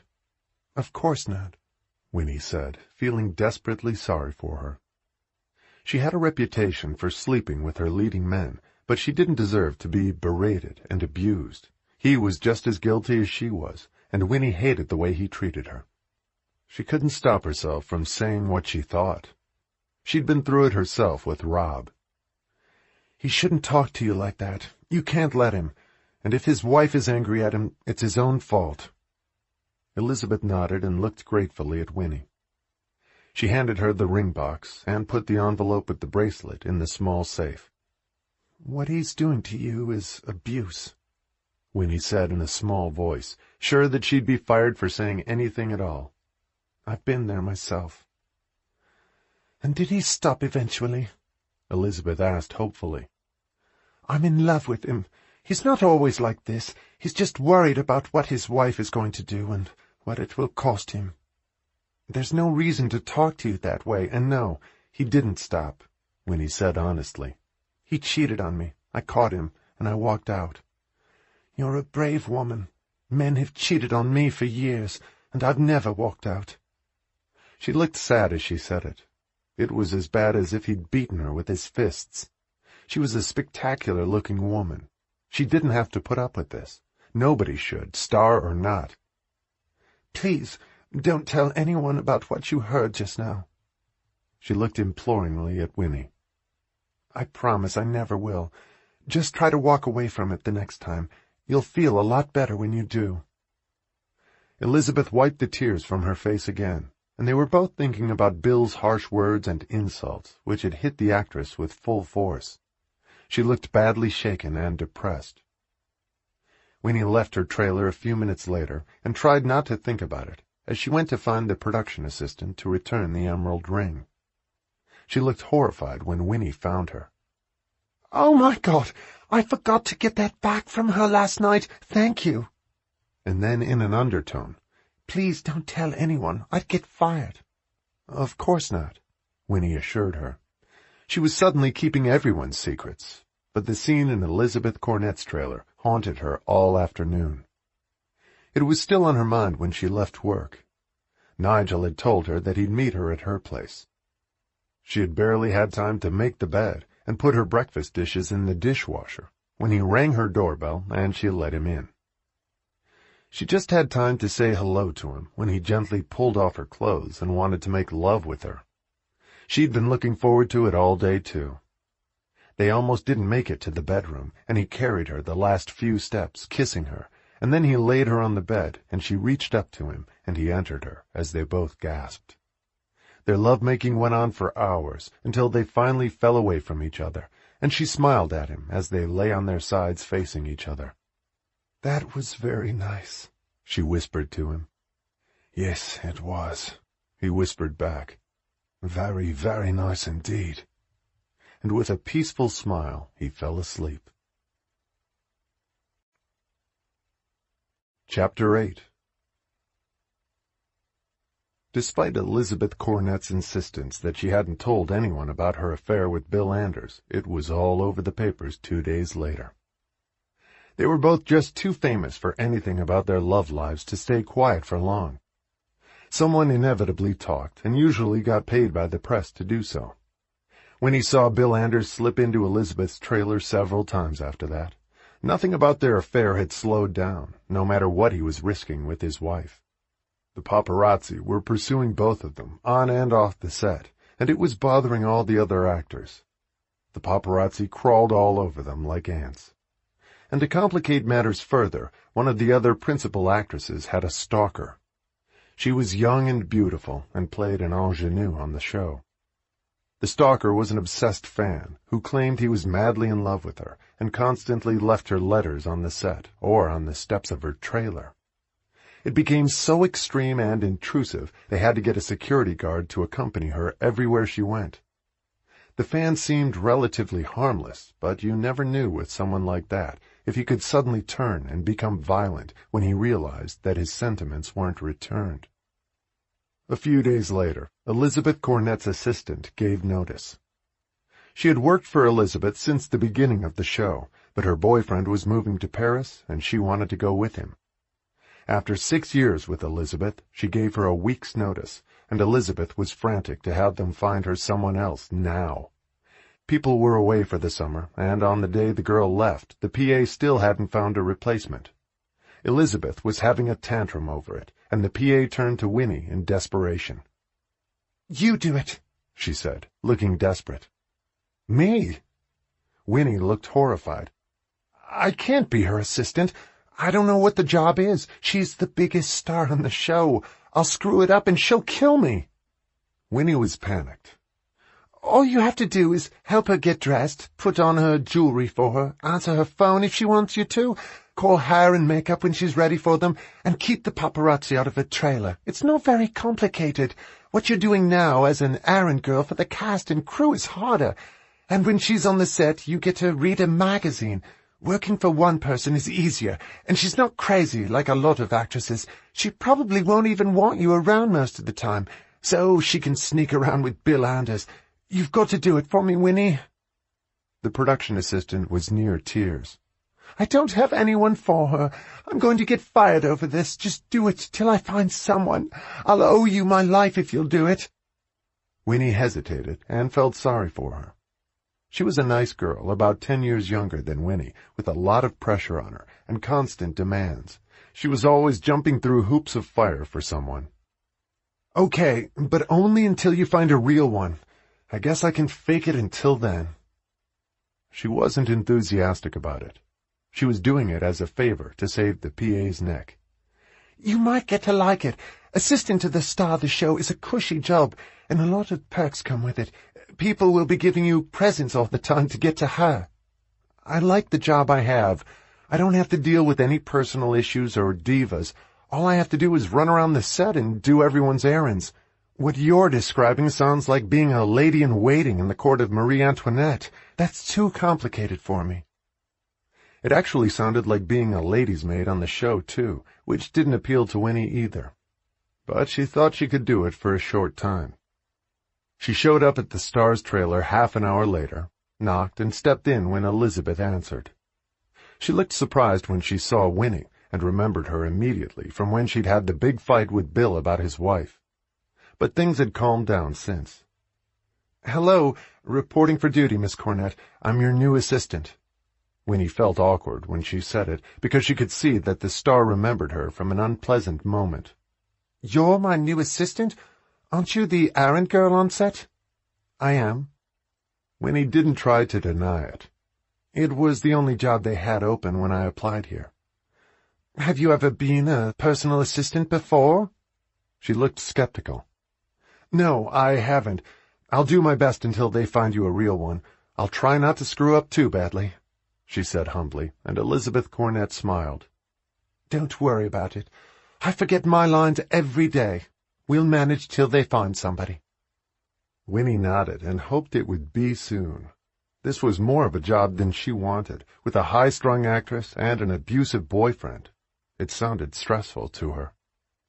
"What can I do for you?" Winnie said, feeling like the lady's maid she didn't want to be.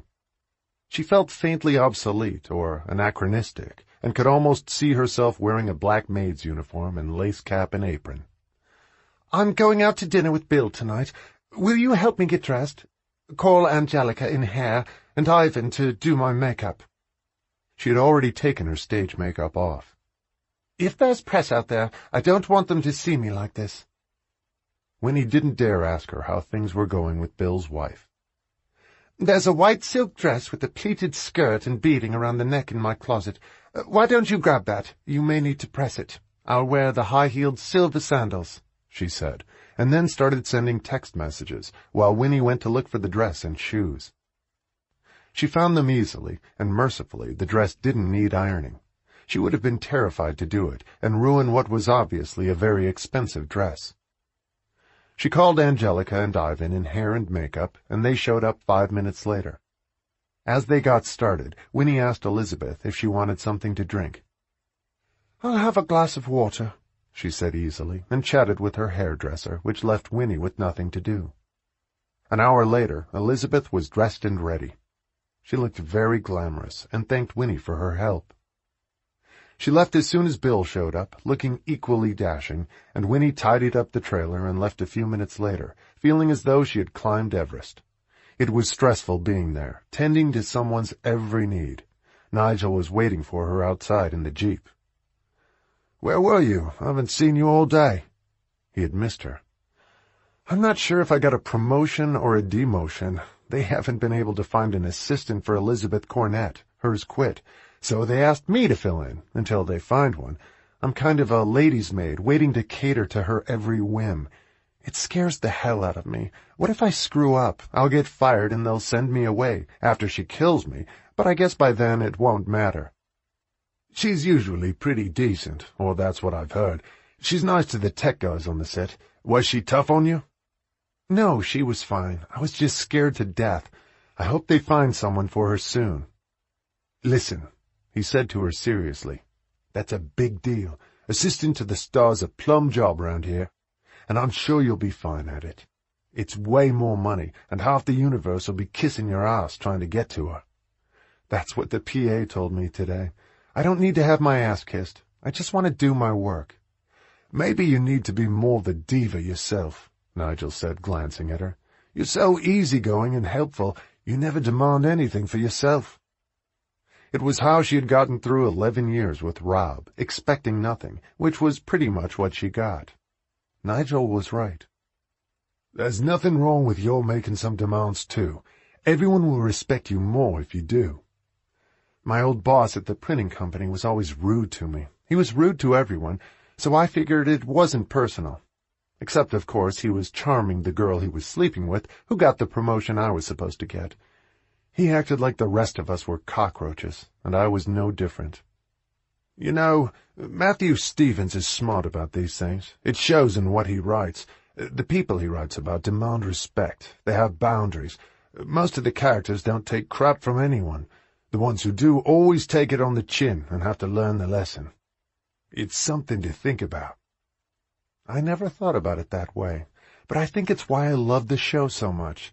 The good guys are very clearly that, and you know who the bad guys are, and they usually get their just desserts. And the weak ones learn to be strong. It's the way we all want to be.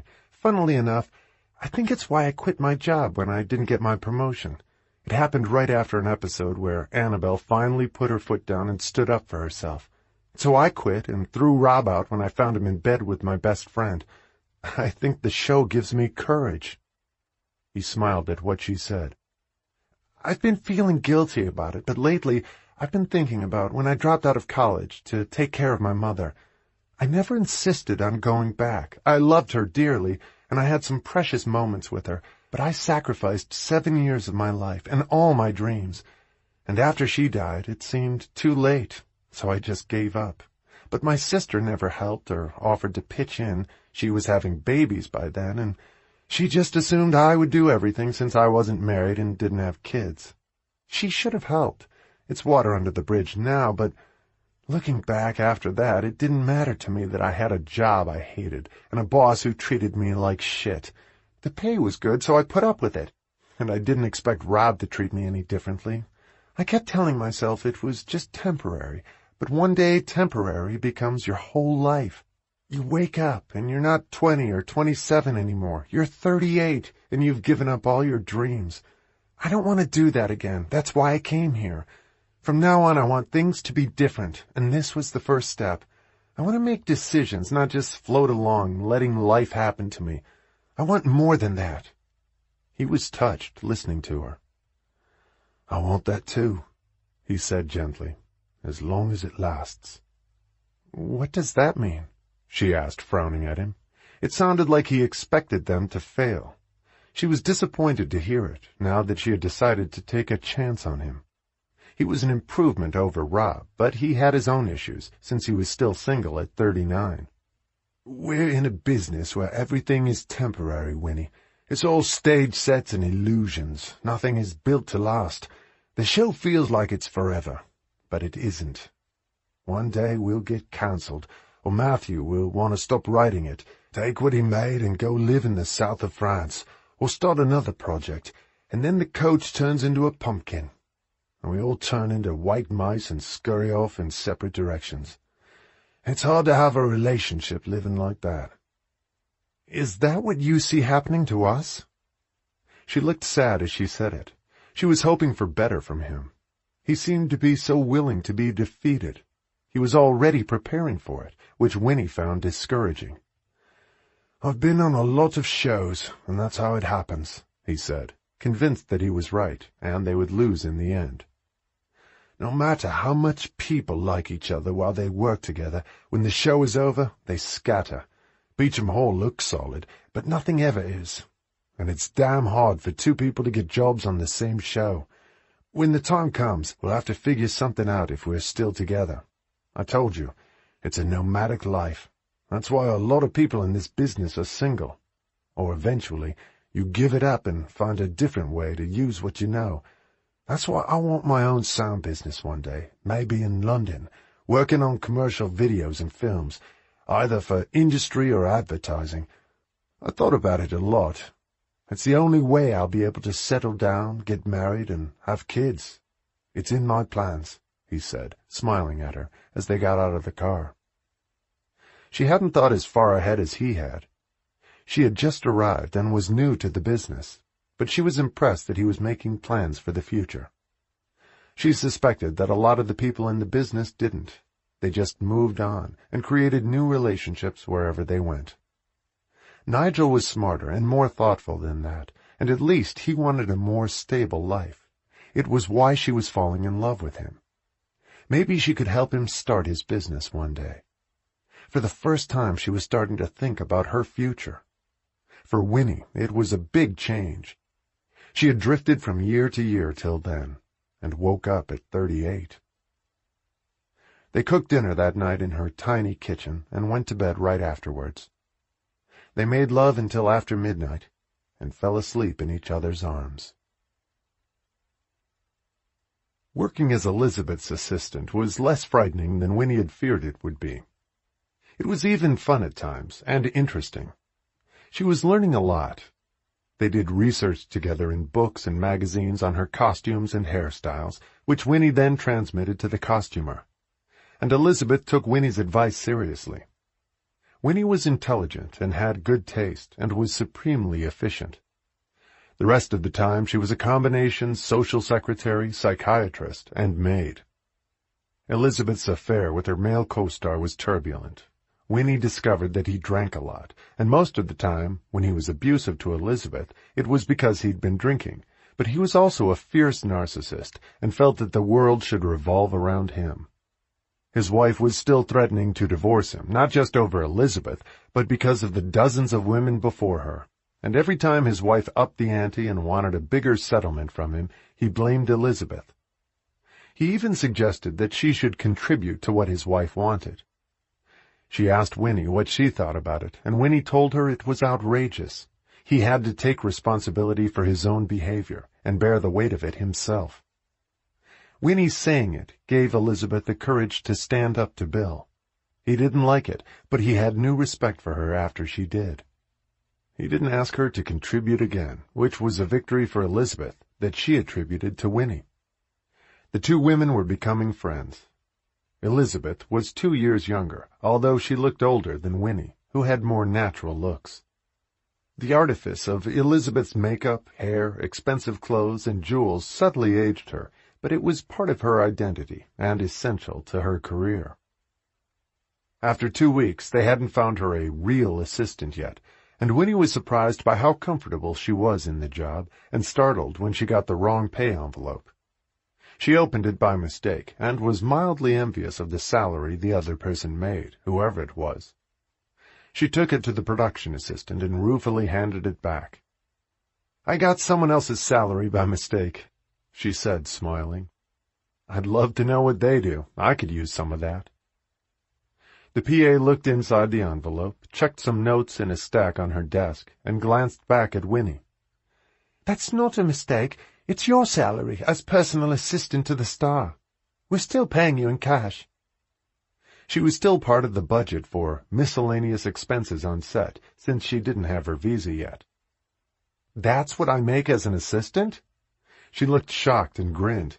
"But I'm just temporary." "Yeah, but it's what you're doing right now. She's crazy about you, by the way. She says she's never had such an efficient assistant. I haven't found anyone for her yet. Are you sure you don't want the job?"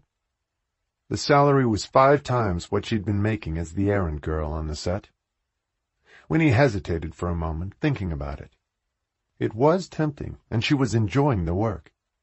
She liked Elizabeth more than she'd expected to. The one she didn't like was Bill Anders. He was pompous, pretentious, and the most self-centered human on the planet, in Winnie's opinion. And Elizabeth was madly in love with him. She and her husband had just separated officially, so she was free now, but Bill was hanging on to his marriage and didn't want to give half of what he owed to his wife. "Let me know if you decide you want the job. HR tells me we can get the work permit to go with it." Which they couldn't do for her as an errand girl, so they paid her in cash. The next morning she had made her decision. She wanted the job. Elizabeth was thrilled, and so was she. They celebrated with champagne at lunch. "Now you're really my assistant," she said, looking pleased. Winnie had talked it over with Nigel the night before, and he agreed. She discussed all her decisions with him now. He wanted to be involved in every part of her life. Everything was going smoothly until an actor came on the show who'd been signed on for 3 episodes as a brief romance for one of the younger female members of the Beauchamp family. He was sexy, handsome, and 32 years old.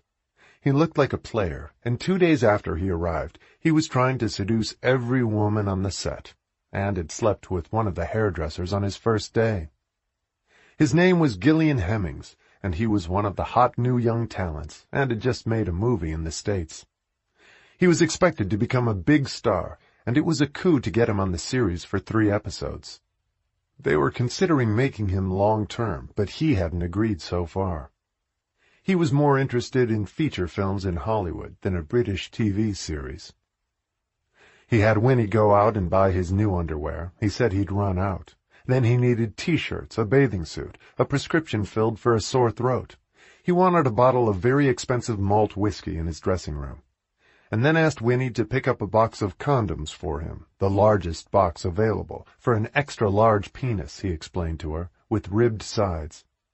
He asked for it as though he was ordering a ham sandwich, and she did it equally straight-faced, although she reminded him it wasn't her job. "I'm Elizabeth Cornett's assistant, Gil. I don't have time to do your errands."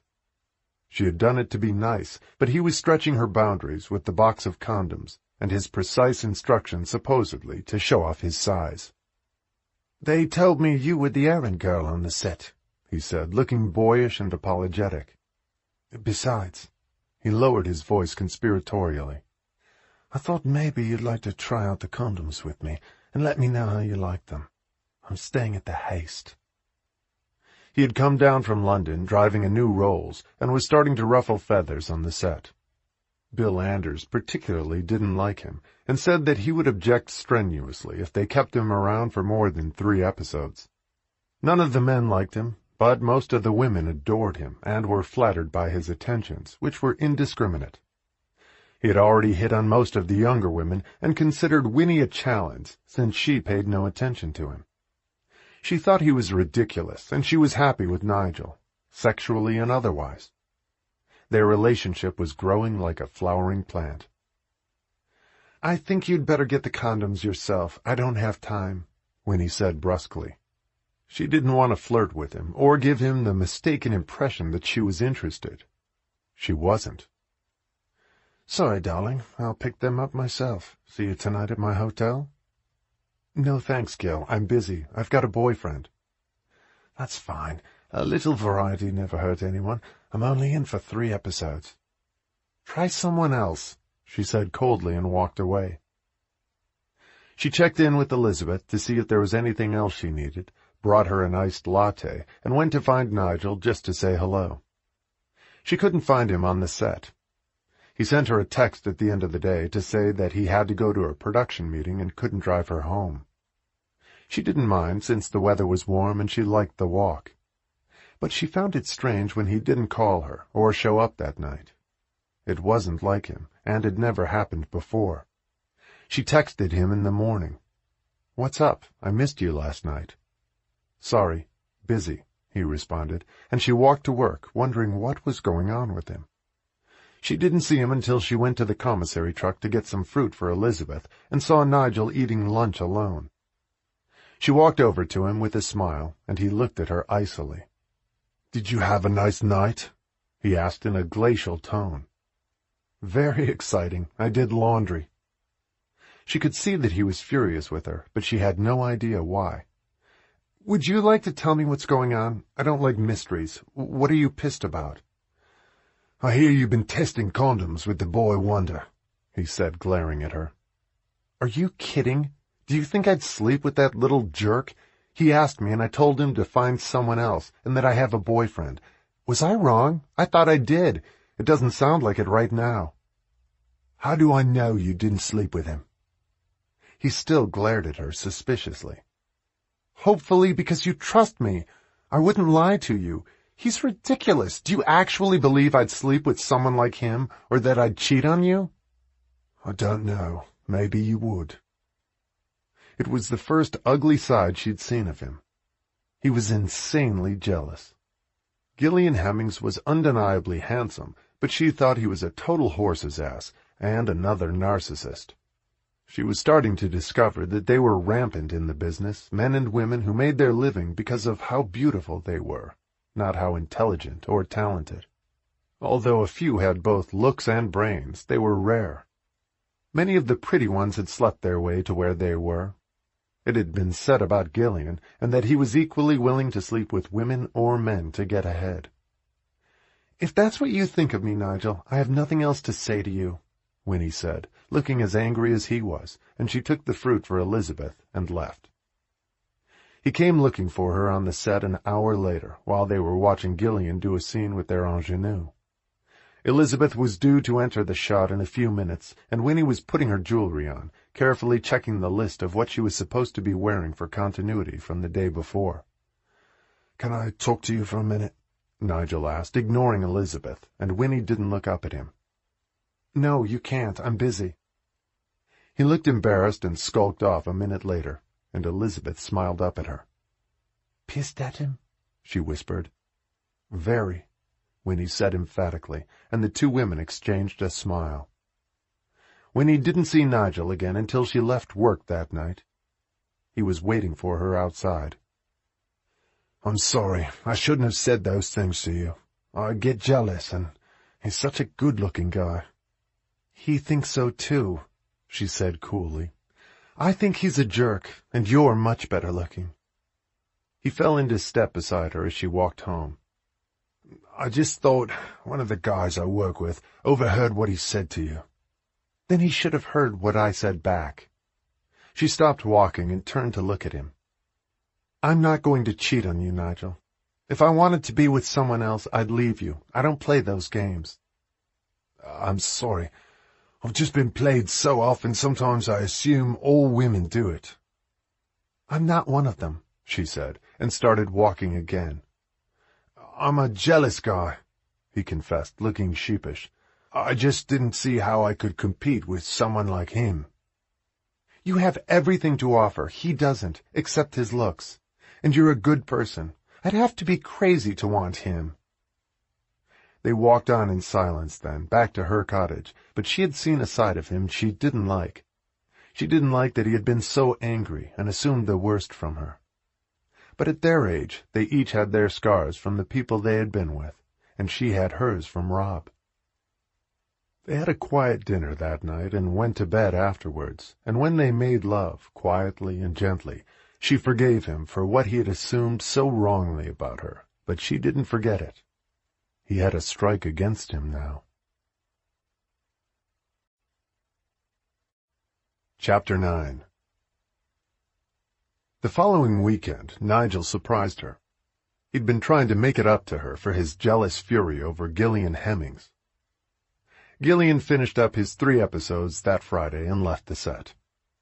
Winnie and Elizabeth amused themselves by trying to figure out how many women he had slept with while he was there. They guessed that in 10 days he had slept with 13 members of the cast and staff, and Winnie suspected he had slept with one of the grips as well.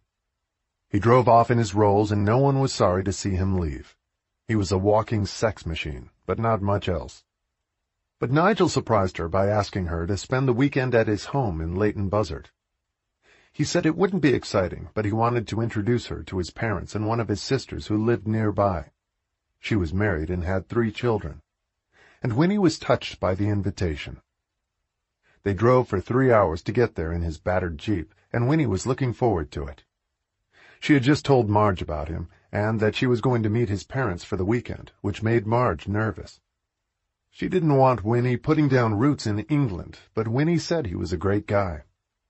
Marge talked to Eric about it afterwards, and he told her not to worry. Winnie had gone away for an extended vacation to get over a breakup and the loss of her job. She hadn't run away from home. Marge wasn't so sure, and she missed her. It made her even lonelier for Winnie when she saw her on Skype, but Winnie seemed happy, had a job she was having fun with, and experiences she would never have had at home. Working on the set of a hit TV series was an incredible opportunity Winnie was grateful for every day. It was a dream come true for her. They got to Leighton Buzzard before dinner time, and his parents were having tea when they walked in. His mother looked thrilled to see him, and his father smiled to see his youngest son. Nigel hadn't been home in several months, and they were intrigued to meet the American woman he said he was bringing with him. She would be sharing his childhood bedroom with him. His parents were retired. His father had been an electrician, which was what had gotten Nigel interested in sound equipment when he was young. He had a brother who was an accountant in London, a sister in New Zealand, and the sister who lived nearby was a nurse. His youngest brother worked at a resort hotel in Spain. His mother had worked for the post office. They were solid middle-class people and loved their son.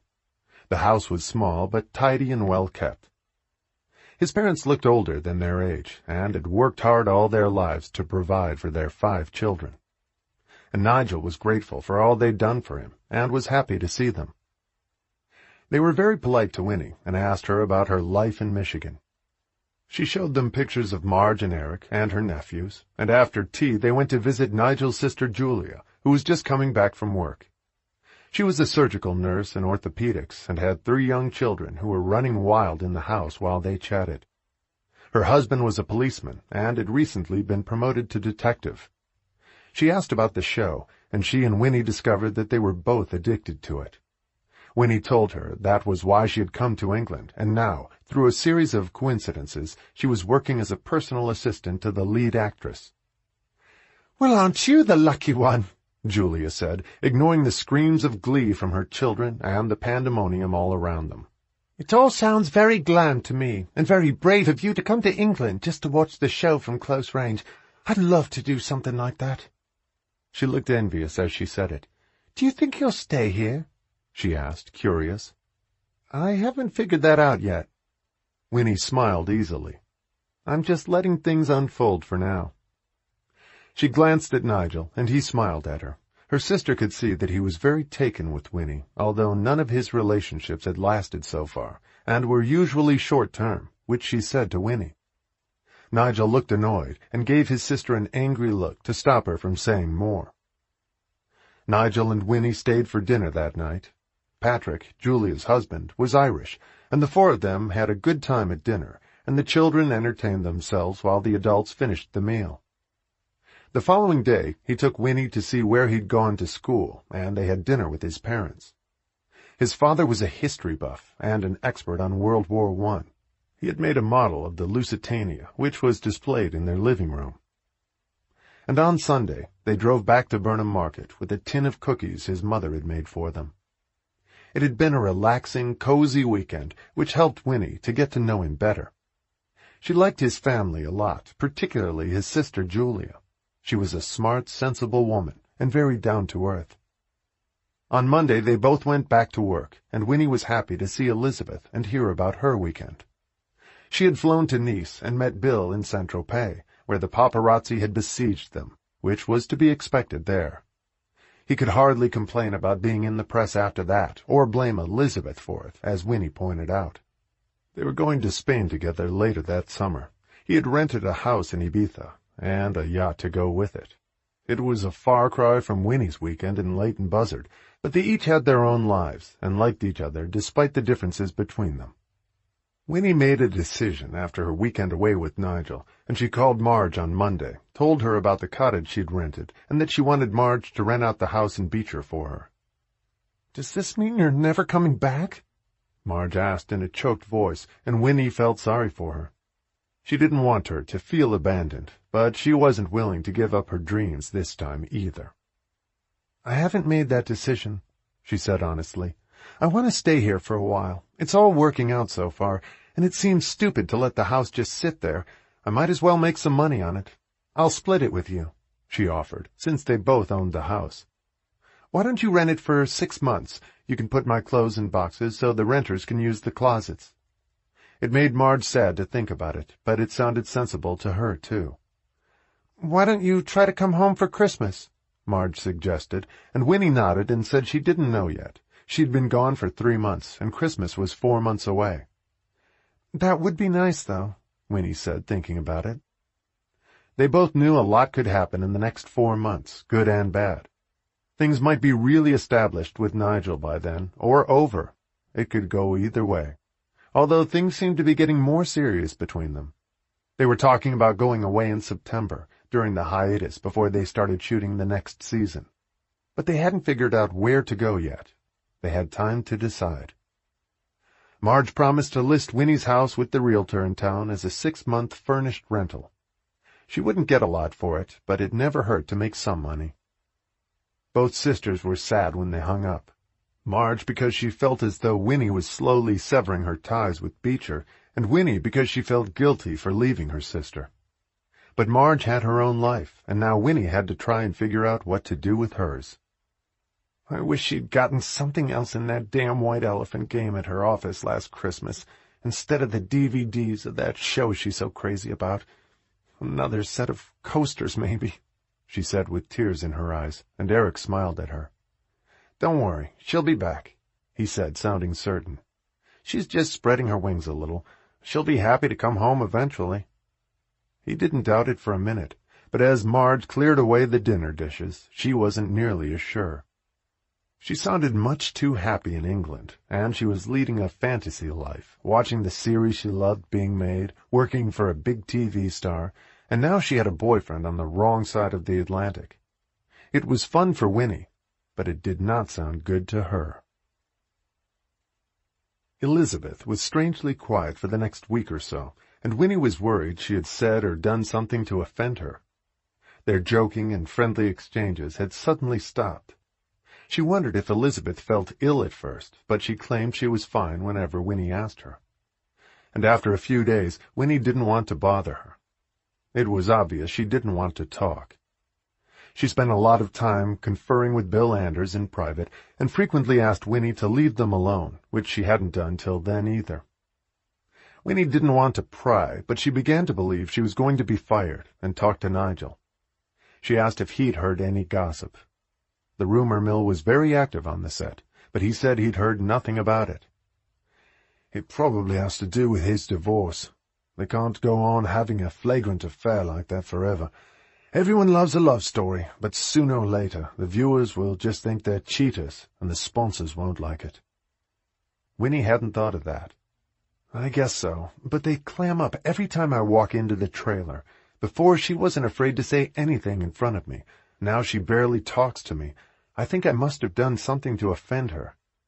"Don't be so paranoid," Nigel teased her, but Winnie had a weird feeling in the pit of her stomach that wouldn't go away. The following Monday, she and Elizabeth were picking which wig to wear in the next shot. Elizabeth had tried several and didn't like any of them, and they just asked the wig maker on the set to bring over more, when Michael Waterman, the executive producer, burst into her trailer without knocking. His face was purple, and he was waving several sheets of paper in his hand. "When did you cook this up?" he shouted at Elizabeth as she lowered her eyes and didn't look at him. He waved the papers in her face, and tears sprang to her eyes. "You couldn't have the guts to talk to me about it. You had to send me a goddamn letter? We worked together for 6 fucking years, and you tell me 4 weeks before we go on hiatus? Do you know what this is going to do to us? You just torpedoed the ship. The Titanic is going down. Is that what you wanted? Well, I've got some news for you. I'm not going to let it sink. We've all worked too hard and loved this show too much to let you destroy us. I thought you had a heart, Liz. We can sue you, you know." "No, you can't," she said, speaking for the first time, as she raised her head to look at him. She was deathly pale, in contrast to his face, which was scarlet and looked like it was going to explode. "My agent checked the contract, and I have 3 escape clauses that apply. I can't help it. I have a right to take a better offer. That show is going to make my career. I can't turn it down." She looked deeply regretful, but he couldn't sway her, and Winnie suddenly realized that she had been so silent because she was making a major decision. It had nothing to do with her. "Make your career and destroy mine and everyone else's on this show. Does that seem right to you?" They both completely ignored Winnie, who shrank into the background in the small trailer, and when the wig maker showed up, They sent her away. I can't turn down an opportunity like that. I love this show, but they're offering me 3 times the money and an incredible opportunity. I can pick my own cast. They're giving me everything I ever wanted. And one of these days, you're going to shut down Beauchamp Hall, or Matthew will get tired of writing it, and I'll have passed this up. He ignored what she said, which wasn't entirely unreasonable from what Nigel had explained to Winnie. And who are you picking for your cast? He took a step closer to her and glared at her ominously. I'm only taking Bill with me, she said in barely more than a whisper. Oh, my God, you bitch. He hasn't even told me yet. If it were possible, Michael's face went from red to purple. I asked him to let me tell you first. How could you do this to us? And why didn't you tell me sooner and give us a chance to negotiate with you? Because you'd never give me that much money, and the deal just finally came together a week ago. I thought they were just bullshitting before that, but they're not. I don't know what to say to you. I like you, Liz. You've been great on the show, but you have no heart. You're just like everyone in this business. It's all about you, and you don't care whose lives you destroy to get ahead. Well, I'm sorry to disappoint you. We'll make it without you. Beauchamp Hall has a lot more going for it than you and Bill Anders. This is just business, she said limply, which was the phrase everyone used to stab someone in the back. Even Winnie already knew that, and she felt sorry for the producer. She fully understood what had just happened. Elizabeth was leaving the show and taking Bill Anders with her to star on another show. They were the 2 biggest stars on Beauchamp Hall. They had lost Tom White when he was killed earlier in the season they were shooting, and Miranda Charles had left shortly after. Matthew had compensated for it admirably, with new storylines and several new actors. But Elizabeth and Bill leaving would be an even bigger blow, and would be much harder to make up for, to keep the show interesting to their loyal viewers, who were emotionally attached to every one of the players, as Winnie had been when she got there. It had changed subtly for her now, because she was part of the behind-the-scenes making of it, which made it seem less real to her, though even more fascinating. And she knew what went into making it convincing. She saw the artifice now, not just the plot. He stormed out of the trailer then, and there was dead silence after he left. Elizabeth stole a careful glance at her assistant, and Winnie looked at her. I'm sorry you had to hear all that. I thought you were mad at me for the last week. Of course not. I was just stressed out trying to make the decision, and I wanted Bill to come with me. He wasn't sure at first.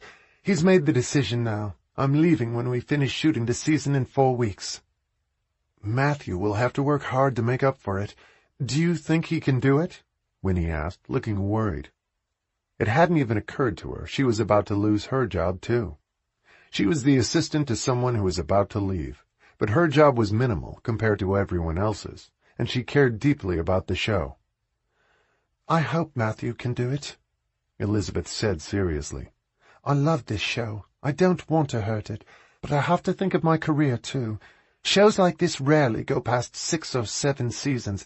Viewers either get tired of them, the cast wants to do other things, or the writer runs out of gas or wants to quit before it all falls apart.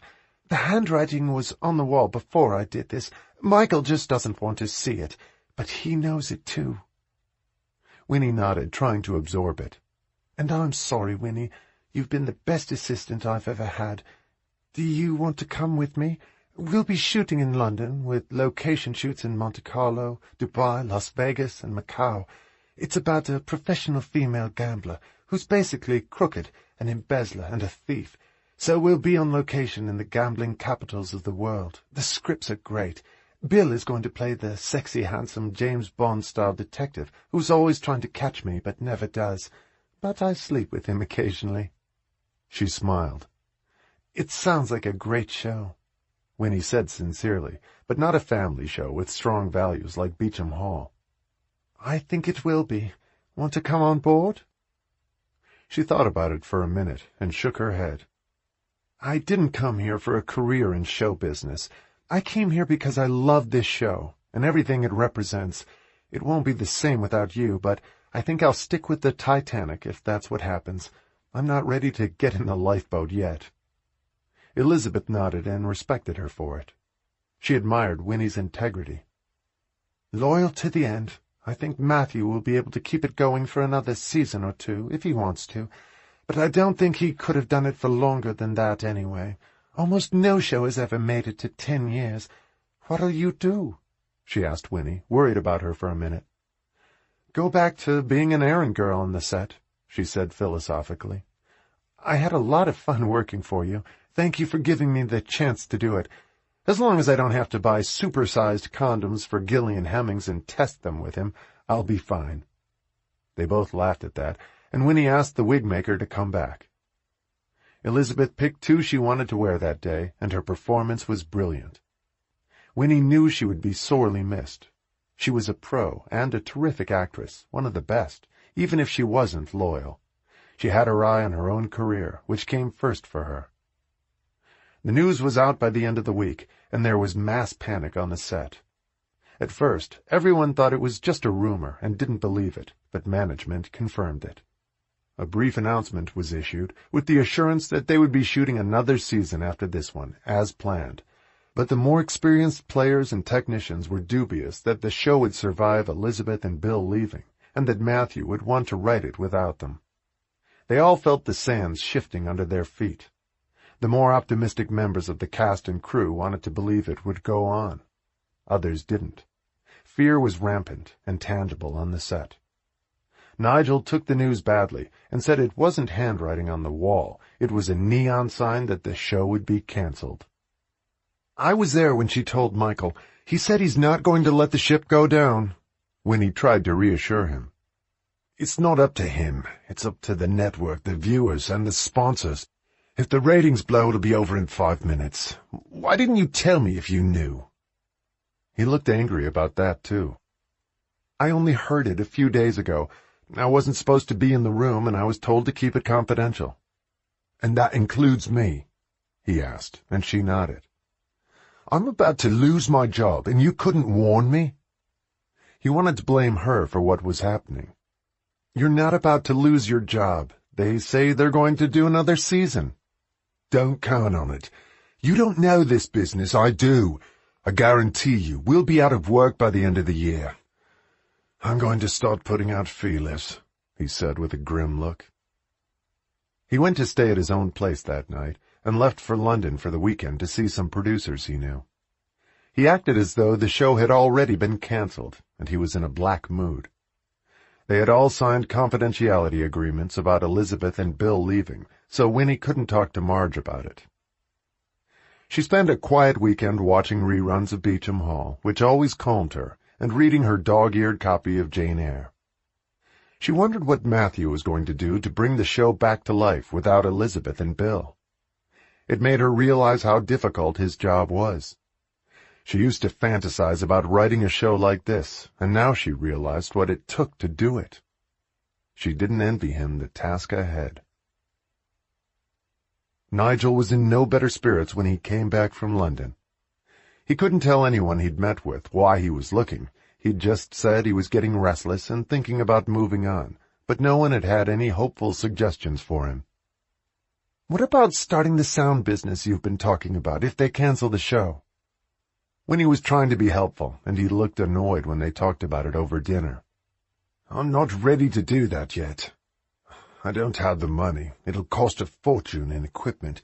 That's probably 10 years away. If the show goes down, I need another job, Winnie. I can't do what you've done and come over here and hang out for 6 months and play around. I didn't come over here with a fortune. I did it with my savings. Yeah, and if you run out of money, you can sell a house in Michigan. Half a house, she reminded him. My sister owns the other half. You make me sound like an heiress. I saved most of what I have, and the money my mom left me 11 years ago, which wasn't much. Well, I haven't saved my money like you did. I don't own half a house, and my parents barely have enough to live on now that they're retired. I'll have to go to work on another show if Beauchamp dies, or when it does, since it's not an if anymore, it's a when. Sometime in the next year or two, if it takes that long, I'll be out of work. So will I, she said quietly. And then what? You'll go back to Michigan? Let's figure that out when it happens. I told you, Win, everything in this business is temporary. That's why I never married and don't have kids, because all you do when you work on shows like this is go from one to the next, if you're lucky, and get another job. She had come to understand that. It wasn't like working for a bank or a business that would be there forever. It appeared, it had its moment of glory, and one day it disappeared. It made her sad to think about it. She didn't want Beauchamp Hall to end either. Coming here had been her dream. But for Nigel, it was a matter of earning his livelihood. This was his career. A few days later, she got a note addressed to her that was dropped off at Elizabeth's trailer. Elizabeth was out when she found it, and she sat down to read it. It was from Edward Smith, one of the actors on the set, who asked her to give him a call. She had hardly ever spoken to him. He played the oldest son in the Beauchamp family. He was in his early 40s and played a married man with 4 children, with a wife he had married out of duty and didn't love. He'd had an affair with his true love for years and had a second family with her, living in secret in a home he'd built for her a few miles away. The actor who played the part was Australian, from a fancy family. He had gone to the best British boarding schools and had no trace of an Australian accent, only an aristocratic British one. He was good-looking and a wonderful actor, and Winnie had no idea why he wanted her to call him. She thought about it and finally called him that night from home. "It's good of you to call me," he said as soon as she said who it was. "I would have talked to you on the set, but it seemed awkward. There's so much angst these days with Liz and Bill leaving." Winnie couldn't figure out if he was asking her for a date or something else, but he came to the point quickly. "I've been envious of Liz ever since you went to work for her. I saw how efficient you were, even when you were the errand girl on the set. I don't know what your plans are now that she's leaving, but my assistant is having a baby and wants to stop working for good. Her husband has a good job and she can afford to. She wants to leave as soon as I replace her, so she can stay home and eat ice cream and relax. I wondered if you'd come to work for me. It's less glamorous than working for Liz, but I gather that we both have a need, possibly you for a job and me for a new assistant. I thought I'd put it out there before someone else snaps you up." He made it sound straightforward and clean, and she was flattered by everything he had said. "You'll have fewer wigs to deal with and more hunting weekends to arrange," he said, and they both laughed. "Wow, that's amazing. It certainly solves the problem for me. They're going to shoot all Elizabeth's shots now, and Bill's, so they can leave before the hiatus. To be honest, the producers are pretty upset, so I think they want her off the set. So I'll be available as soon as she leaves." "That works perfectly for me. Rebecca would love that. They haven't found anyone for me yet. And then I thought of you. It sounds like it could be a good thing for us both." "Yes, it would. Thank you, Mr. Smith," she said respectfully. "Edward, please. Well, I'm very glad I dropped you the note and you called. I'll let them know that we're all set. It's a pretty simple switch." She was pleased with the new arrangement and relieved to know she'd still have a job when Elizabeth left. She told Nigel with a big smile as soon as he got home. He didn't say anything at first, and then came to discuss it with her while she was making dinner, and she could see from the look on his face that he was upset. "So now you're going to be the assistant to a man. What's that all about? Why isn't he hiring a guy? Is he after you for sex?" "Not everyone sees me as an opportunity for hot sex," she said, smiling at him. "I'm 38, not 19. His assistant is leaving and he needs a new one, and she's a woman too. So he wants me to work for him when Elizabeth leaves. It's pretty simple and works for both of us." "I'm not so sure it works for me," Nigel said, picking at his food at dinner. He was too disturbed to eat. It reminded her of when he'd had a fit over Gillian Hemmings. But Gillian had been a creep and had propositioned her. Edward Smith was a stand-up guy and a gentleman. Nothing about his offer had been lascivious, and she'd never heard of his having affairs on the set, which was unusual. From the rumor mill, she thought he had a girlfriend who had a title and lived in London. "I need a job, Nigel, and he seems like he'd be nice to work for. If he's not, and he puts the make on me, I'll quit and go back to being an errand girl." But if it's okay with you, I'd like to make a decent salary, too. This is about your being jealous, not about who he is. I don't like him. He's too good-looking. And what happens when he struts around his trailer in his underwear, or bare-ass naked? Then what will you do? If he's a decent guy, he won't. If he does, I'll quit. You have to trust me on this. I don't trust him. Well, I do. They argued about it all evening, and Nigel went to bed mad. He was still angry when he woke up in the morning and roared off to work in his Jeep without breakfast or saying goodbye to her. And she didn't see him all day. He didn't come for dinner that night. They argued about it until she started work for Edward. She had decided to work for both him and Elizabeth for Elizabeth's last week on the set, so she could get used to him before the hiatus. And Nigel never relented for the entire time. He got angrier and angrier, convinced that Winnie would have an affair with her new boss. "Nigel, you have to stop," she said finally. "I'm not going to give up a job just because you're jealous. He's done nothing inappropriate." "He will." Nigel was convinced of it and didn't trust either of them. "This is ridiculous." She wasn't going to give in on principle. "I make 5 times the money as an assistant than I do as an errand girl. And I get a work permit with it. The salary pays my rent. Be reasonable, for God's sake."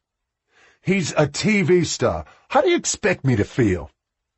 "You're a handsome guy, and I love you. You have nothing to worry about." Winnie finally gave up and stopped discussing it with him. She kept the job. Nigel would have to learn to live with it and grow up as far as she was concerned. His jealousy was one of the things she liked least about him, and she wasn't going to indulge him.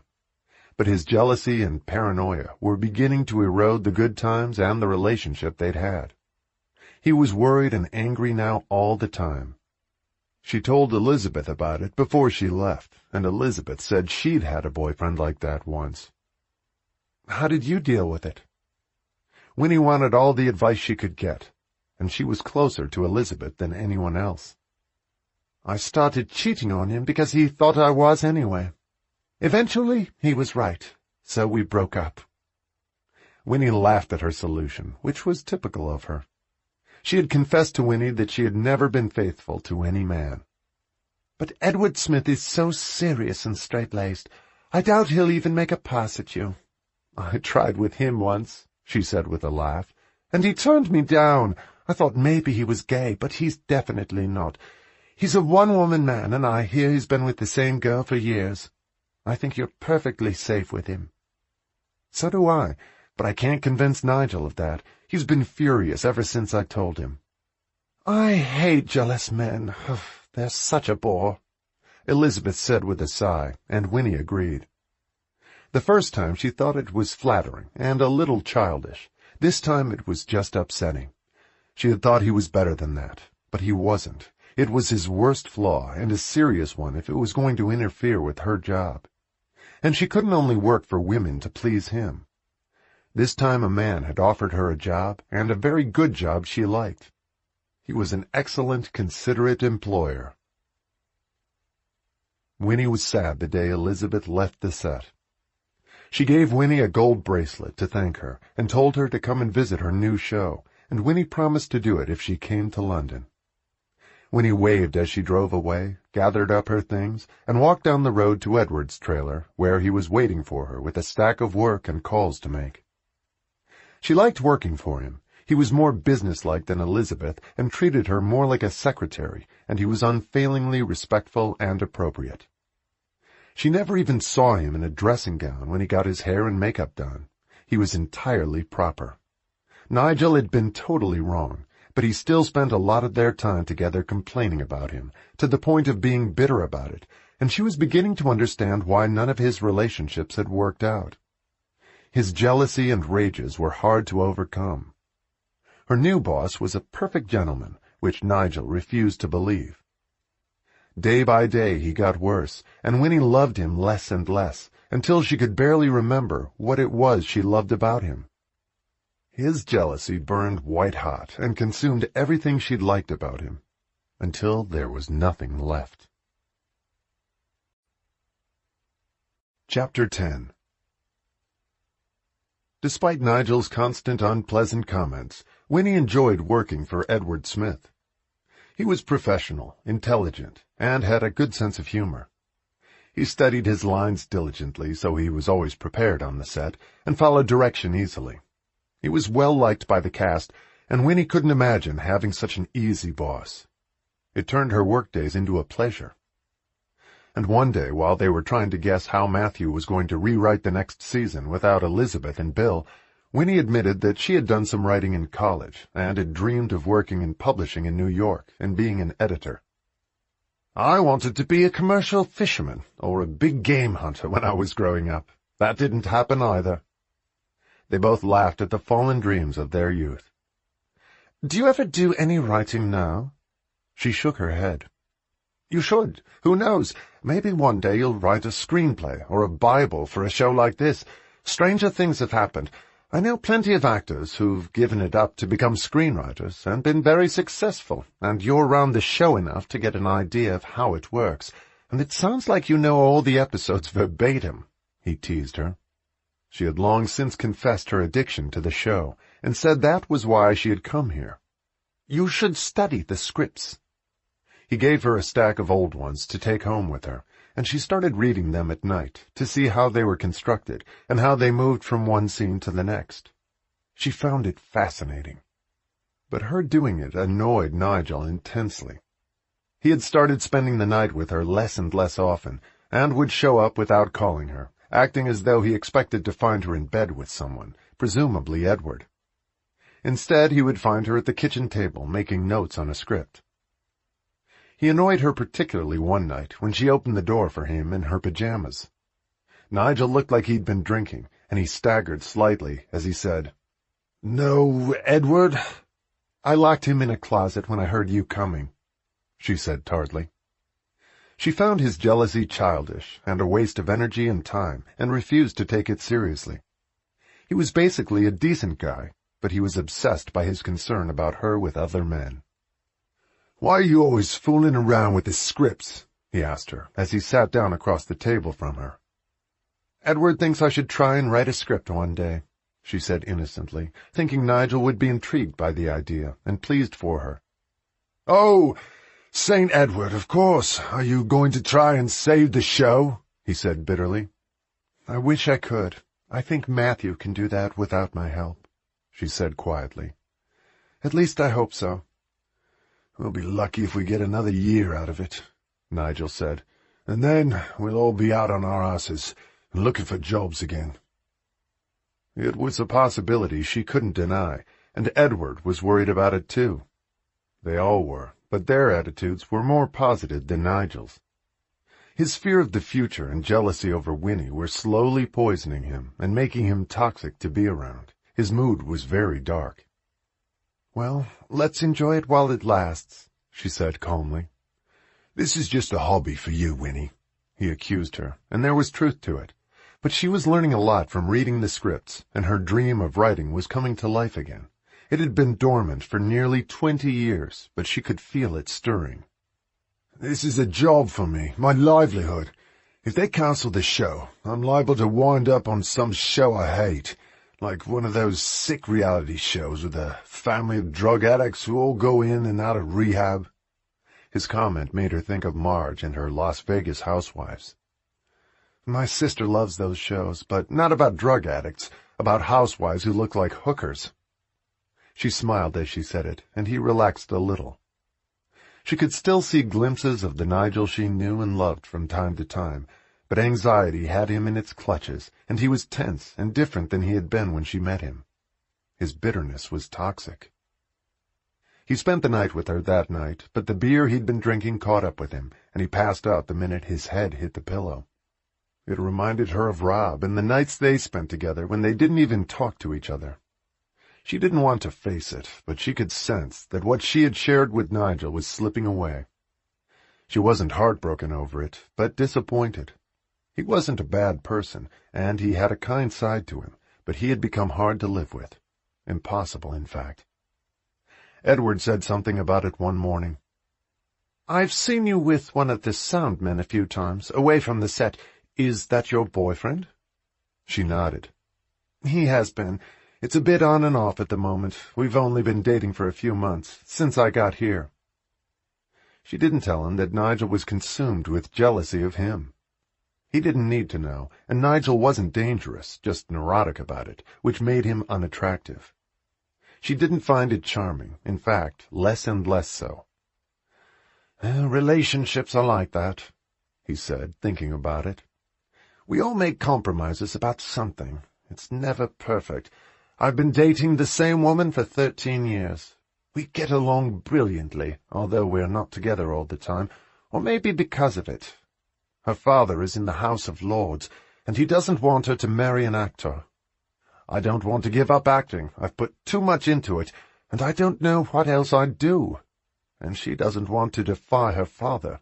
So we've never married. I'm 42 and she's 37. It's not a drama for me, but she's getting anxious about having children, so we'll have to figure it out one of these days. It's awful to say, but he's quite old, and I think she's been waiting for him to die before we get married. But he's made of sturdy stuff and quite a tyrant. I'm sure he'll outlive us both. He smiled as he said it. And she's not the sort to have babies without being married. I wouldn't mind it. Things seem to change as you get older. The things one used to think were so important turn out not to be. And the things you thought didn't matter actually become very important one day. What matters to me about Grace is being with her. I don't care if we marry or have children. She's the only woman I've ever loved. That's worth hanging on to. And you never know what's going to happen. I think I'm getting there, too. I spent 11 years with the wrong man before I came here. I realize now that I don't really care if I get married or have children. I want to be with the right person. Being with the wrong one is pretty miserable. She smiled, and he nodded agreement. You don't know what surprises life has in store for you. Coming here was the best surprise I've ever given myself, she said happily, and she wasn't going to let Nigel spoil it for her.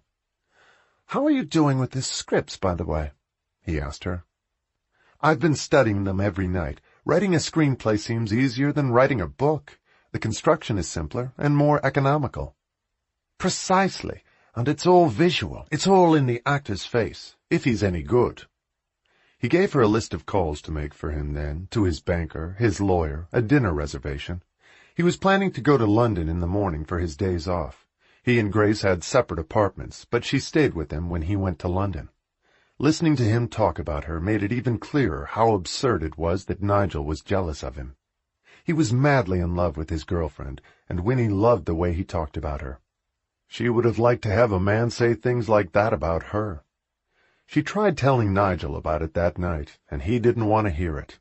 He left shortly after, to meet up with friends at one of the pubs he'd been frequenting recently. He was drinking more than he used to, she suspected out of anxiety about his job and his future. The atmosphere on the set was tense these days, and Bill and Elizabeth's departure had made everyone's anxiety that much more real. The phone rang a few minutes after he left, and she assumed he was calling to apologize or ask if he could come back later, which wasn't as much fun as it used to be. He was fine if he was sober, but having him stagger in drunk and pass out in her bed next to her was a déjà vu of Rob for her, and she didn't enjoy it or want to relive it. But it wasn't Nigel on the phone. It was her sister. Marge sounded hysterical, and she was crying. Winnie couldn't understand her at first, but it was obvious that something terrible had happened. The first thing that came to Winnie's mind was Eric. He had just turned 50, and sometimes bad things happen to men his age with no previous history. Calm down. Take a breath. Try to tell me what happened. She managed to get out one word. Jimmy. Her 17-year-old son. Winnie froze as she tried to guess what might be wrong. He was swimming in our neighbor's pool. They were having a pool party. Which made no sense to Winnie either. The people they knew in Michigan didn't have pools. They hardly ever got to use them. But Marge's neighbor was a contractor and had built it himself for his kids. The kids were horsing around, and he slipped and hit his head. Oh, my God, is he okay? Obviously not, with Marge sobbing, and Winnie was starting to panic, too. He's in a coma.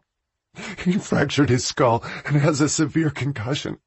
I've been with him since last night and my cell phone doesn't work at the hospital. Eric is with him now. I came home to see Adam when they said if he doesn't regain consciousness soon, he'll be brain damaged. That's not going to happen, Winnie said automatically, rejecting the thought as soon as her sister said it. He's got swelling of the brain, and they want to see if it goes down. If it doesn't, they'll have to operate. They might have to take out part of his brain.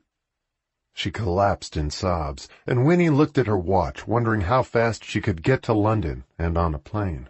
It was 9 o'clock at night. She had no idea what time the last train left, but if there was one around 11 o'clock or midnight, she could be on it, which would get her to London at 1 or 2 in the morning. With luck, she could catch a morning flight to Chicago, and from there to Detroit. The time difference was in her favor, and even with all the stops she had to make, she could be in Beecher by early afternoon. Marge, hang in. I'll get home as fast as I can. I'm going to get off now so I can get organized. I'll call you as soon as I know what time I'll be there. You can't. You're working. Never mind. I love you. It'll be okay. She had no idea if it would, but she didn't know what else to say. Her mind was racing as she hung up, and the first thing she had to do was call Edward and tell him what she was doing. He was going to London for 4 days, and she didn't want him to think she'd disappeared. She glanced at her watch again. It was still early enough to call him at just after 9 p.m. He picked up and was in good spirits. He was excited to be going to see Grace. She told him what had happened to her nephew, and he sounded shocked. How awful, Winnie. I'm sorry. I hate to do this to you, but I've got to go home for a few days. I'll try not to be gone too long, depending on what happens. For heaven's sake, don't be ridiculous. Stay as long as you have to. I can manage on my own. I won't even be back on set for 5 days. When are you flying out? He sounded deeply concerned. I don't know yet. I'll call you first. I'm going to try to get on the first morning flight to Chicago, or New York if I have to. I need to get to Detroit after that. My hometown is 2 hours out of Detroit. I'll see if I can get on a train to London tonight. No, you're not. I'm all packed. Grace is having dinner with her father tonight, so I was going to drive up in the morning. Call the airline. I'll pick you up in an hour. I can get you to London in 3 hours or less. You can stay with us until your flight if you need to. Are you sure? Of course. Grace never lets me drive the way I want. I'll enjoy it, he said, trying to make it seem light-hearted. He was very sorry for her. He had a nephew the same age. Winnie didn't waste time arguing with him. She called the airline, and they had a 7 a.m. flight to New York, which connected to a direct flight to Detroit. The flight to Detroit was due to land at 12:30 p.m. local time. With luck and no delays, she could rent a car at the airport and be in Beecher at 3 p.m. She threw jeans and a stack of clean shirts into her small rolling bag, got the toiletries she needed, a nightgown, some sandals, and some paper she thought she might need. An hour later, she was ready when Edward arrived in his Aston Martin. She turned off the lights, locked her front door, ran out to the car, and hopped in. I can't thank you enough for doing this for me, she said gratefully, and as soon as they cleared the village, he put his foot on the gas and never picked it up. They were on the freeway in no time, and they talked from time to time, but mostly he kept his mind and eyes on the road. They reached the outskirts of London at 1 a.m., and they agreed that it made the most sense to take her directly to the airport, since she had to check in by 5 a.m. for the 7 a.m. flight. He called Grace from the road and told her that he was coming in that night and why, and just listening to him talk to her made Winnie realize that what she wanted was a man who spoke to her like that. The tone of his voice told the woman at the other end how much he loved her and couldn't wait to see her that night. Edward dropped Winnie off at the international terminal at Heathrow at 1:30 a.m. and wished her luck. She had 3.5 hours to spare before she had to check in, and could doze in a chair in the airport and then get something to eat. She thanked Edward profusely again, and he hugged her and told her to text him and let him know what was happening. He was worried about her and her nephew. She waved as he drove away and walked into the terminal. She couldn't call Marge because she was back at the hospital by then, so Winnie texted her to see how Jimmy was doing, and Marge texted back, "No change." And Winnie responded with, yet. She texted Nigel after that and said that her nephew had had an accident and she was flying home on a 7 a.m. flight and would be back as soon as she could. She was sure he was sound asleep by then after a night at the pub, but at least he wouldn't worry when he didn't see her at work in the morning or think something had happened to her. She sat thinking about Marge and Jimmy until she boarded her flight. He'd been so sweet as a baby and was so grown up now. This couldn't be happening to him. He had to wake up. She wanted to will him into opening his eyes and looking at his mother. The flight took off on time, and she fell asleep almost as soon as it did, exhausted from being up all night. And before it took off, she texted Edward to thank him again. He had turned out to be even nicer than she had expected, and she loved working for him. He was intelligent and down-to-earth, talented and disciplined, and modest, which was rare in his business. And thanks to the show, he was a rising star and his career had taken off. She was thinking about him when she fell asleep, and how lucky he and Grace were to have found each other 13 years before. She hoped she met someone like him one day, minus the Aston Martin. She didn't need all the trappings of success and riches, just a good man to spend her life with. The plane landed in New York at 9 a.m. local time after a 7-hour flight, and she had an hour and a half before her flight to Detroit. She called Nigel then and hoped he wasn't on the set. He couldn't answer if he was, and would have his phone on vibrate, but he was outside taking a break, and he picked up immediately and sounded angry when he did. "Where are you?" "I'm in New York, on my way to Michigan. I'm between flights. My nephew had an accident. I sent you a text last night. Didn't you get it?" "Yes, I got it. I went by your place last night. It was dark. Where are you, Winnie? Really? In London with Edward? I saw the call sheet. He's off for 5 days. "He's with his girlfriend," Winnie said, shocked. "You think I'm lying to you? Do you want to call the hospital and check on my nephew? He's in a coma."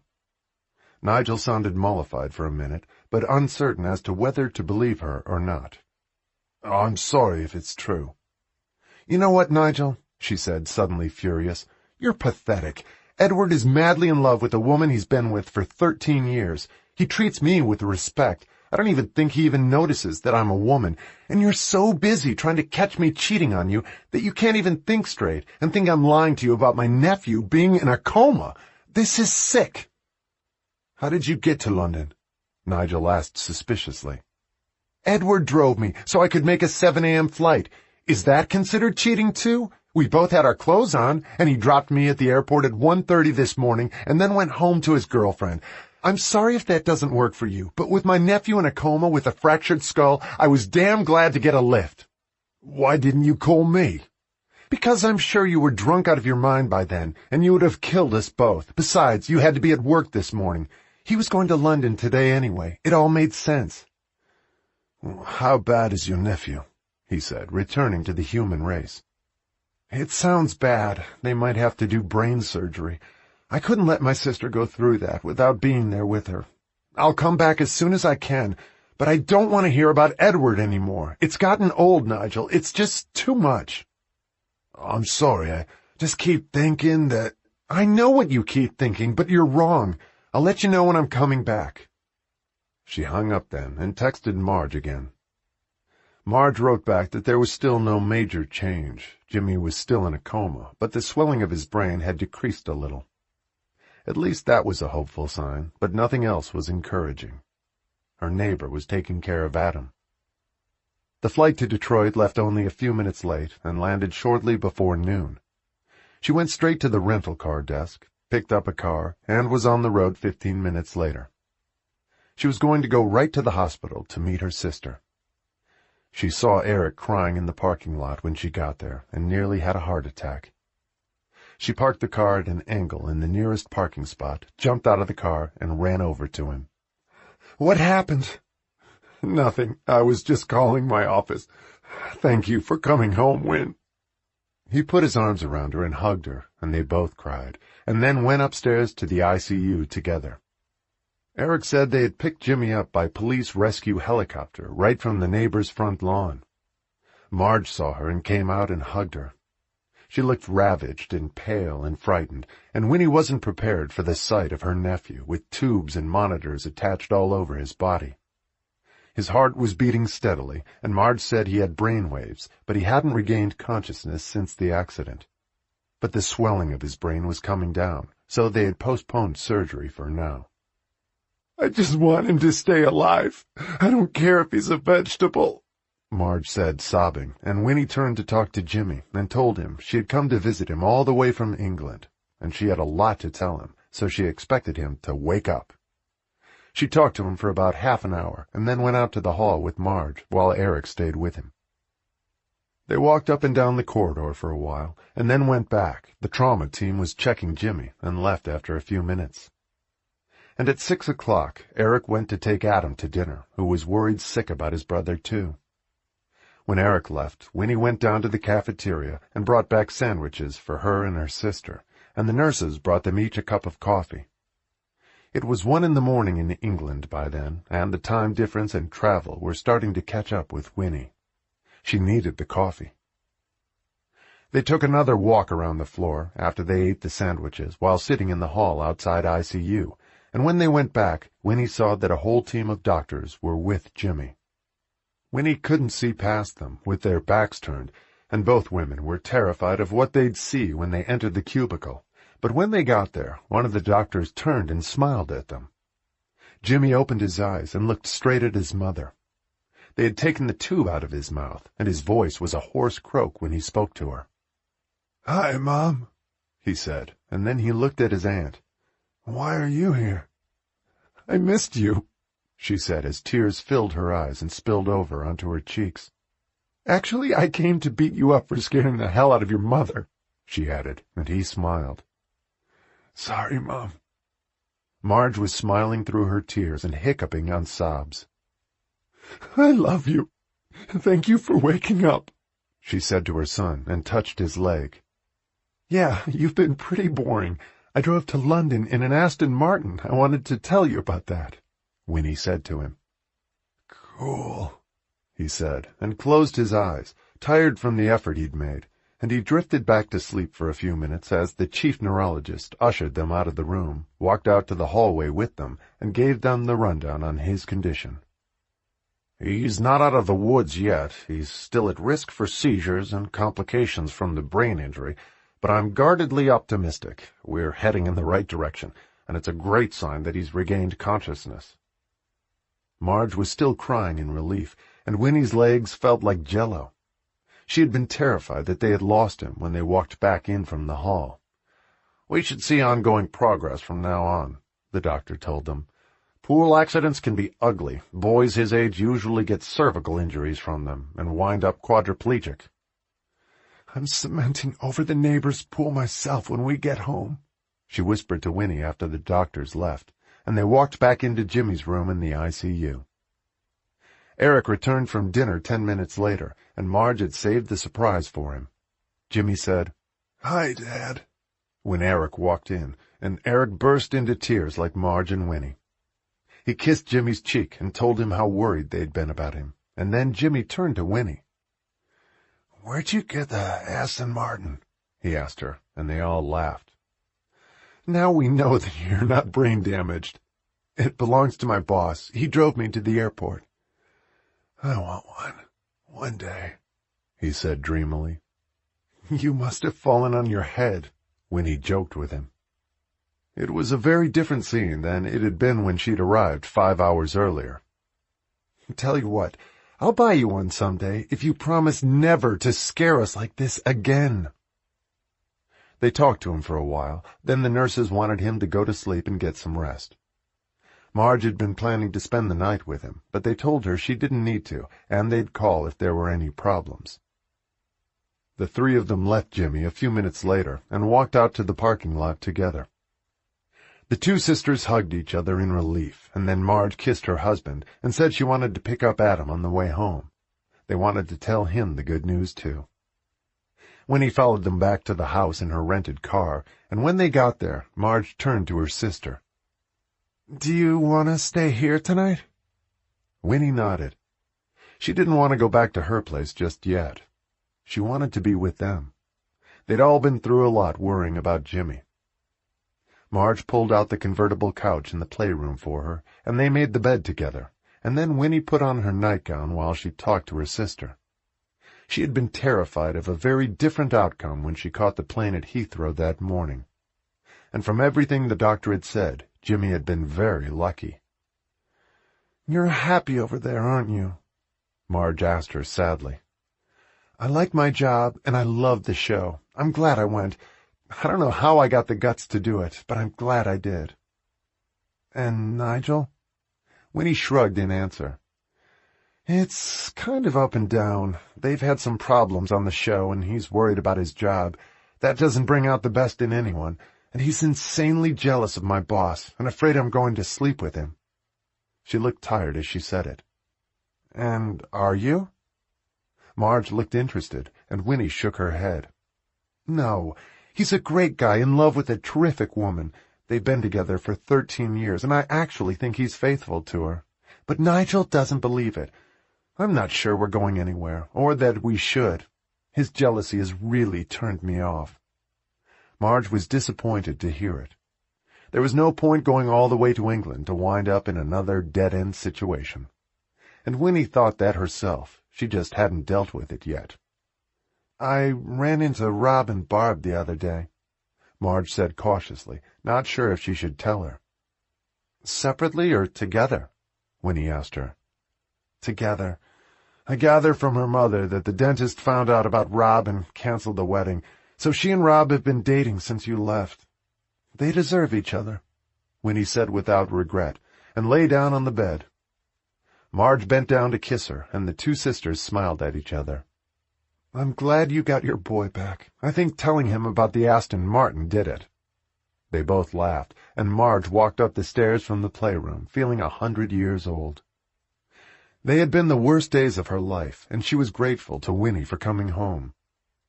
Eric was waiting for her in their bedroom, and Adam was already in bed. Marge was so tired she could hardly brush her teeth and put her nightgown on, and Eric put an arm around her as she got into bed. "Thank God he woke up," Eric said with deep emotion in his voice. "I don't think I could have survived it if he didn't," she said, exhausted. "We'd have had to for Adam. We don't have to think about that now. The doctor said he may have headaches for a while, and he's not going back to that pool again." Eric smiled at what she said. "How long is your sister here for?" "I didn't ask her. I'm just glad she came." He nodded and turned off the light. They lay in bed holding each other, slowly returning from the terror they'd lived through. Winnie was already sound asleep in the playroom. It had been the longest, most terrifying day of her life.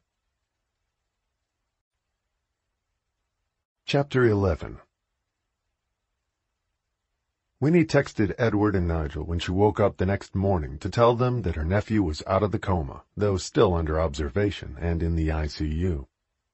Edward texted her back immediately to tell her he was relieved and to stay as long as she needed to. Nigel sent a message a few minutes later, telling her he was happy for her and wanting to know when she was coming back. She answered him that she didn't know, but would let him know when she did. They stopped at Winnie's house on the way to the hospital. Everything looked clean and in good order. It hadn't rented yet. Marge said the realtor had shown it to a doctor who had just come from Detroit to work at the hospital, and liked the idea of renting a furnished house until he got situated and found something to buy, but he hadn't made a decision yet. "How long do you think you'll stay over there?" Marge asked when they were back in the car, on their way to see Jimmy. "I just don't know. I have a job I love, and I have nothing to rush back for here except you and the kids, and I won't find a job here I like as much. Not working for a TV star," Marge said regretfully. And as they drove down the street, everything looked familiar to Winnie, but she suddenly realized she had no attachment to it. It didn't feel like home anymore. It felt like someone else's town, her mother's, her sister's, but no longer hers. Something inside her had come unhooked, but she didn't mention it to Marge. It would panic her sister if she thought Winnie wasn't coming back. Winnie didn't know if she would or not. But it was interesting being here, and being aware of how little she felt. It was good seeing Marge, Eric, and the kids, but not much else. "Thanks for telling me about Rob and Barb last night. I'd have been pissed if I'd seen them walking down the street together and you hadn't told me." "That's what I thought. Do you care?" "Not a bit," Winnie said honestly. "They're both dead as far as I'm concerned." Marge nodded and didn't comment. She didn't think she could have recovered from it herself. Jimmy was sitting up in bed when they got to the hospital. He said he had a headache, but the nurses weren't surprised. They got him out of bed and had him walk a few steps, but he got dizzy very quickly and had to sit down, which they said was to be expected. He wanted to hear about the Aston Martin again, and how fast they'd gone. And when the doctor saw him, he said they wanted him in the hospital for a week for observation, to make sure he had no complications before he went home. Jimmy was upset about it, but all the adults thought it made perfect sense. Adam came to see him that afternoon and brought him a pizza, and they shared it for dinner. Jimmy's appetite hadn't come back yet. Adam was beaming and peaceful after he saw him. Winnie drove him home after the visit. "I thought he was going to die, Aunt Win," Adam said in a small voice. "I think that occurred to all of us, but he's going to be fine now. He's very lucky, and so are we." Adam nodded again and looked subdued when he got out of the car.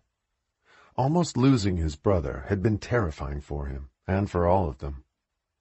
When Marge came home from the hospital, the adults had dinner together, and Winnie told them about her work on the set, and how interesting and rewarding it was, and how huge a crew it took to film the show. She told them about Alexander Nichols, their historical consultant and the manners coach, who advised them about every aspect of appropriate behaviors and manners of the time, how the women should sit and stand, what they could and couldn't say, and he was just as rigorous about the men in the cast. He would stop them from filming the instant anyone made a faux pas about the customs of the period. "I thought he was a pill at first," Winnie said to them. "But he's brilliant. He knows everything about the era. He goes around with a ruler measuring how far apart people should sit.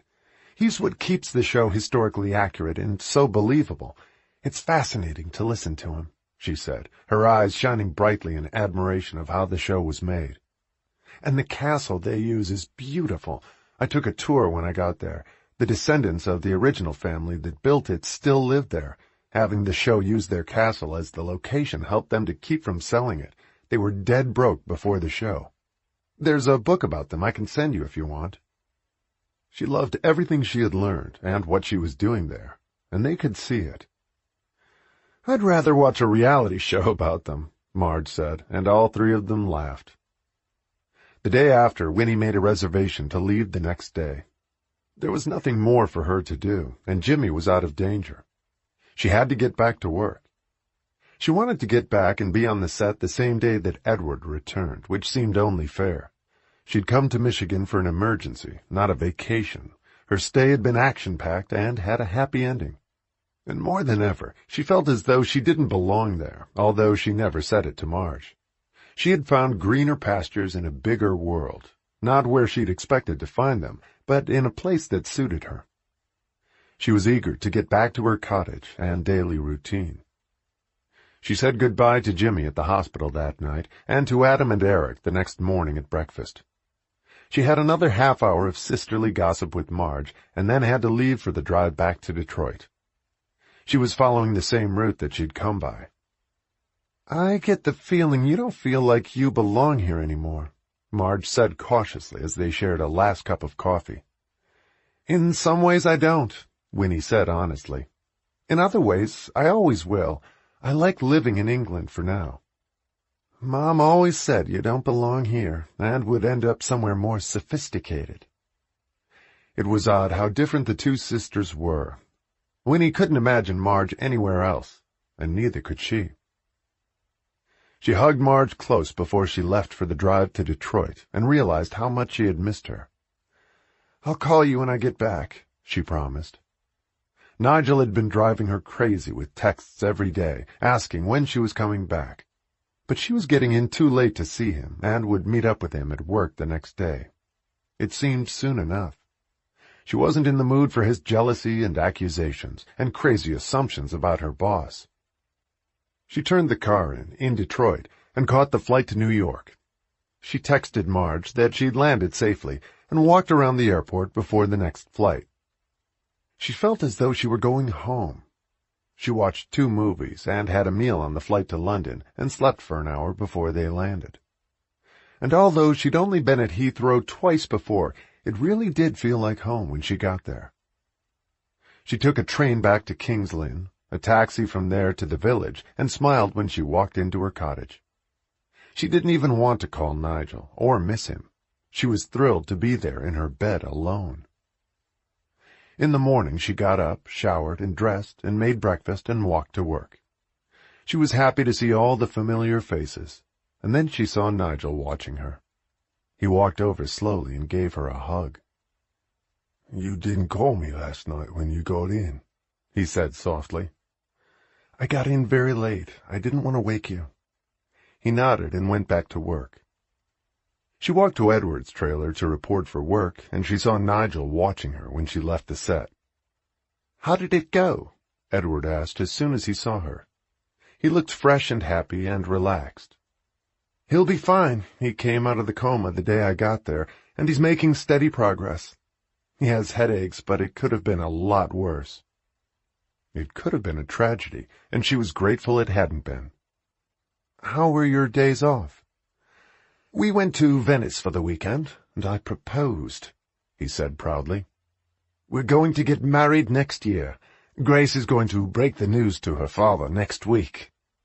"Congratulations!" Winnie smiled at him. "Where are you going to get married?" "Someplace gorgeous and romantic that we both love. The Caribbean, St. Bart's, Tahiti, the top of a mountain, or in our apartments. We haven't figured it out yet. Her father will probably want us to do it at his club. We want to avoid that at all costs, but wherever we do it, it's time. We've waited long enough." 13 years seemed like more than enough to Winnie, and she hoped Grace's father didn't give them a hard time. They didn't deserve it, and Edward would be a wonderful husband. He gave her some projects to do for him while he studied his lines and got ready for their shooting schedule that day. His costumes were lined up on a rack, and the hairdresser was coming to trim his hair. Winnie handed him his schedule a few minutes later, and he smiled at her. "It's nice to have you back." He loved how organized she was and how efficiently she kept his life on track. He was on the set on time for every shot, knew his lines flawlessly, as he always did. The day unrolled smoothly like a carpet, and they both left work on time at 6 o'clock. And when she left, Nigel was waiting for her outside. "Want to ride home?" "Sure." She smiled at him and got in the Jeep, and hoped he wouldn't mention Edward again. He didn't, and he came in while she made dinner for both of them, and they enjoyed a relaxed evening together and went up to bed. Their love-making was tender and sweet. When he was that way, she always hoped that things would work out between them. But when he played the jealous lover, all she wanted to do was get away from him. She was happy he hadn't done that tonight. It was a perfect homecoming, and just what she needed from him. For the next week on the set, everything went smoothly, and everyone seemed in a good mood, even Nigel. Winnie noticed Matthew sitting on the sidelines several times that week, and then conferring with Michael and nodding. She wondered if he had figured out a storyline yet to cover Bill and Elizabeth's absence the following season, and if they would be bringing in new actors. At the end of the day on Friday, before a weekend off, the production team called a general meeting, and when she got there, Winnie saw Matthew waiting to speak to all of them, and she got an odd feeling about it. He waited until everyone was there before he started. Before saying anything else, he praised them for how exciting the season had been. They had a week left in their shooting schedule before the hiatus, and he said he thought it had been their best season. The most impressive and the most professional and breathtaking in every way. He said what they'd been shooting would play in the coming months as their 7th season. They were due to return in October to shoot the following season, but he didn't mention it. Everyone knew it anyway. He said he'd been working frantically to come up with alternate plot lines to explain Elizabeth and Bill's absence from the series, and he had come to the conclusion that no matter how many new actors they added or plot turns he devised, they had already given the viewers their best work, and it would be a mistake to dilute it now or trivialize it in some way and disappoint people. He said every show had its lifetime, and he had realized that Beauchamp Hall had reached the end of its natural life, and trying to extend it artificially would be a grave mistake. So with gratitude to everyone involved and great regrets, they were canceling the show and ending it when they finished shooting the remaining episodes. He had tears in his eyes when he said it, and added, I will never be able to thank you enough for the life you have breathed into this series. We have pleased people all over the globe and given meaning to their lives, just as you have to mine. From the bottom of my heart, I thank you. I'll miss Beauchamp as much as you will, and much, much more, he said, and then walked quietly off the set with tears running down his cheeks. The entire cast and crew sat mesmerized, watching him go, as though they hadn't understood what he told them, and then burst into tears and hugged each other. It was over. They had pulled the plug. Beauchamp Hall would never have another season beyond the one they were shooting now. It would be over forever in a week, and all the joy it represented for the viewers and for those who made it. After almost 7 years, it was finished. There was chaos on the set for half an hour, and then people disbanded to discuss it among themselves, digest it, mourn it, and celebrate it. Winnie made her way to where Edward was sitting, and he looked like he was in shock. "Are you okay?" she asked him, and he nodded. "I'm stunned. I didn't expect that, but maybe I should have when Liz and Bill left. I thought he'd pull a rabbit out of the hat one more time, but no more rabbit, no more hat. I'll be okay," he reassured her, and also himself. "I'd better call my agent tomorrow." "You'll get another series," she said with conviction. He was one of the best actors on the show, and the most reliable, even if he didn't have top billing, which was the problem.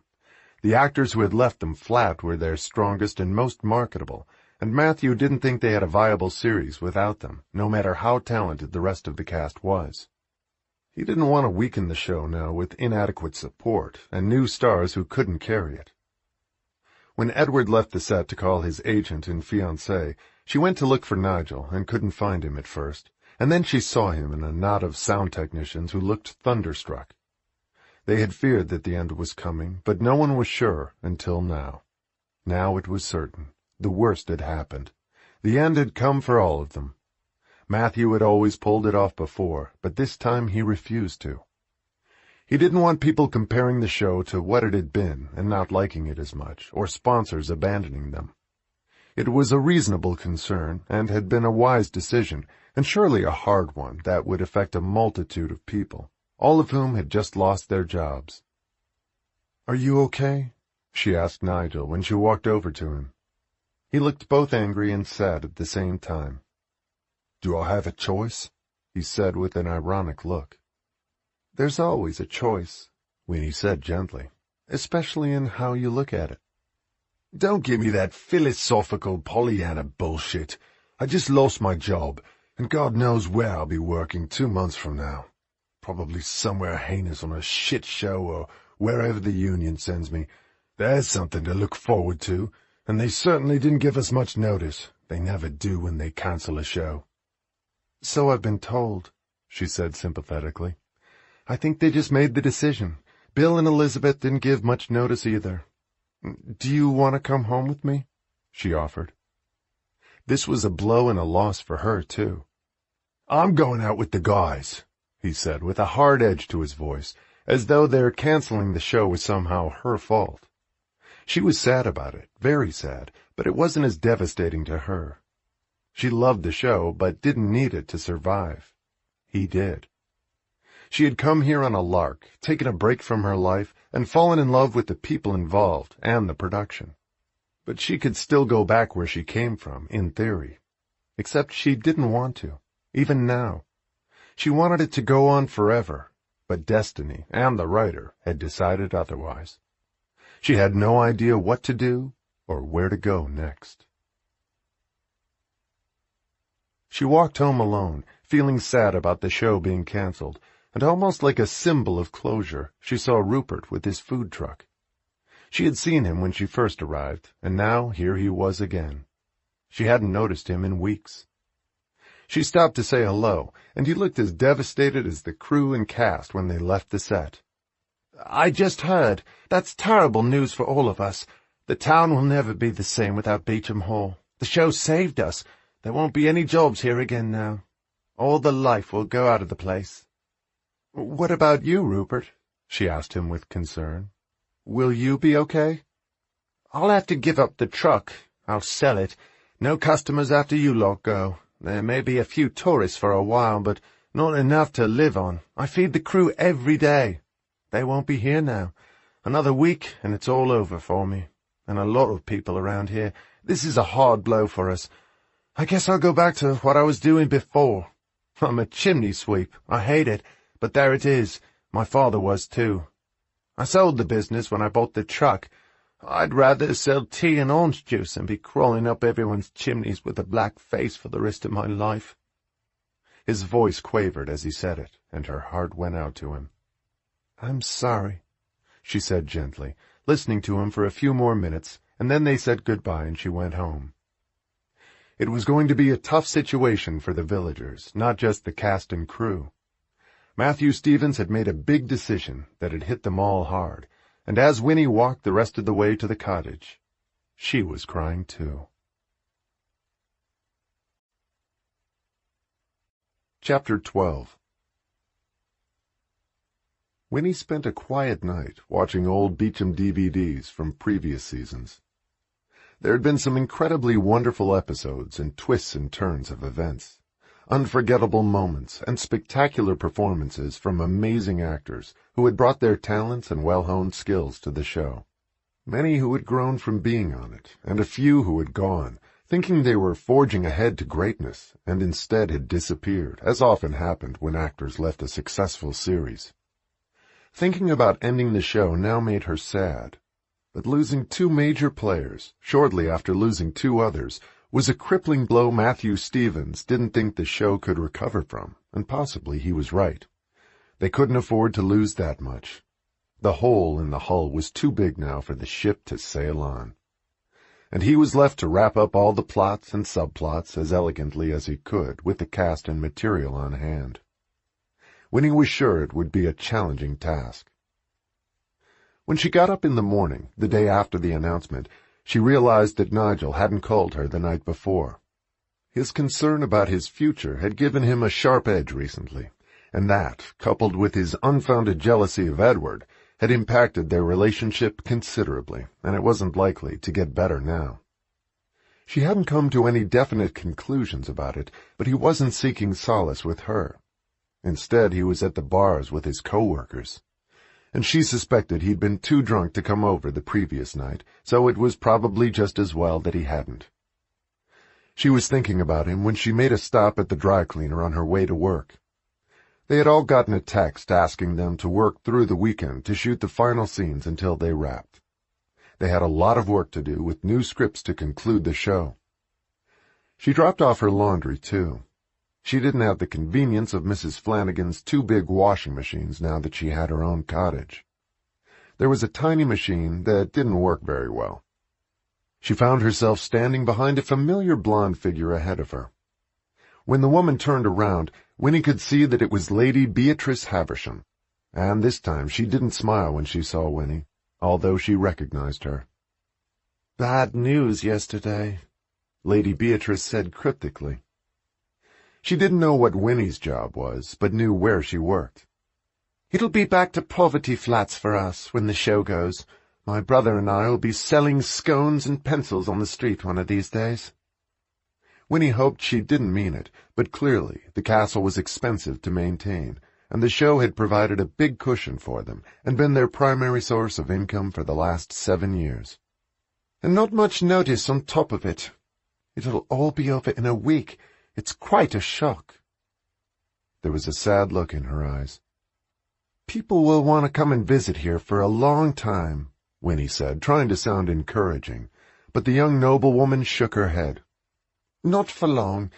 They'll forget. They'll fall in love with some other show, and we'll fade back into the mist, like all the other great houses with owners who've run out of money. Faded curtains run out of charm rather quickly when there's nothing else going on there. The show was a great blessing for us for a long time.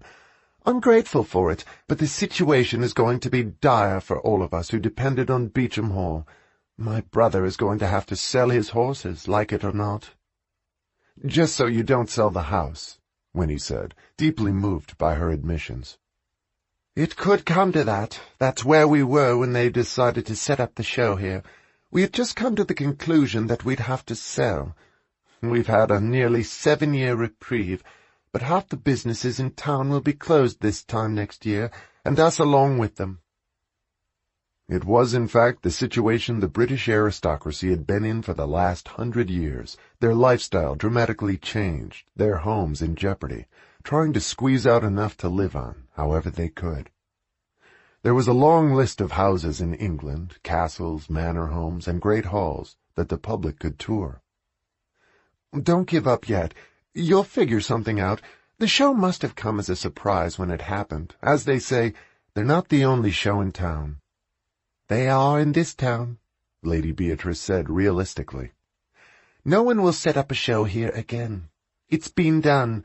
We'll have to get creative, but I haven't figured out how yet. My brother is more inclined to wait for a miracle to fall from the sky."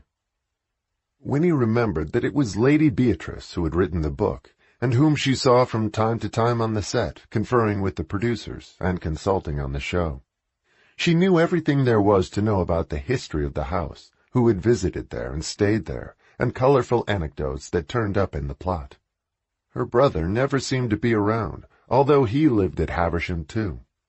He looked more aloof the few times Winnie had glimpsed him. Lady Beatrice seemed more down to earth and engaged with people around her, as she was with Winnie now. "I suppose I'll see you around for a while longer," she said almost wistfully, and Winnie smiled. "We'll all be sad to leave, and I've only been here since May." "We'll be equally sad to see you go."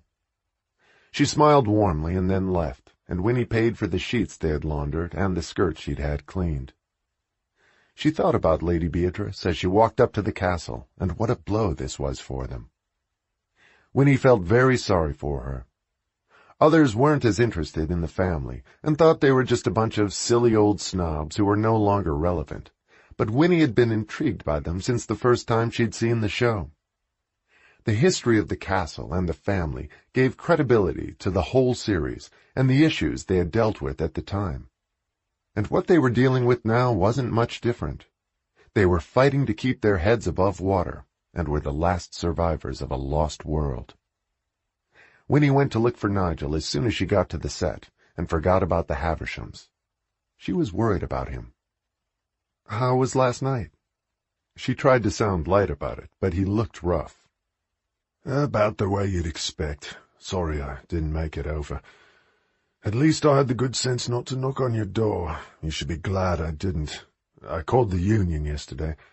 There are half a dozen new shows starting. The new ones are pretty well staffed by now, but something will turn up." He tried to sound optimistic, but didn't look it, and she knew pride had kicked in. He didn't want to look pathetic to her. She kissed his cheek lightly and headed for Edward's trailer. He was reading the London Financial Times when she walked in, and seemed surprisingly calm when he looked up and smiled at her.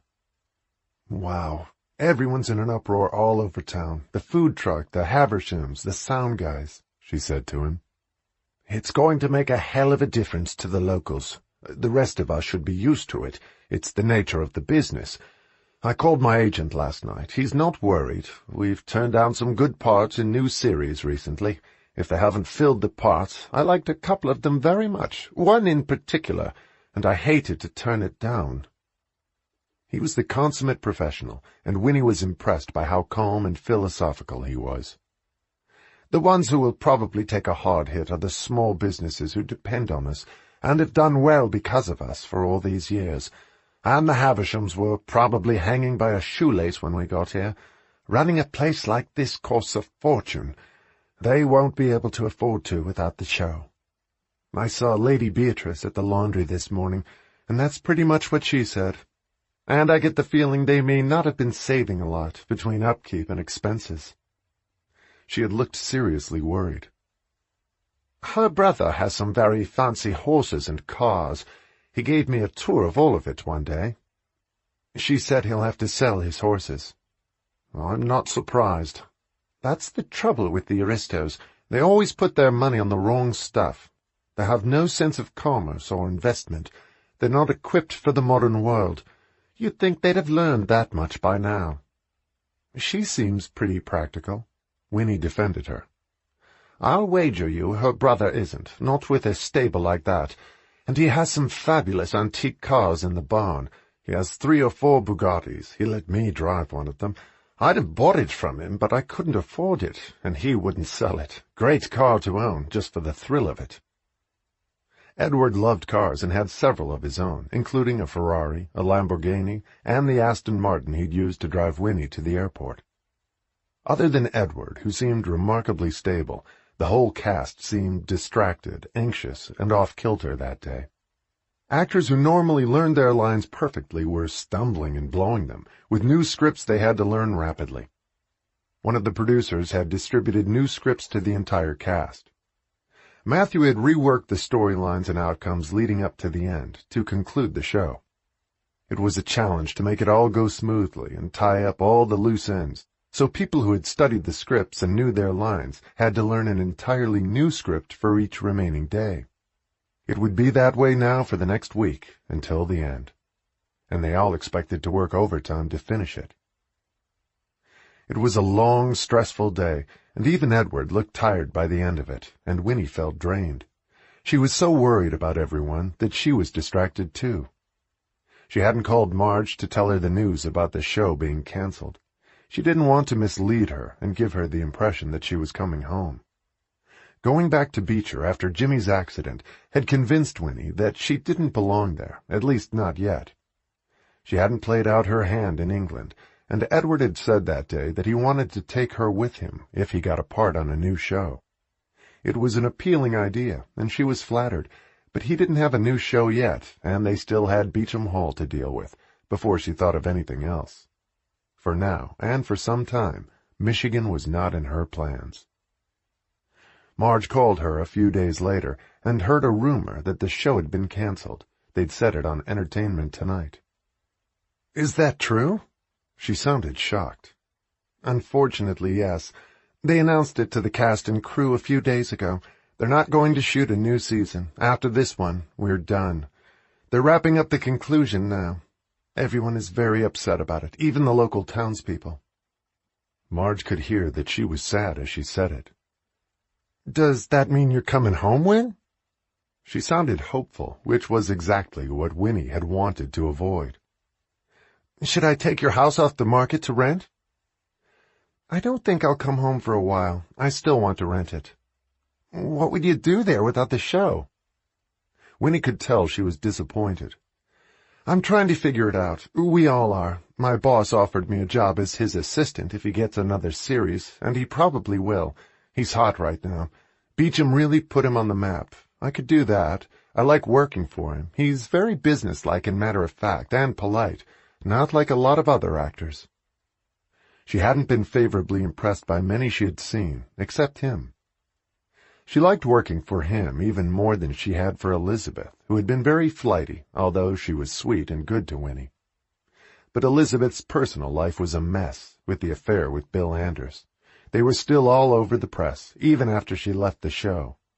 Edward kept his private life much more discreet. I'll let you know what I'm doing when I know. She asked about Jimmy then, and Marge said he was doing well, and the headaches had gotten better. Nigel came over that night, and hadn't been there in 3 days, a long time for him. But he just hadn't been in the mood. He was quiet that night, too. She didn't ask if the union had called about upcoming jobs. She didn't want to upset him more than he was. I may stay with my parents for a while after we wrap, he said quietly. Or go to stay with my cousin in Ireland. Would you want to come, Winnie? I might, she said vaguely. I haven't figured out my plans yet either. And then she decided to tell him. Edward offered me a job on his next show, when he gets one. I might do that. He's good to work for, simple and direct and no nonsense. He's a pro. Nigel looked depressed by what she said. Are you in love with him? Not at all. He just got engaged, and he's crazy about her. They're getting married fairly soon. He's not a cheater, and neither am I. Nigel had heard it all before and didn't believe her, but this time he looked as though he might. He was so down and lethargic, he was even less jealous. I don't know if that's true about him, but I think it is about you, he said fairly for the first time. What do I have to offer you anyway? You'd have a much better life with him. I'm just a broke sound guy, about to be out of a job. You'll have another job soon, and he's not offering me a better life. He's offering that to his fiancée, some lord's daughter in London. I'm no fancier than you are. He's offering me a job, not marriage. You won't go home to Michigan? He seemed surprised. I don't know yet. I haven't decided. It seemed pretty dreary when I went back. I've gotten spoiled here. I love it. Well, you can't stay here when this series ends. It'll be a ghost town. Half the shops will be closed, and people will have to go to other towns for jobs. That's what England is like these days. Beecher isn't exactly a hot job market either. That's why I left. I didn't want to work at a motel or the hardware store. You'd look cute in a set of overalls, he teased her. Small towns are like that.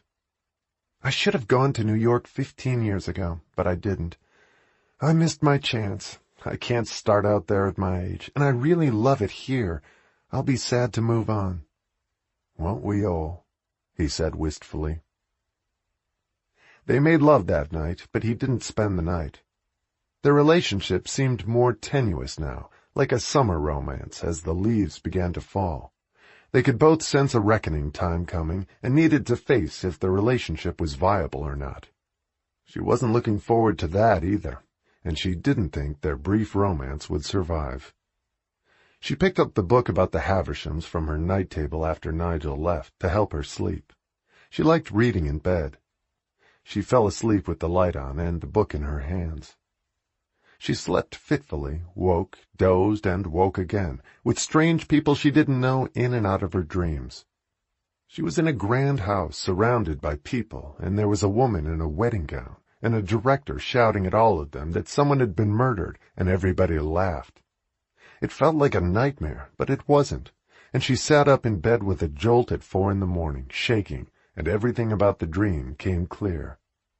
She thought it was important and wanted to remember all of it. She grabbed a yellow pad she kept on her night table for lists of things she had to do, found a pen beside it, and began writing down the dream frantically before any of it could slip away. The people the director had been shouting at were actors, but at the same time she knew they were guests. They were all in elaborate period costumes like the ones on the show. She even recognized one or two of them as gowns Elizabeth had worn. The bride in the midst of it was real, and the murder a hoax, which was why everyone laughed. And then they all had taken a tour of the castle, where scenes from the series were being played out in different rooms by the actors, but Winnie could see now that they were being played out on giant video screens. They all left the castle via some kind of museum where Rupert was selling souvenirs, cups and mugs and plates, beautiful hats and tiaras, and they were all being interviewed by reporters. She realized that the bride she had seen was Edward's fiancée, Grace, and he was with her. She'd only seen Grace in photographs so far, but she was sure it was her. Grace looked ecstatically happy, and everyone, including the reporters, threw rose petals at them as they drove away in Rupert's food truck with "Just Married" written on the back. The dream was crazy, but parts of it made sense to her. She read what she'd written over and over again, and added to it, and then divided it into sections. Some sounded more lucid than others. She tried telling herself that the whole thing was ridiculous, and turned off the light at 5:30 and tried to get another hour or two of sleep. But she was too excited to drift off, and kept thinking of more things she remembered to add to her notes. By 8 o'clock, she was certain that the dream had been an inspiration, and she knew who she wanted to share it with. She dug through some production notes and papers and found the general number for the castle in case of some major problem on the set. if there was an emergency like a flood or a leak or a major power outage. She wasn't sure if a butler or a janitor or a property manager would answer, and instead she recognized the voice of Lady Beatrice Havisham. She was having breakfast and sounded surprised by the call. Winnie explained who she was and reminded her of where they'd met. Yes, I know, Lady Beatrice said, sounding worried. Do we have a leak from the upstairs master bath into the library again? No, everything's fine. I know this sounds a little odd, but could I meet with you at lunchtime or after work today? I had an idea I'd like to share with you. If it incorporates murdering an irresponsible brother, I'd be most willing, she said crisply. He drove my car into a pond yesterday. Odd, he never does that kind of thing with his own, or his Bugattis. Winnie laughed, but Lady Beatrice did not sound amused. Might I ask what this is about, by the way? It's too complicated to explain on the phone. Ah, very well. After I dispose of my brother's body and fish my car, or what's left of it, out of the pond, I'll be free at noon. Come in through the door to the family living quarters. I'll meet you in the main parlor. It's a bit dusty, I'm afraid. I haven't had time to hoover in there for 3 weeks, but meeting you in our boot room seems a bit rude. Winnie had seen all of it on the tour, except the private quarters, but it suddenly seemed more personal going there to see Lady Beatrice. It sounded exciting, and so was her dream. Edward noticed her high spirits when she got to work, but she didn't explain it to him. He guessed it was due to a romance, but didn't ask her. She warned him before he walked onto the set to play a scene that she would be leaving a few minutes before noon for an appointment. He had no problem with it. Alexander Nichols, their historical consultant, was on the set, correcting them just as intensely right to the end. He wanted everything to be perfect, and was relentless to ensure it. She left the set and walked around to the back of the castle, and wandered in through the back door the Havishams used now as their private entrance. There were 2 small sitting rooms for visitors to wait in, but most of the furniture and paintings had been removed to use as props on the set, and she walked past them into an enormous parlor filled with sunlight, overscale antiques and magnificent paintings, some as high as 6 and 7 feet tall, and the ceilings were high too. It was a splendid room. They had filmed there a few times in the first 2 seasons, then decided there were other rooms they preferred, and the Havishams had been happy to reclaim it for their own use. It had been called the day parlor in the heyday of the house. Winnie wandered around, looking up at the paintings, and stood gazing intently at one of a woman riding side-saddle on a white horse, and she jumped when she heard a voice behind her. That's my great-great-aunt Charlotte. She was quite mad, apparently, but lovely to look at, and very amusing. Winnie turned to see Lady Beatrice in a crisp white men's shirt, tailored to fit her, jodhpurs that were obviously custom-made, and perfectly polished tall black riding boots, with her blonde hair cascading down her back. She was every bit as beautiful as the woman in the painting. "Thank you for seeing me," Winnie said, somewhat cowed by the surroundings, and feeling shy now that she was face to face with the lady of the house, who would surely think she was quite mad too, once she explained her dream and her interpretation of it. "Don't be silly, of course. Won't you sit down?" Winnie did, at the edge of a large antique chair covered in deep red velvet that was frayed but still impressive. "Would you like some tea?" "No, I'm fine, thank you." "Sorry I look like this. I got the damn car out of the pond. I'm not sure we can get it running again. My brother is an incredible nuisance." She looked as exasperated as she had sounded that morning on the phone. "No one should have to live with their siblings past the age of 8. We shipped him off to Eton and Cambridge, but he always came back. And now we're stuck with each other, trying to run this place. And there's always some little actress to chase, with the show here, although that will be all over now. He'll be bored to sobs once they leave. But so will I, and broke as well. So dreary." She sank into a velvet couch facing Winnie, with an enormous painting over it, of another of her ancestors, but didn't explain who it was. "So, what did you have in mind?" She talked a lot, but was light-hearted, articulate, and funny, and very British. The series was full of people with accents just like hers, which they imitated to perfection, with the help of diction coaches to make them sound upper crust, whatever their origins. Lady Beatrice always found it amusing. "I had a dream last night." Winnie started cautiously. "Oh, dear. Not a bad one, I hope.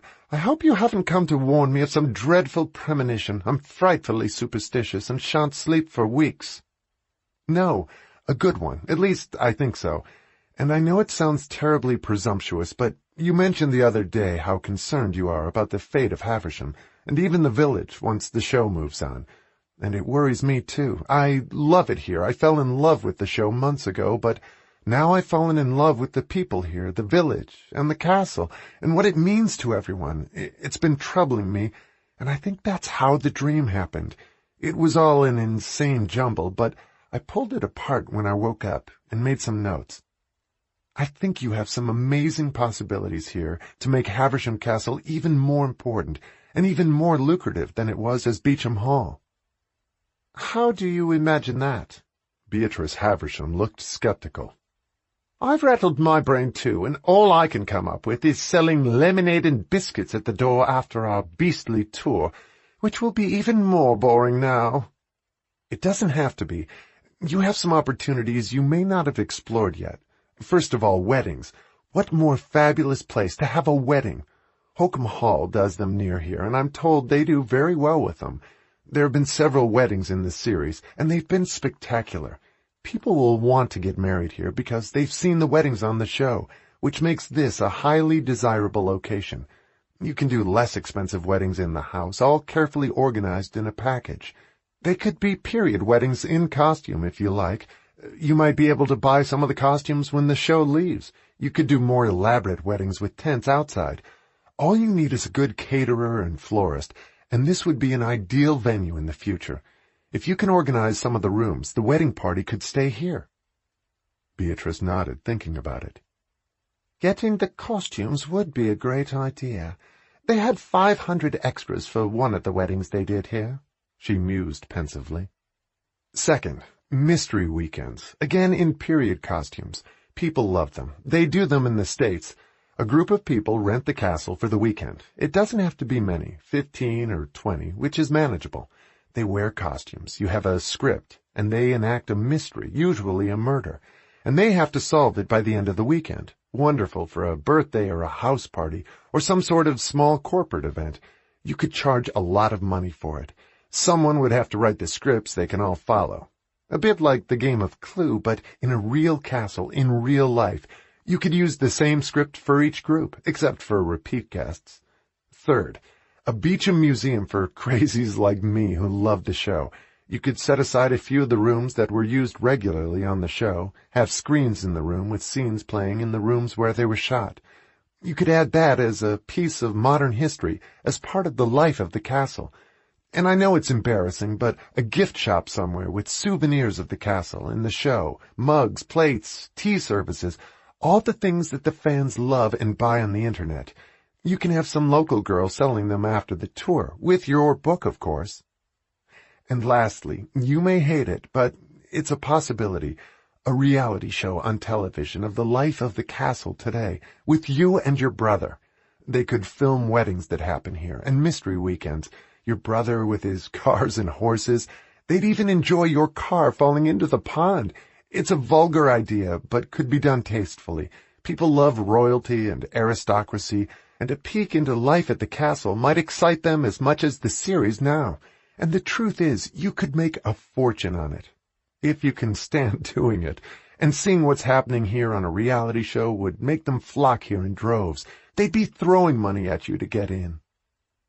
Winnie fell silent when she was finished, as Beatrice Havisham stared at her.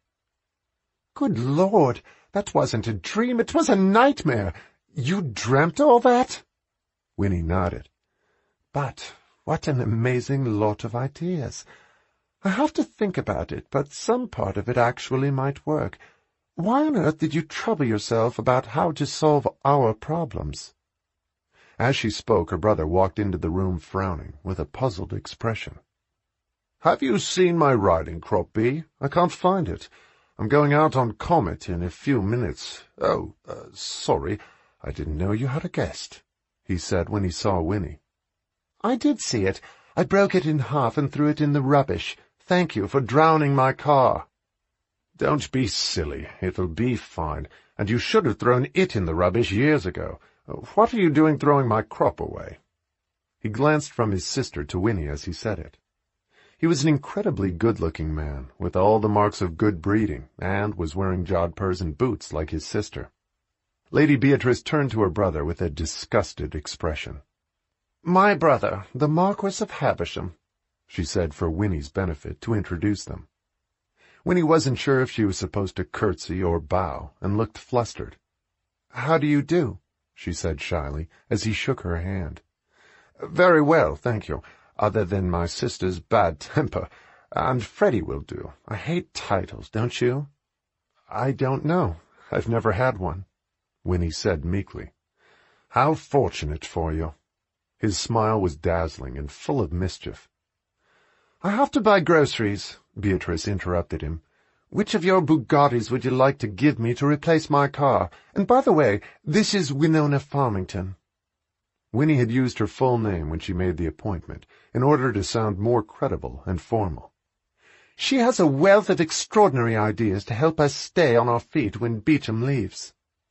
Beatrice stood up then, and Freddie disappeared again to find another riding crop in the boot room. "I have to think about what you said. I don't know if I'd had the courage to do any of it, but it's certainly worth a thought. I'll call you when I've had time to digest it." Winnie nodded and stood up and thanked her for allowing her to come and share the ideas. "What part would you play in it?" "None," Winnie said simply. "I wasn't in the dream. I just thought some of it might be helpful." "How kind of you," Beatrice said, smiling at her. They were about the same age, and Winnie had a feeling she'd like Bea if she got to know her, and her brother was handsome and funny. They were like people in a book or a play, not real life, or not Winnie's real life at any rate. "I don't know where we'd get the manpower to pull it off," Beatrice said thoughtfully as she walked Winnie to the door. "There will be lots of people out of work here shortly. They'd be grateful for the jobs," Winnie reminded her. Beatrice nodded agreement, and Winnie left a minute later. After she left, in the distance, Winnie saw Freddie cantering toward the hills on a white horse. He looked like a good omen. She thought about it as she headed back to Edward's trailer. There were parts of her life now, in fact all of it, that felt like someone else's life, surely not hers. Titled aristocrats and movie stars, castles and hit TV shows. It still took her breath away at times. But Beatrice Havisham seemed almost normal to her, down to earth and practical. She had listened intently to Winnie. In the family side of the castle, Beatrice was pouring herself a cup of tea and shaking her head, wondering if fate had just saved them again. Or was it all too absurd? Chapter 13. New scripts appeared daily on the set now to try to wind down the series to a satisfying conclusion. Viewers had to be pleased, mysteries solved. Matthew didn't want to leave anyone hanging, but to wrap everything up neatly. It took new scripts and storylines to do it, and learning all the new lines was challenging for the actors and confusing for everyone, even the crew. Nothing was going according to previous plans.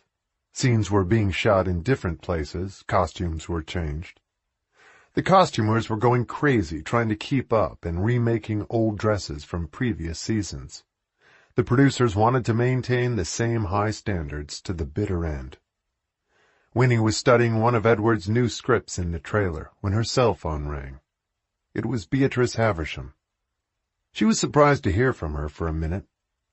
It was 2 days after their meeting, and Winnie was beginning to assume that they had decided she was crazy and had no interest in any of her ideas. It was entirely possible, and she wouldn't blame them. "Is this a bad time?" Beatrice asked her. "No, it's fine. I'm sorry I didn't call you yesterday. Would you have time to come by and talk to us sometime today? My brother's going to London tomorrow, and I never know when he'll get back. I could come by after work, Winnie said softly. She didn't want to disturb Edward, who was trying to learn new lines only a few feet away. Perfect. We'll have tea together. 6 o'clock? Which Winnie knew meant a light dinner at that hour. See you then, she said, and hung up. She was hurrying out of the trailer at 5 to 6 when she saw Nigel coming toward her. He caught up with her a minute later. Do you want to go to dinner with me now? I can't, she said, looking apologetic. I've got an appointment. I don't know what time I'll be finished. I can call you. Never mind, he said, annoyed. Who's the appointment with? The Havershams, she said simply. The bloke with the Bugattis? And his sister. What for?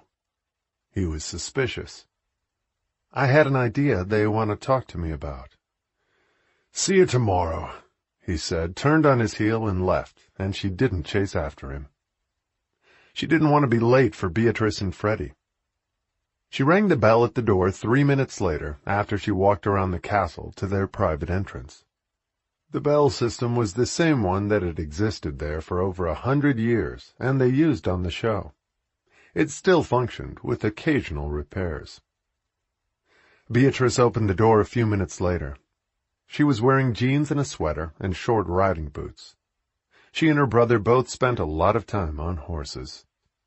She walked Winnie into a small sitting room after following a circuitous route down a back hallway. It was the room Beatrice used as an office, and was a combination library and sitting room, with a fireplace and 2 comfortable couches and several big leather chairs. The room was cozy, and her desk was piled high with papers. She handled all of their accounts with the production company, and kept track of all the schedules for the shoot, and which rooms they'd be using when, so there was never a conflict. Sit down, she said warmly to Winnie. I'll be back in a flash. She reappeared a moment later with an enormous, ornate, antique silver tea tray, piled high with plates of scones and clotted cream, impeccable tea sandwiches of chicken, egg salad, cucumber, watercress, a silver teapot, 3 cups, china and silver. It looked like a scene from Beauchamp Hall, and worthy of the fanciest home, hotel, or restaurant. It smelled delicious, and as soon as Beatrice set it down, her brother appeared in jeans and a T-shirt. "Are we meeting in here?" he asked his sister. "Who made the tea?" He looked impressed, too. I did. Sit down. We have a lot to talk about. She passed Winnie the plate of sandwiches, and Winnie took one of each. Freddie helped himself to several, while his sister poured tea and handed Winnie a delicate cup with a linen napkin and silver spoon. The light meal, the silver and china, were a civilized relic of a bygone era. Once they were all served, Beatrice addressed Winnie. We've been talking about your ideas, and some of them are quite mad and positively frightening, but very interesting. We're wondering how much of it would really be possible, and how much manpower and expertise it would take. We don't have a big staff here. This isn't Beauchamp Hall. She smiled. I don't think it would take a lot of people, and you could hire the ones you'd need. What part of the dream appealed to you? The mystery weekends, Freddie said, smiling, helping himself to more sandwiches, and his sister gave him a quelling look. The weddings first, Beatrice intervened. I never thought of it before, but I think weddings could be quite marvelous here. We'd have to limit the number of guests, of course, but God knows we've got all the china and crystal and silver we'd need. And I suppose we'd have to know who the people are, so we know they're not the sort to steal the silverware. The bridal family could make a security deposit as part of the price. You could design packages money-wise, depending on size and how elaborate they want it, and additional fees if they stay here or not. You could even provide a hairdresser and makeup artist, manicurist, everything they'd need. It could be very lucrative. You could hire someone just to do weddings, Winnie suggested. I could do it myself, Beatrice said thoughtfully. We've all seen how they do it on the set. I think I could pull off a creditable wedding. I've never had one myself, but I've been to enough. I could masquerade as a priest, Freddie interjected. Then the wedding wouldn't be legal, and they wouldn't have to bother getting divorced if it doesn't work out later. You are not being helpful. His sister glared at him. And I loved your idea about buying wedding gowns and costumes from the production company when they leave. It could be very glamorous, and I think we have a few in the attic also. They might give them to you for free, Winnie said thoughtfully. And you should probably have an assistant to help you with the weddings, a young local girl. Do you know a good caterer? Actually, I do, Beatrice said. And they're not very dear. I think our doing weddings here is a fantastic idea. We could advertise in bridal magazines or some newspapers, maybe British Vogue. I think we should keep it high-end, so it's something people are begging to do, their dream wedding. I completely agree, Winnie said, pleased that her idea had spawned something useful for them. She liked Beatrice, and she thought her brother was funny. You'll need a florist and a photographer and a calligrapher, and catering staff, of course. What about the mystery weekends? Do you think we could actually pull that off? I've never been to one. Beatrice was intrigued. I have. Freddie leapt in. It was amazing. I loved it. I was the murderer twice, and no one guessed me.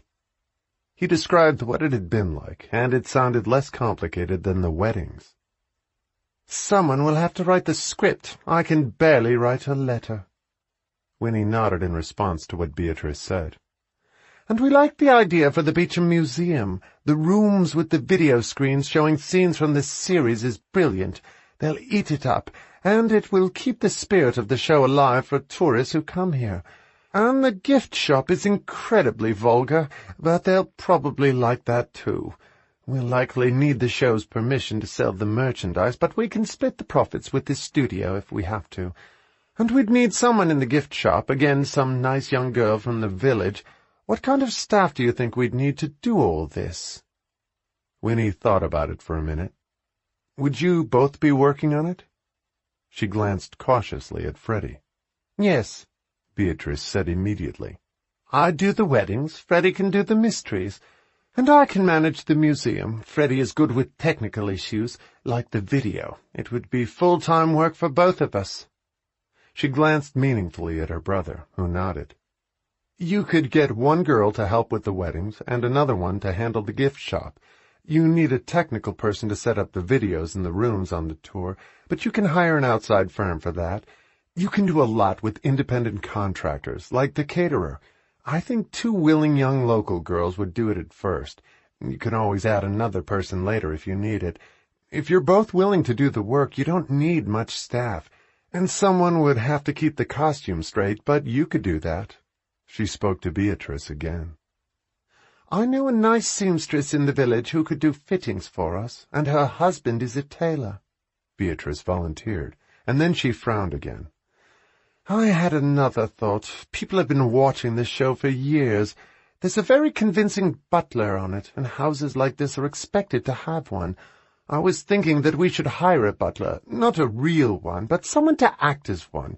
He could even help with the tours. I can play the butler, Freddie said happily. He was enjoying the fantasy immensely, and smiled several times at Winnie. You cannot play the butler, his sister said firmly. You're the Marquis. You can't be the butler. We need someone who looks the part. Winnie nodded, thinking. She agreed with Beatrice if they were going to reenact something close to Beauchamp Hall and put on a real show for visitors or wedding guests, and then she had an idea. Do you know Rupert with the food truck in the square? Freddie smiled when she said it. I went to school with him in the village for a year before I went to Eton. He's a good chap. He gives me free bangers whenever I see him. Actually, he'd be perfect. Brilliant, Beatrice approved. Do you think he'd do it? He was telling me last week that he's going to have to sell his food truck when the show closes and go back to being a chimney sweep, which he hates, Winnie explained. I'd forgotten about that, Freddie said sympathetically. I'm sure he'd rather be a butler than go around with soot on his face. It didn't sound like a fun job to Winnie, either. I can ask him, Winnie said politely. She had made notes of several of the things Beatrice had mentioned. She had to hire 2 young girls to help her, and they needed to inquire about buying wedding dresses and costumes for weddings and mystery weekends.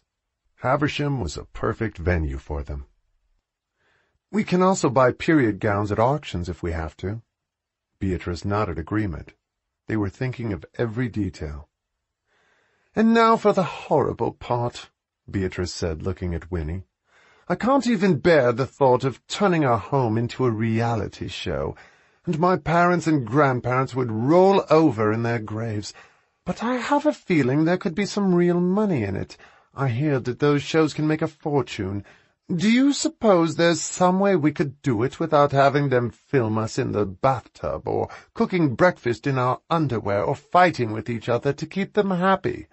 We don't either of us have any love children to produce to shock them, but maybe if they filmed a wedding or a mystery weekend and the preparations for it, it would satisfy them. Some of the brides might love it.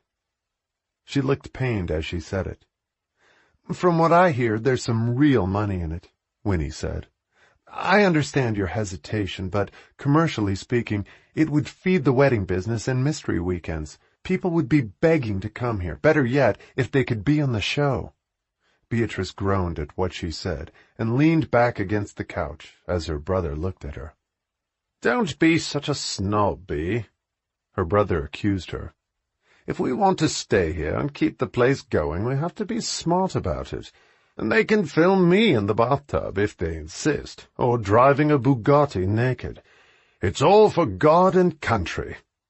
He said it nobly, and all 3 of them laughed. Do you know anyone who produces those reality shows? She asked Winnie. No, but I can find out. I'm sure someone on the crew knows who they are. I have another important question, Beatrice said, jotting something down on her list. How soon do you think we have to start putting all this together? Yesterday, Winnie said without hesitation. I think you should try to open by Christmas. That gives you almost 4 months to get everything in order and ready to roll. I think you can do it by then, if you start now. There actually isn't much preparation because you have everything right here already, and you don't need a lot of staff, and the rooms they've been using for the show are camera-ready now. Both Havershams were in agreement. It sounded feasible to them, too. And one more thing, Beatrice added, looking shyly at Winnie. We can't do this on our own, and it was your idea. We'd like you to be our creative director. Me? Winnie looked shocked. She hadn't expected to include herself in the deal when she suggested it to them.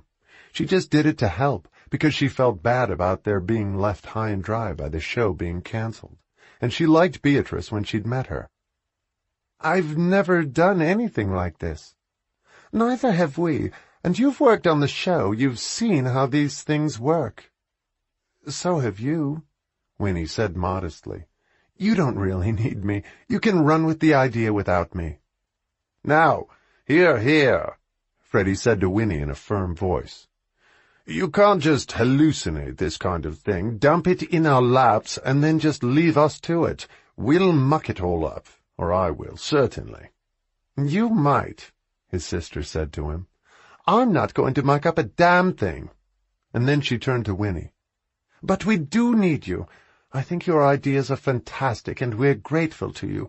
Would you consider being partners with us? We could split the profits 3 ways.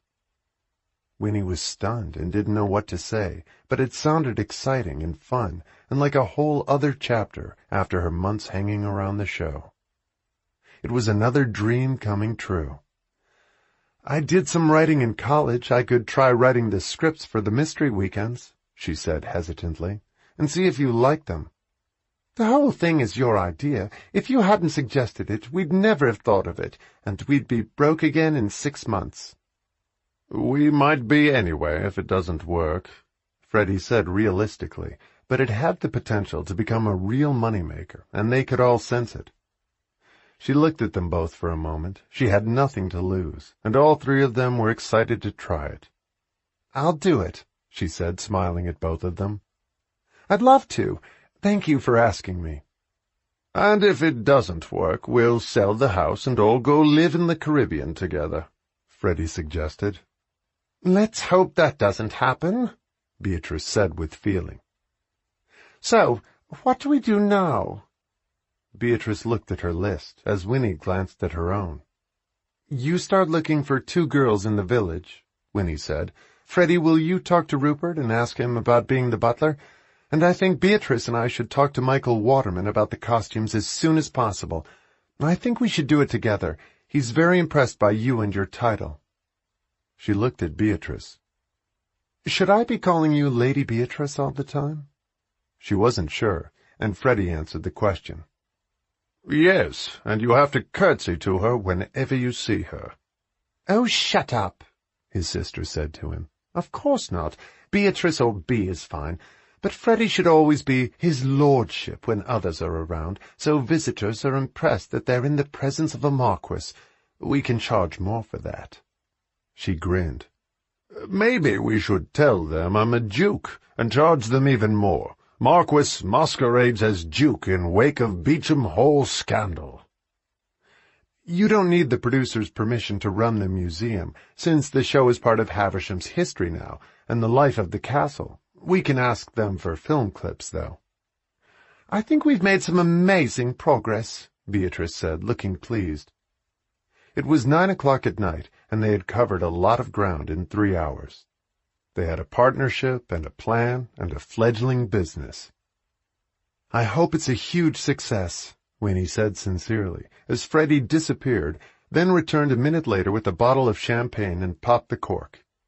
He poured it into 3 glasses he'd brought with it, and they each raised a glass.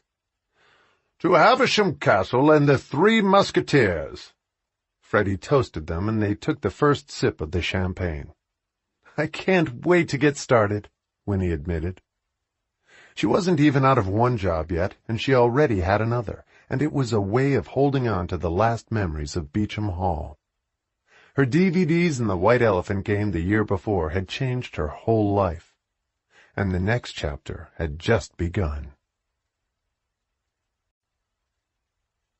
Chapter 14.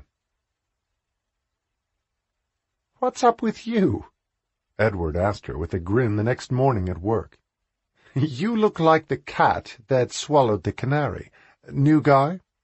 Better than that. New project. I met with the Havershams last night. I'm trying to help them compensate when the show wraps.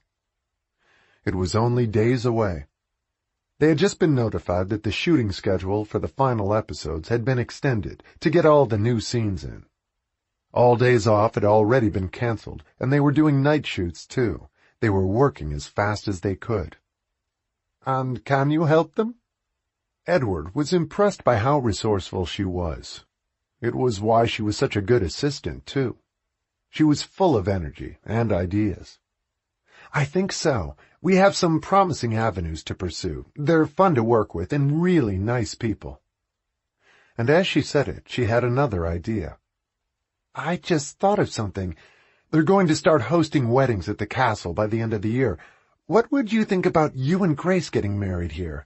They're going to do period weddings with costumes for those who want them, but obviously you could wear whatever you want. Do you think Grace would consider it as a wedding location?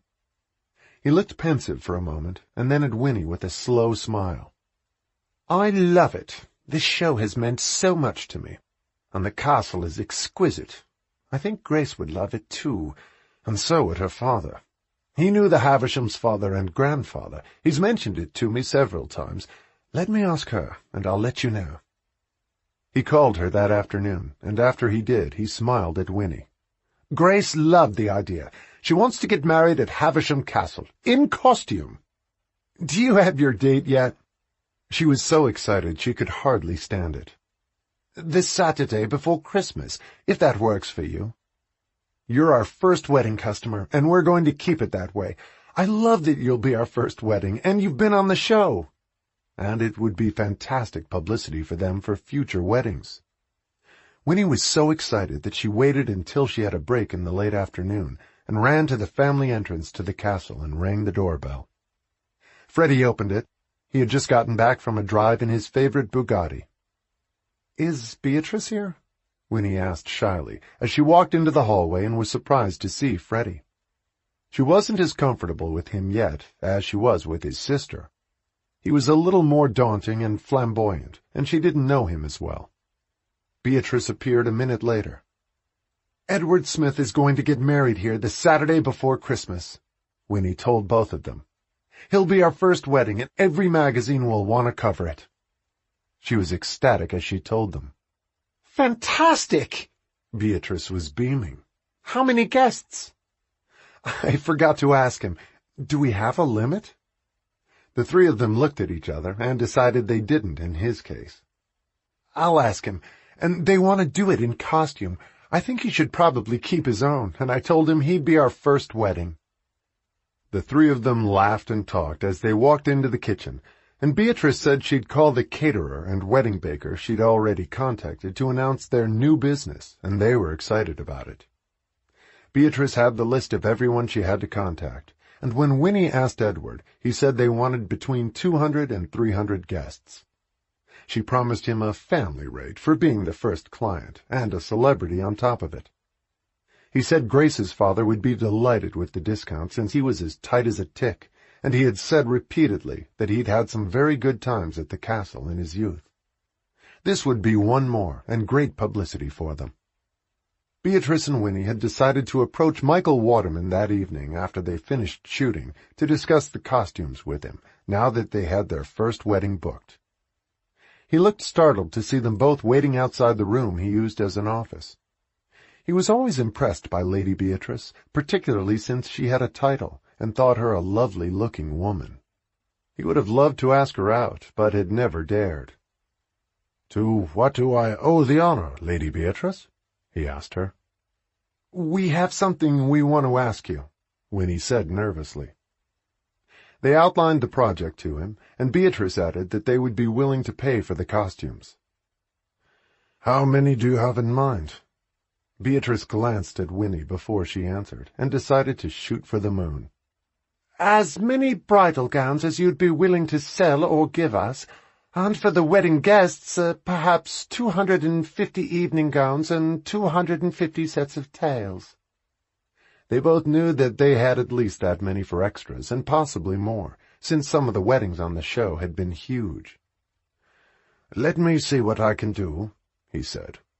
He had a lot on his plate now that the show was going to close. "We'd be grateful to buy as many as you can spare," Beatrice said politely. "I can't give them to you until we end the show," he reminded her. But that wasn't far off now. "That's fine." She and Winnie had already picked a room to outfit with racks for women's costumes, and a second one for men's. They had plenty of storage on the old servants' floor. "Do you think he'll do it?"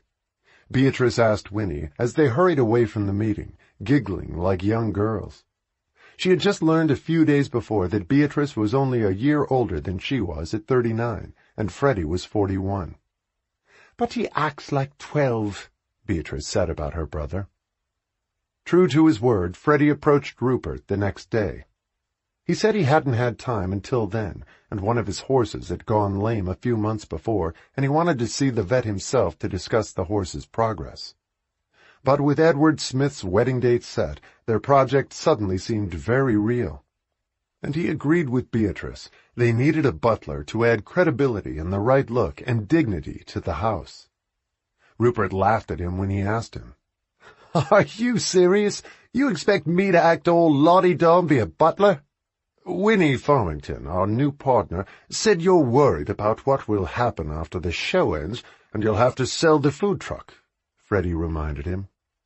"True," Rupert said pensively. "We're going to do murder weekends and weddings and better tours than we've been doing till now. Bea thinks we need a butler to impress the guests." "She's probably right. My grandfather was in service at the castle. He was a footman. My father thought it was a step up to own his own business and be a chimney sweep. I never thought I'd be in service." "You wouldn't be. We're talking about a Hollywood-style butler to impress people, open the door, and parade around in white tie and tails, not a real one to polish this silver." Rupert laughed at what he said.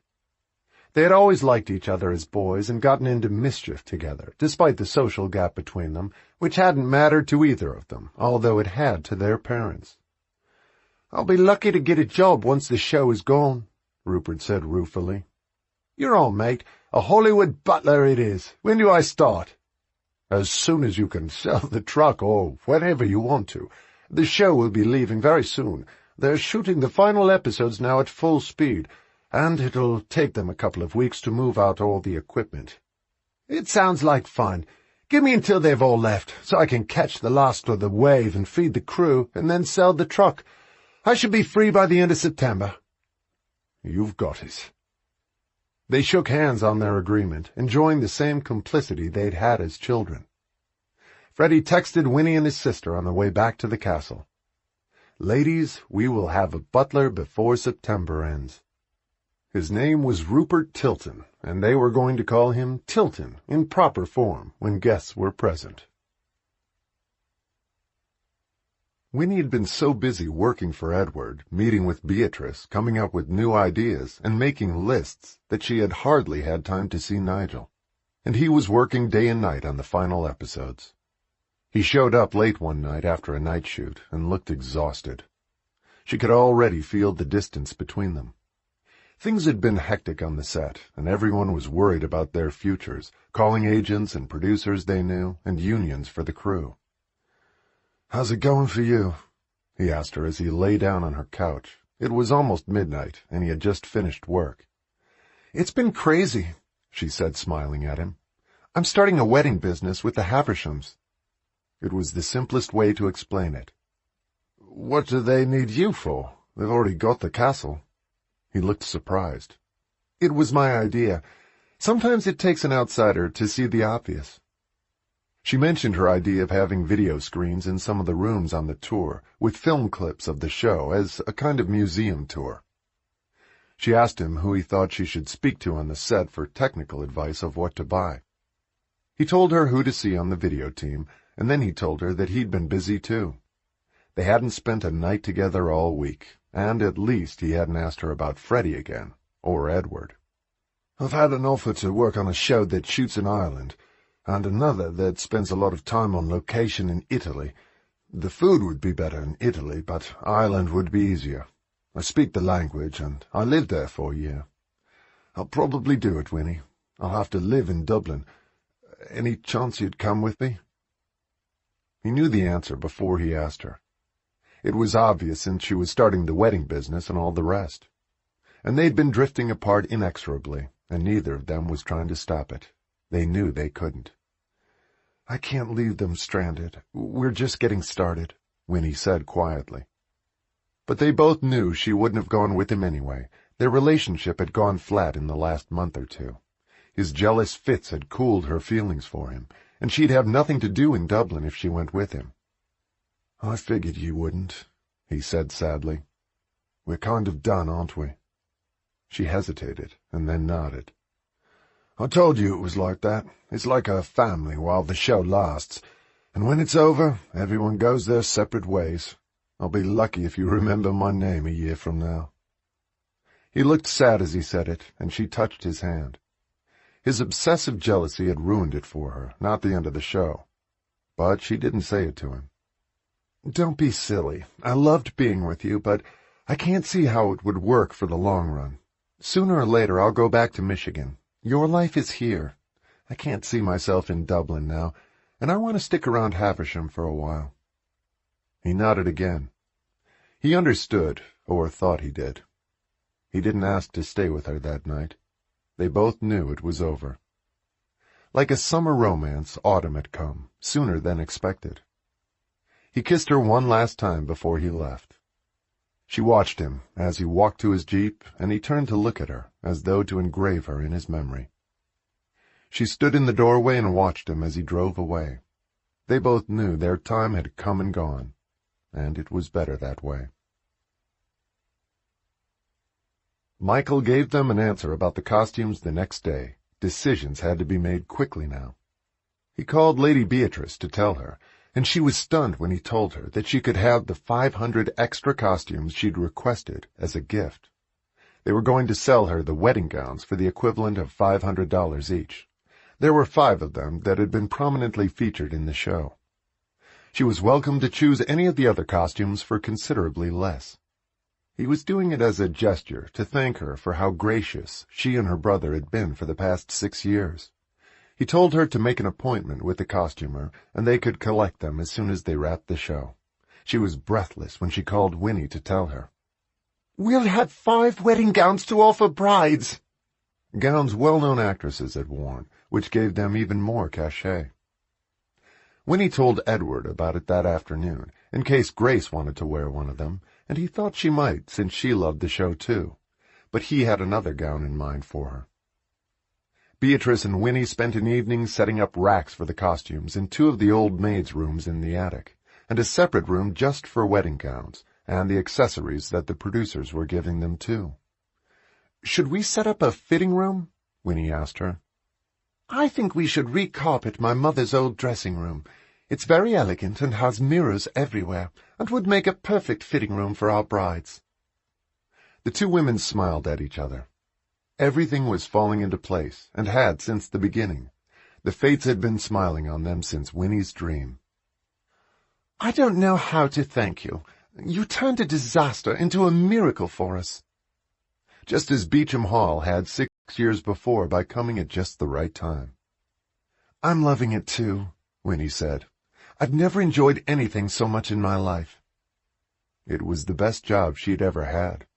And it had all happened because she'd had the courage to leave Michigan, come to see the making of the show she loved, and follow her dream. In spite of what had happened with Rob and Barb and her job, it had turned out to be the best year of her life, even though the show was ending.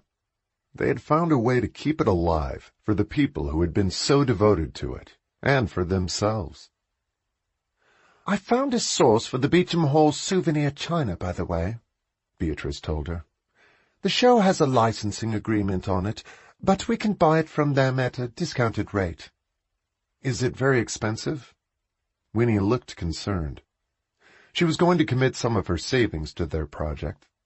At least they would be saving a lot on costumes. She was prepared to put in some of what her mother had left her, and Marge had just rented her house in Beecher, which was additional income too. Every penny mattered, although it was not a very costly business to start. They had so much of what they needed on hand. "It's not too bad," Beatrice said about the china. "And I think it will sell like crazy." Winnie agreed with her, which was why she had suggested it in their initial plan. Beatrice had hired a nice woman for the gift shop, Bridget Donahue, who was thrilled with the job, and a bright young girl, Lucy, as their assistant.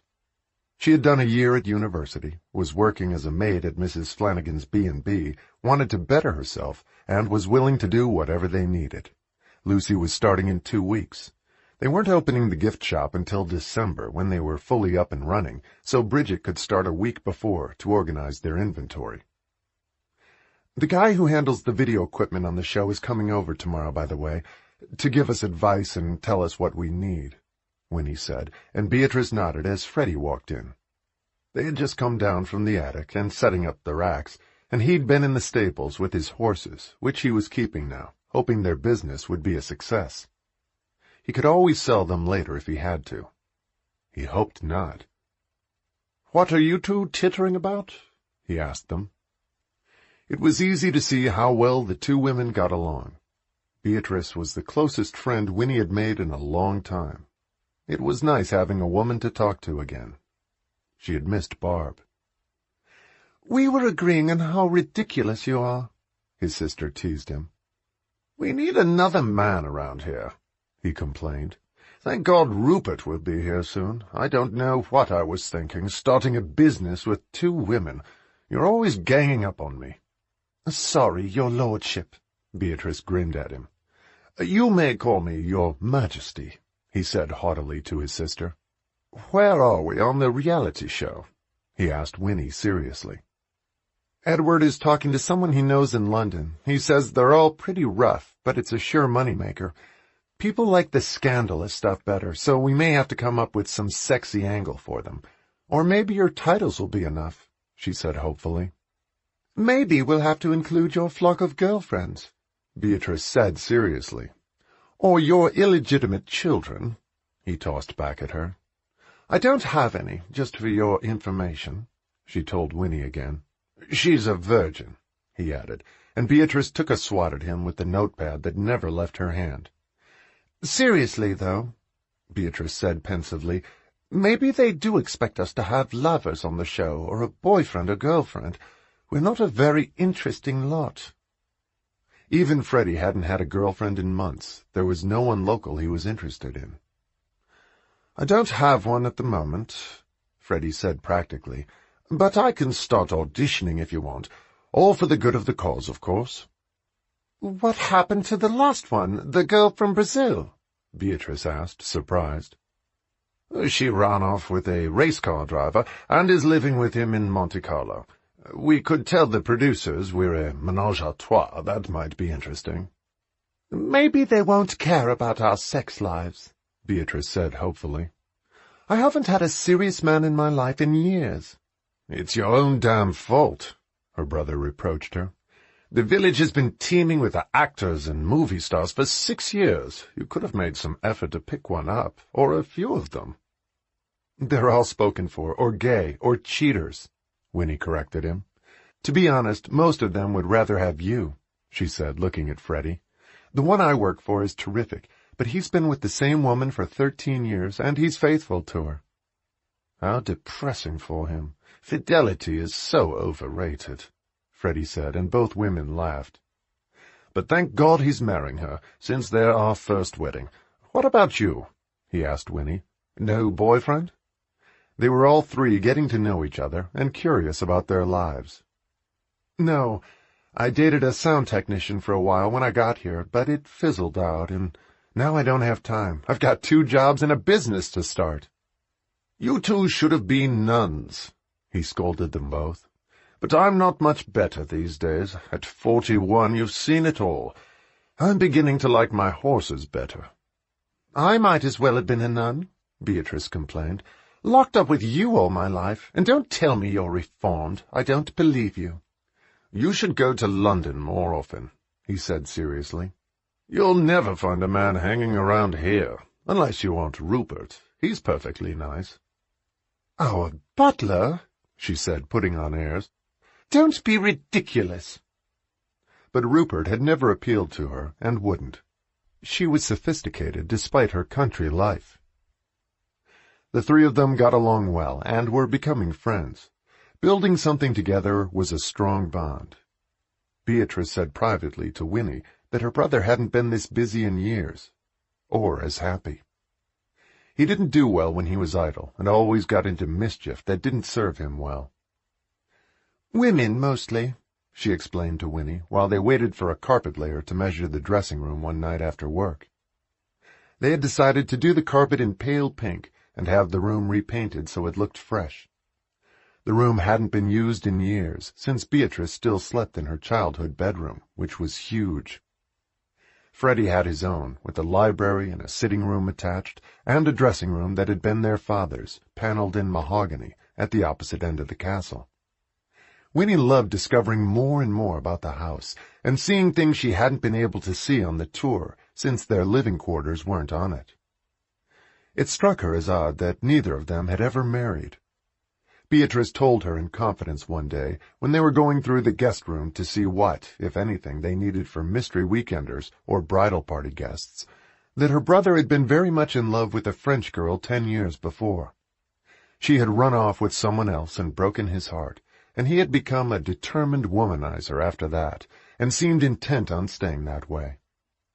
I don't think he'll ever marry at this point. He enjoys variety too much, and they all bore him after a while. And I suppose by now I've missed that boat too. When I go to parties in London, all the sweet young things are 22, and 39 looks quite elderly in comparison. One can't really compete with that. She was matter-of-fact about it, and didn't seem to care. The only unfortunate thing is that the bloodline, the name, and the title will die with us.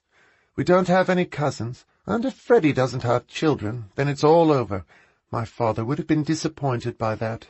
So we're the last Havishams."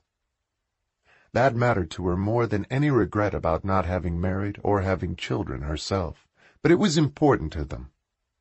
"Maybe Freddie will marry when he's 80 and produce an heir," she said with a grin. "Who produced an heir?" Freddie asked as he walked through the room. "No one. I was saying to Winnie that you should one day." "I'd rather wait till I'm 90. I don't want to miss all the fun before that. Are the brides fair game while their husbands are getting blind drunk on their wedding night?" "I forbid you to touch any of the brides. You'll put us out of business. You can have all the bridesmaids you want. You have my permission for that," his sister told him. "Excellent. Don't accept any brides with ugly bridesmaids. I'll vet them for you, with full approval rights." He smiled at Winnie as he said it. "And why aren't you married? Beatrice is much too outspoken for any man to put up with her, and I can't seem to stay with any woman for more than 3 months, 6 at best. But you seem quite normal and easy to get along with. I would have thought someone would have snatched you up years ago." It was a backhanded compliment for Winnie, and she smiled, and he seemed to expect an answer. "I had a bad boyfriend for 11 years. He slept with my best friend. So that was that." "How rude," he said disdainfully. "And not very imaginative of him. So tiresome. Well, you're well rid of him." "I think so." She smiled back at him. She could guess the kind of women he went out with, very young and very beautiful, debutantes or maybe models. "I came here when I left him, so it worked out very well for me." "And for us. You've turned out to be our fairy godmother," he said, and went off to do something in the wine cellar. They were going to have to stock more wine for the weddings, especially Edward's, who wanted Cristal. Freddie was in charge of that. They had another good surprise when the video technician from the set came to look at the rooms where they wanted to set up the screens with film clips from the show. They wanted to install 3 large screens with scenes shot in the rooms they were placed in. He measured the spaces Winnie and Beatrice indicated and made note, and then called them back 2 hours later to tell them that the production company had 5 screens they would be getting rid of when they left. He'd been told he could give them away, and offered them to the Havishams for free, and said he would set them up for them in his spare time before they left. The show was like a retreating army, giving out bounty to the village, but it was going to save them money to have the screens. He set them up just exactly the way they wanted them, and Winnie knew just which episodes she wanted to play in each room, while people took the tour. She had watched the DVDs dozens of times. The producers said they had no problem with it. Rupert came to check out what they'd been doing right after the screens were installed, and he was impressed. It was beginning to look very professional, and Beatrice and Winnie had freshened things up and moved some things around, but not too much. Freddie had selected a set of tails for Rupert and had them dry cleaned, and Rupert looked the part of a butler once he was dressed. He put on a stern face, and they all laughed. He was perfect in the role, and very convincing. "I should have had this for the food truck. I could have doubled the prices," he said, and they all teased him and played around with him. The 4 of them had a light dinner one night in the kitchen when Winnie finished work, and on her way home she stopped in to see Mrs. Flanagan in her cottage. She told her what they were doing at the castle. "I'm so pleased you're staying here with us." She'd been happy to hear it. "It's such a shame they decided not to go on with the show," she said sadly. "I'll miss it." But their weddings and mystery weekends were going to generate business for her, too. "So will I," Winnie agreed with her. "I'll be watching the DVDs for years." She still watched it at night now that she was alone. Nigel had stopped coming over after they broke up. She had glimpsed him on the set, but they hadn't spoken. She knew he would be moving on shortly and going to Ireland, and her DVDs of the show populated her nights alone. She didn't really miss him. She promised Mrs. Flanagan she'd come to dinner soon when she wasn't so busy. And despite everything they had to do at the castle, she was trying to focus on the final moments of the show and be helpful to Edward. They were all feeling emotional about the end of Beauchamp Hall, and there were frequent tears on the set. It seemed to heighten everyone's performances, and they wanted to make the last episodes as memorable as they could. "How's it going at the castle?"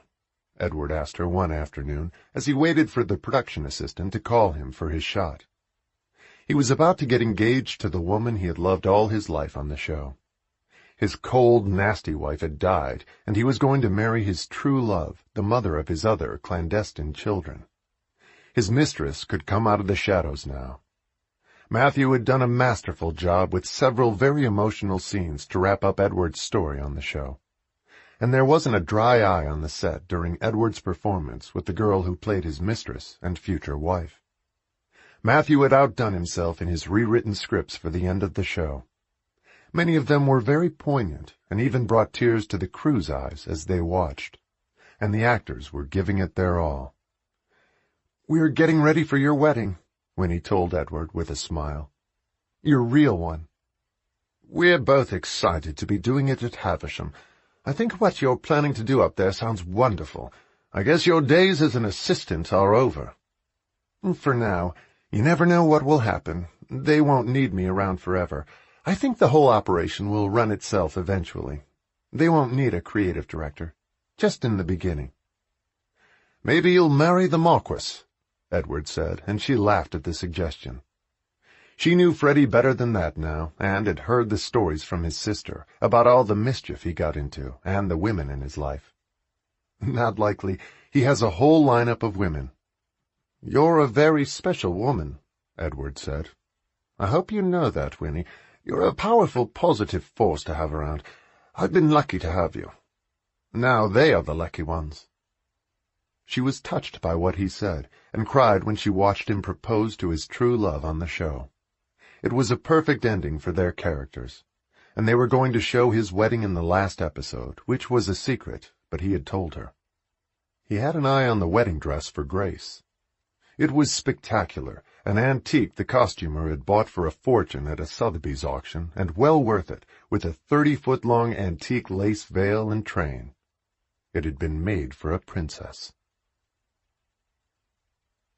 Winnie was making room for more racks in one of the old maid's rooms on a Sunday when Freddie came to find her upstairs. "Beatrice says she's busy and won't come riding with me. Do you want to take a break and come with me? Do you ride, by the way?" She was startled by the invitation, but he looked restless and bored. "I haven't in years. I used to ride on a friend's farm when I was a kid. I love horses." "I'll give you an easy horse if you want to join me."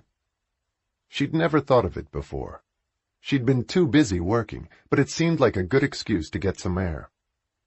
The weather had been unusually hot and muggy, and she was caught up on her work, for Edward and for them. "Okay." She was wearing jeans and lace-up shoes with low heels that she could ride in. "Do you ride English saddle?" She nodded and didn't tell him she liked to ride bareback, too. A few minutes later, she followed him out to the stables, and he had the stable boy saddle up a mare for her, who looked as tame as he had promised. She heard him ask the stable boy about a horse called Black Magic, and then he mounted the white stallion she'd seen him ride before, an elegant thoroughbred with a lot of spirit. She stepped up on the block and got into the saddle and followed him on the mare at a slow trot. It was a beautiful early fall day, and they headed toward the nearby hills, on a path on their land. It was a wonderful change of pace from the show and their work in the house. "I come out here to get sane again."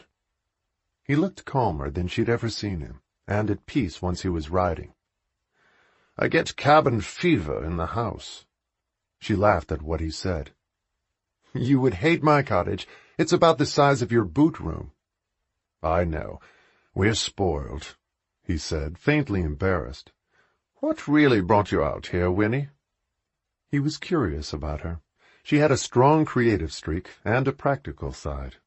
It was an interesting combination. There was no pretense or artifice about her, which he found pleasant to be around and refreshing. He knew so many arrogant, ambitious women who always wanted something or had an angle and thought they were clever, but were never as clever as they believed. "An old dream," she answered him honestly. "I always wanted to get out of my hometown. It was just as small, but not as charming as this. In fact, it's not charming at all. Most people there settle for jobs they hate, men they don't really love, or not enough, and a life I never wanted. I was hoping for a job in publishing in New York, as an editor. My mother got sick. I dropped out of college to take care of her, and it never happened. I did what everyone else did, got stuck in a job I hated with a bad boss, and a boyfriend I didn't want to marry, who turned out to be a bigger jerk than I'd thought. Then one day it all fell apart, the job, the man, my best friend. I felt sorry for myself for a while, and then on the spur of the moment, I came here to watch them film the show. I learned a lot from it, about good people and bad people, and having the courage to go after what you want. That's what they do on that show." Matthew wrote the plot and characters so well, which was why people loved it. "You're lucky you knew what you wanted. I never did. We're supposed to protect our land, our history, and our homes, and follow a lot of traditions that are meaningless now. The old ways don't work anymore, but I never found new ones that work any better. I hate fakery and dishonesty, and there's a lot of it in the way we live. Beatrice isn't good at it either, which is why she seems to be winding up alone. We're both allergic to all the nonsense that goes with who we are. She's too honest, and I just run away all the time, except when I'm here. I come out riding, and it all makes sense again. I love it here. This land and our home mean everything to me. Thank you for helping us to keep it. It probably seems foolish to you to hang on to an old house like this, but all of our history, our values, the traditions that matter to us, are here. I can feel it when I'm in the house. It's what I love about the show. Matthew captured that in the scripts. I fell in love with Beauchamp Hall and everything it stood for." "Matthew isn't a particularly warm person," Freddie commented. "But he's a wonderful writer, with an amazing instinct for people," he added with surprising insight. And she realized, as she listened to him, that there was more to Freddie than she'd thought. He hid behind the jokes and the banter, but he was just as thoughtful, deep, and kind as his sister, and observant. He just didn't like to show it, although he just had to her. They rode on in silence, and got to the top of the hill, where they could look out over the land, most of which was still his.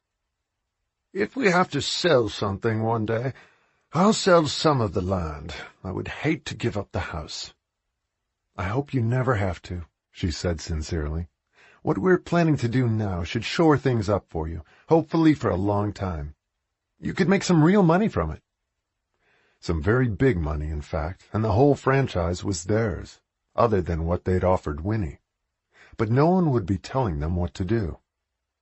"It's a bit of prostitution," he admitted ruefully, "especially the reality show, but if it works, so be it. It's worth it." They rode back down the hill then, and took another path toward the stables, past the stream, and under the cover of ancient trees and fields of wildflowers. She could see why he loved it. "Will you go back to Michigan eventually?" He was curious about it. She seemed so at home here in England, and reluctant to go back where she came from. "Probably. I don't really want to. I love it here, especially now that I'm involved in our project. It's like a continuation of the love I have for the show, only in real life. But I have a sister and 2 nephews in Michigan. They're my only family, and I suppose one day I should go back." He nodded, and she added, "I have no valid reason not to." "Maybe what we're all doing together will be that reason. It's ample justification to stay here. We need you," he said simply. "You made it all happen and saved us, just like the show did, but your concept may last longer." They rode past a small, elegant house on the property then, with gardens around it, where his grandmother had lived, and Freddie pointed it out to her. "That belongs to my sister, and the land around it. I gave it to her when I inherited the rest." She owned some of the tenant farms as well. It seemed only fair. She'd rather live in the castle now with me, but she'll have the dower house whenever she wants it. No one can take that away from her. Winnie nodded. It touched him that the castle meant so much to Winnie, the land and the village and all it stood for. It was as though she had been drawn to exactly where she was meant to be, and she felt it too. "It's funny how you find your right place accidentally," Winnie commented as they rode. "I thought New York would be it for me, but it turns out to be here." He smiled at her. "It's damn lucky you found us. Lucky for us, that is." He helped her dismount when they got back to the stables, and she thanked him for the unexpected treat of riding with him. She liked getting a deeper look into who he was. She was getting to know Beatrice and felt a bond with her, but Freddie was more elusive and harder to get to know. He joked and played all the time and stayed hidden. She was thinking about it as the stable boy led a spectacular-looking black stallion out of the stables and took him toward the ring where Freddie said he and his sister had been taught to ride as children. The horse looked skittish and took off at a gallop around the ring once he was in it, and then switched directions as Freddie watched him intently. "He got spooked a few months ago," he told her. "He slipped when I had him out riding, and he fell near the river. His leg has healed, but no one's been able to ride him since. It was my fault. The bank was too steep and slippery from heavy rains. It lamed him for a bit, nothing serious, and he's fine now, but he still won't let anyone ride him. He's a fabulous horse, but he's not himself now." They were standing at the railing watching him, as he stopped running and pawed the ground. Without hesitating, Winnie hopped the fence as Freddie tried to grab her, but she was already in. "What are you doing, you mad girl? Come out immediately." He didn't want her to get hurt, and Black Magic was watching her from the center of the ring with a look of panic. Winnie had already made eye contact with him as she ignored Freddie and walked slowly and confidently toward the black stallion. "Winnie, come back here," Freddie said and headed toward the gate, but he didn't want to frighten the horse any more than it already was. Winnie looked totally at ease as she walked toward him, speaking softly, as Black Magic continued to watch her, and Freddie was mesmerized by what he was seeing. She walked right up to the horse, patted his neck, and then gently touched his muzzle, still talking to him. You could see the tension go out of him as he leaned toward her and nuzzled her, and then rested his hand on her shoulder. They walked around the ring together for a few minutes, the horse totally relaxed as he followed her. Freddie watched with fascination. She stayed with Black Magic for 10 minutes, still talking to him, and then she patted him again and left the ring. Freddie was in awe of what she had just done. "Do you realize I've spent hours with him since we fell and couldn't get near him? Who are you, Winnie from Michigan? You have an incredible gift with horses." Freddie was floored by her gentleness and her courage. "I just like horses, and they know it." "You're some sort of magician." They walked back to the castle, then in silence. Freddie was too stunned to say more about it, until he saw his sister waiting with tea for them, and he described the scene to her, as Winnie looked casual about it. "He was just scared, that's all," she said gently. "He's been half mad for 2 months. No one's been able to ride him or get near him until you today." "We had a nice time riding before that, and saw your horse," Winnie told her, as Beatrice handed her a cup of tea. She had prepared one of her wonderful tea trays, with elegant little sandwiches and scones with clotted cream and jam. "I'm saving the dower house for my old age, or for when Freddie marries some intolerable girl who hates me and has 10 children with her. Until then, I'm happy here," Beatrice said, smiling. Freddie still wanted to talk about Winnie's extraordinary handling of the black stallion. "You're a woman of hidden talents," he said with open admiration as Winnie smiled at him. She knew she had won him as a friend that afternoon for her innate ability with horses. He couldn't wait to go riding with her again. Winnie and Beatrice started talking about the wedding dresses they were acquiring and the evening gowns Winnie still wanted to buy. Freddie left them then, in awe of Winnie's performance with black magic. One thing was for sure. She was indeed a woman who loved horses. He was beginning to think there was nothing she couldn't do, and he was suddenly, absolutely certain that their joint venture was going to be a stunning success. She was a totally amazing woman. Chapter 15. When the reality show producers Edward had recommended came to talk to the Havershams and Winnie, their suggestions for the format of the show made all three of them shudder at first. But Beatrice was very direct with them and told them it wouldn't fly. She told them what their boundaries were, what they were willing to show and what they weren't, and what their goals were in doing the show, as publicity for the castle. It was the first show of its kind. No titled aristocrats had opened their homes to reality TV. The weddings and mystery weekends had the potential to make it a fun show for the viewers. Both sides had something to gain, and Beatrice handled the meeting well and took control of it, while Winnie and Freddie watched.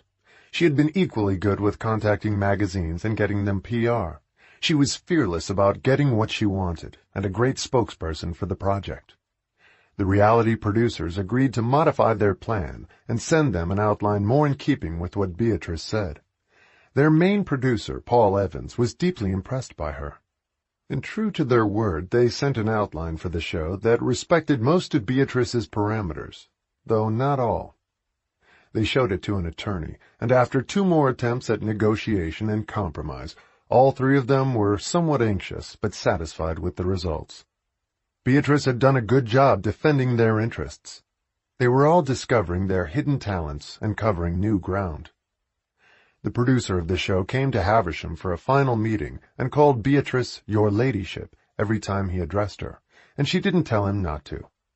Freddie teased her about it after they left, after their final meeting. "You are such a bitch, Bee. You had the poor guy terrified. He acted like he thought you'd send him to the Tower of London." "Good. It will keep him in line." They had agreed to an introductory show with a tour of the castle, with all three of them present. They liked that Winnie was American, to balance the Havershams' titles, and the second show would take place at Edward's wedding. Winnie had asked his permission, and he thought it was fine. It would add spice to the wedding, and it was good publicity for him, too. It was a factor he had to consider as an actor, to be kept visible at all times, and Grace understood it, although her father undoubtedly wouldn't. There was a big article in the Mirror, in the 3 a.m. column, about Edward's engagement, and a photograph of Haversham Castle, where the wedding would be held. Beatrice got them to say that the castle could be rented for weddings by select guests, and each bridal couple was carefully chosen to make it seem even more exclusive. They had 5 inquiries for weddings the day after the article appeared. "Yes!" Beatrice shouted when she hung up after the 5th one. "We just got our 2nd booking, and we might get 2 more. This is so wonderful. It's working." She hugged Winnie, and Freddie looked delighted, too. He and Winnie had taken to riding together whenever she could spare an hour, although she didn't have much free time now. He had let her ride Black Magic, who was now back to his old self. They were working double time on the set, with night shoots that went very late and all weekends. The show was drawing toward its dramatic close. The final episode would be 2 hours. Everyone was working hard. Winnie was on the set most of the time now, and could only come to Haversham at night. They had 3 weddings booked by then, including Edward's, 2 of them in January, Edward's right before Christmas. A mystery night for a party of 20 was booked on New Year's Eve. It would be their first. The reality show was filming all 4 events, and the introductory show that would be more about the Havershams and Winnie than the guests. After that, the guests would be heavily featured. Marge was fully aware of what they were doing now, and kept telling Winnie how proud of her she was. She was the creative director of Haversham Castle, and the co-producer of a reality show. "We want to come over and visit," Marge had said. "Wait till we're up and running and have all the kinks ironed out, then I'd love it."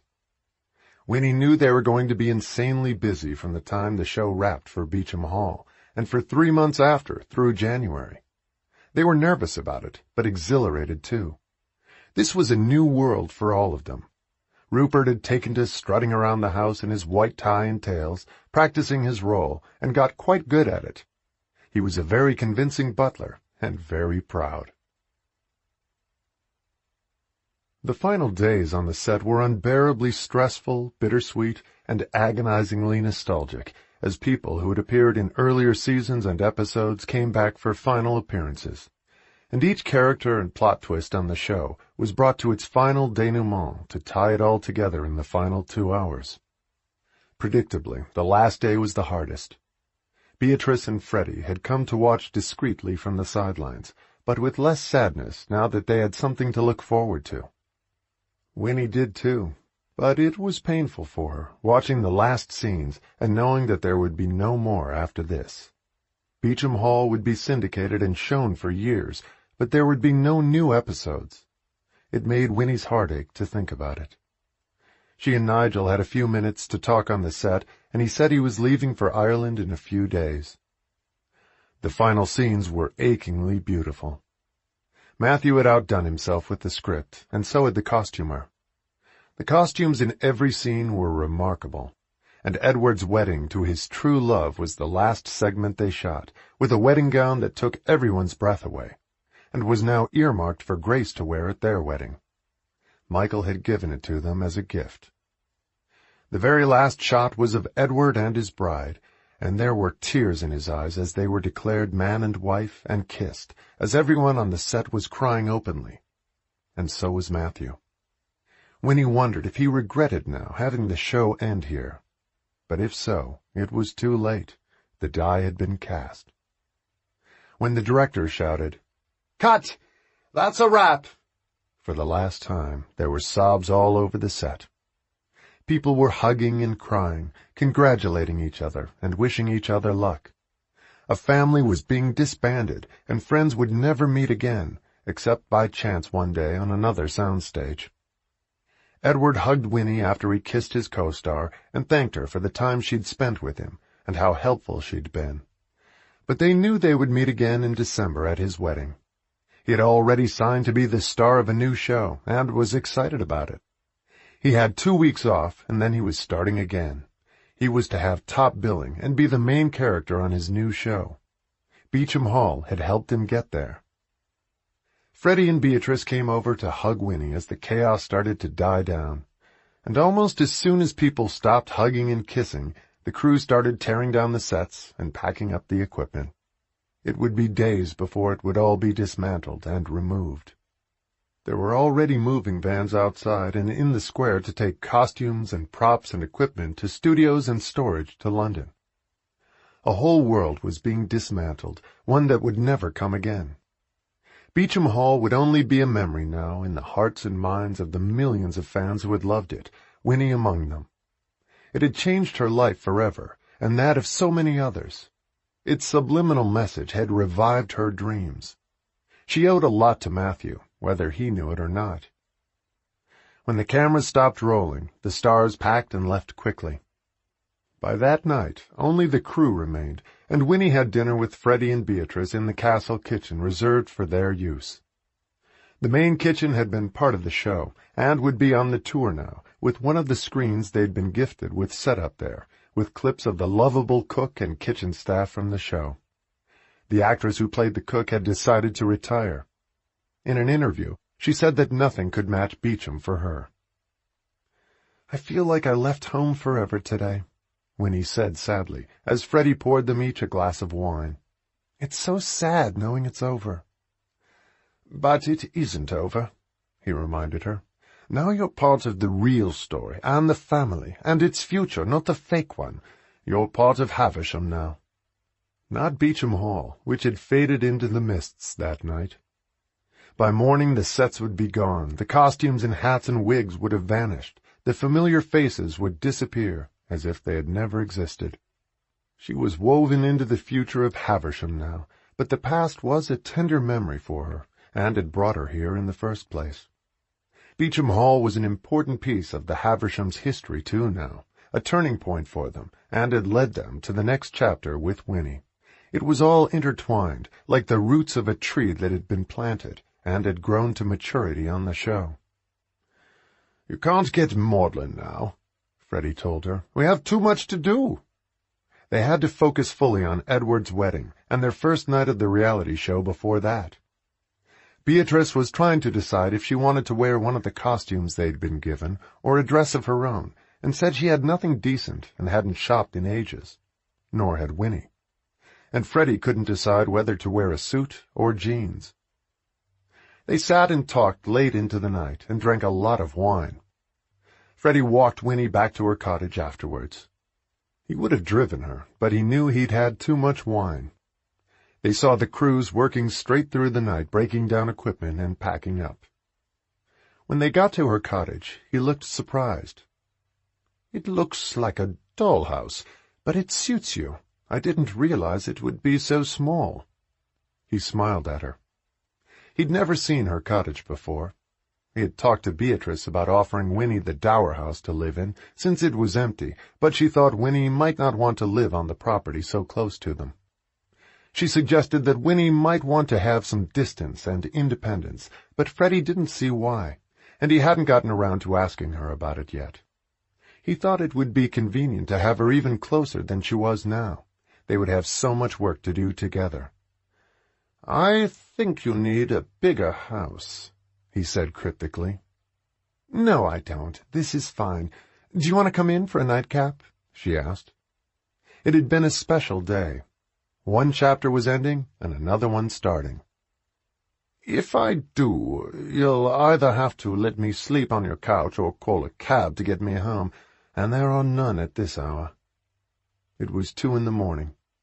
The reality show technicians were coming the next day to decide on the path the house tour would take on the first show. They wanted the contrast between the private quarters and the more public ones. Freddie and Beatrice had agreed to show certain rooms, but not all. It was still a negotiation. Freddie decided that he wanted to see the inside of Winnie's house and would have a glass of water. He walked in and she handed it to him as he looked around. It was comfortable and cozy. He peeked around the ground floor and didn't ask to see her bedroom upstairs, although he was curious about it, and sat down on the couch with her. "I like it," he admitted. "It's like a pair of comfortable old slippers that are nice to come home to." She nodded. It was how she felt about it, too. "My sister and I have been talking about selling my mother's house, where I live in Michigan. If I do, I might buy something here, maybe this cottage or something a little bigger. I have an idea about that. We can talk about it tomorrow. I like the idea of your being closer to us. You belong at Havisham now." She was startled by his saying it, and she didn't see why. "I'm only a short walk away. I'd feel better if you were under our wing. If you ever need anything, we'd be right there." He felt suddenly protective of her, and she felt as though she had acquired a brother. He had his own wing at the castle, at the opposite end from his sister, so they both had privacy, though neither of them took advantage of it. Whatever dalliances he had in London when he went there, and stayed in his pied-à-terre. When Beatrice went to London, she stayed with friends, and preferred it that way. He swayed slightly when he stood up, but other than that, he seemed sober. He hugged her when he said good night, and told her he'd see her in the morning. After he left, he had a mad impulse to turn around and go back to the tiny cottage and spend the night with her. He just wanted to be close to her, but he was sure they'd both regret it in the morning, so he didn't, and walked back to the castle alone. The trucks were still there in the morning when Winnie walked past and let herself into the castle kitchen. It was her first day of not going to the set, and it felt strange. Beatrice was drinking a cup of coffee and looked up at Winnie with a rueful smile. "Was I drunk last night, or do I have a brain tumor?" "I think we drank a lot." Freddie had brought out some very good red wine to mark a special night and the end of the show. He came down half an hour later and looked fresh and rested and in good spirits. He had slept off the wine more successfully than his sister. 2 hours later, the reality show crew showed up with Paul Evans, the producer, who looked respectable and serious, and was still nervous around Beatrice. Edward had told Winnie that he was the most successful reality show producer in the business, and everything he touched turned to gold. She hoped it would be true in this case. He walked the suggested route with Beatrice, and they debated which rooms to use, and agreed on all of it. Not knowing what else to do, she invited him to stay for lunch, and he sent his crew to a restaurant in the village. During lunch, Winnie was surprised to learn that he had gone to Oxford and to Eton, like Freddie, but he was 4 or 5 years older. Freddie said he actually remembered him, although he looked different then, and now he had a beard. "How did you get into doing reality shows?" Freddie asked him. "Money," he said simply, and they all laughed. "I started doing reality with rock stars, which was pretty grim, and moved on to movie stars, which was a little more civilized, but just a little. And then real people, which is actually very interesting.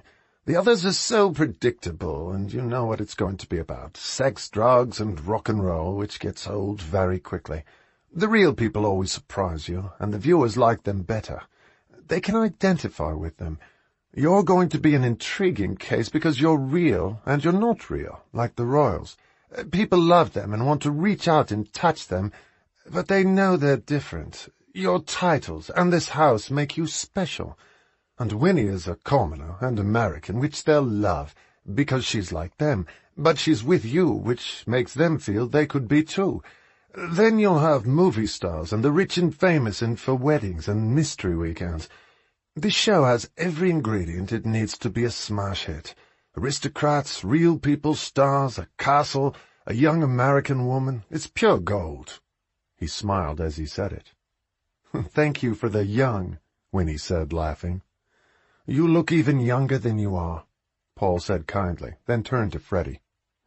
"It's too bad there's no Marchioness in the mix, but that also makes you an eligible bachelor. Every woman in England is going to want to show up here and meet you, and be your fairy princess." "Now there's a frightening thought," Freddie said, looking worried. Paul left shortly after lunch to join his crew and drive back to London, and the 3 of them went to pick up the costumes waiting for them on racks at the set. They rolled them around to the back of the castle, and spent the rest of the afternoon carrying the clothes upstairs. It was exhausting, since many of them were heavy. Freddie called Rupert to come and help them. He came over quickly and carried armloads of them to the rooms Beatrice and Winnie indicated and had set up for them. There were day clothes, evening gowns, morning coats for the men, and all the suits of tails they needed for Edward's wedding. They had a separate room set aside, with sheets on the floor for the 5 wedding gowns they'd purchased for very little money. There were veils and headpieces to go with them, and every dress had a long train, which would look magnificent going down the stairs. Beatrice had developed a checklist for Edward's wedding, and they already had several items ticked off, and they had 3 months to complete the rest.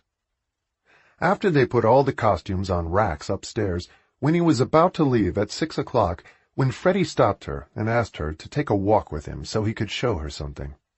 She had no idea what he had in mind, but assumed it was for the tour for the reality show. He led her down a path she hadn't noticed before.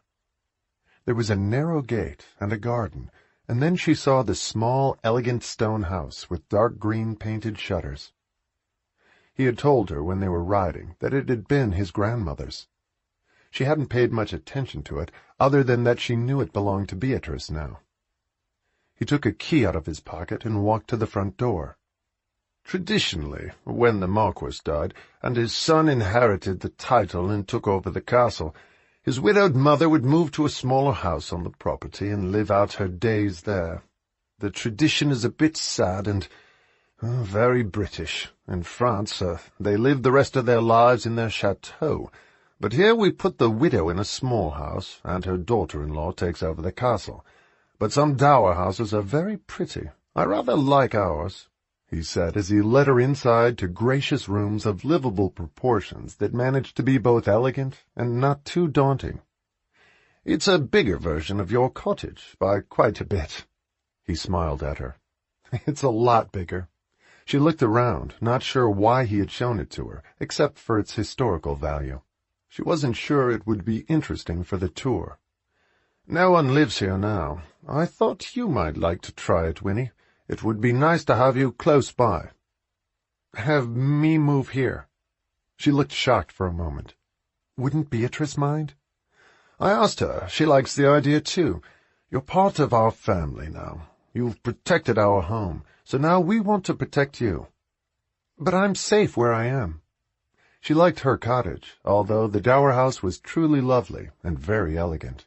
I'm sure you are, but you'd be more comfortable here. And you could come and go as you want at the castle. We have my grandmother's furniture in storage in one of the barns. Will you let me set this up the way you want it?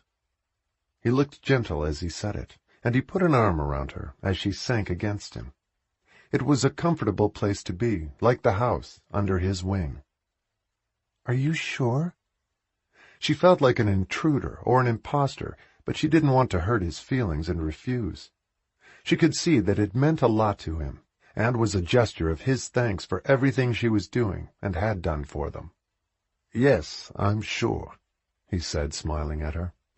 I'll have it up and running for you in a few days. I had it cleaned up for you last week, and I want to get a few things painted. She had never known him to be so organized and serious since she'd met him. It wasn't like him.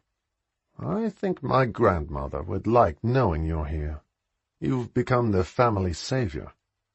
With a reality show, I doubt she'd be happy about that. True, he said with a laugh, but these are modern times. We all have to adjust. And he liked the producer a great deal more since he'd learned he'd gone to Eton. He knew it was small-minded of him, but he found it comforting nonetheless. Surely he wouldn't betray or embarrass one of his own. He hoped he was right about Paul Evans. So, do we have an agreement, and you have a new home? She nodded, overwhelmed. He looked happy as they left the house together. I don't know how to thank you, she said softly. Oh, we'll figure out something. Tithing, maybe, or you can give me your firstborn when you have a child, he teased her. Or call me Your Grace, so people think I'm a duke, or Your Majesty. They were laughing as they walked back to her cottage, and she saw that there were only a few trucks left. The last of Beauchamp Hall had almost disappeared, but they still had the best part, with the castle. He walked into her cottage again, as he had the night before, and it looked familiar to him now. Well, it won't take you long to pack up.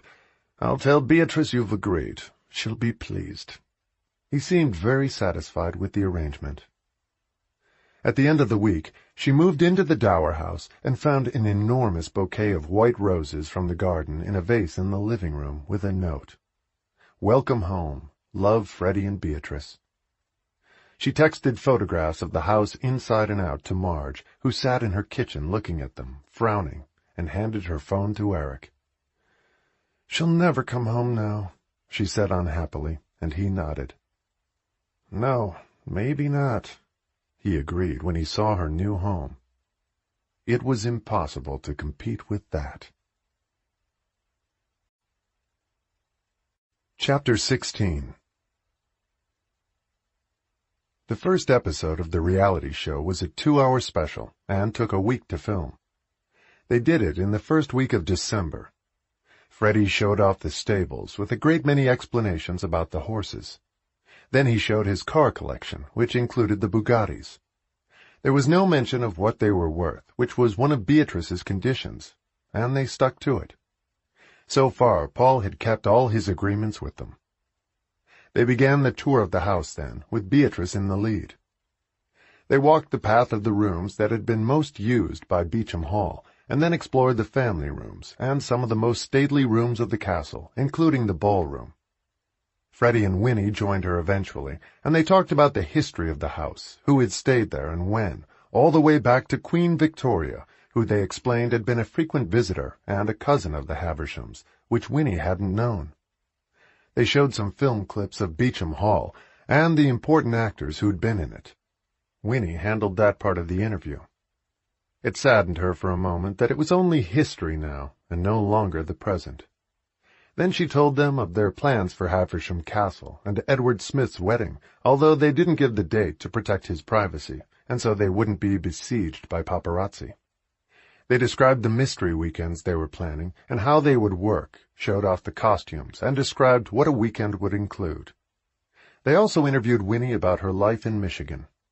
Paul stayed with them for the week. They set him up in a guest room, and he ate dinner with them every night. He was good company and had a great sense of humor, and seemed fascinated by Beatrice, and continued to call her your ladyship for the entire week, even after she'd asked him not to.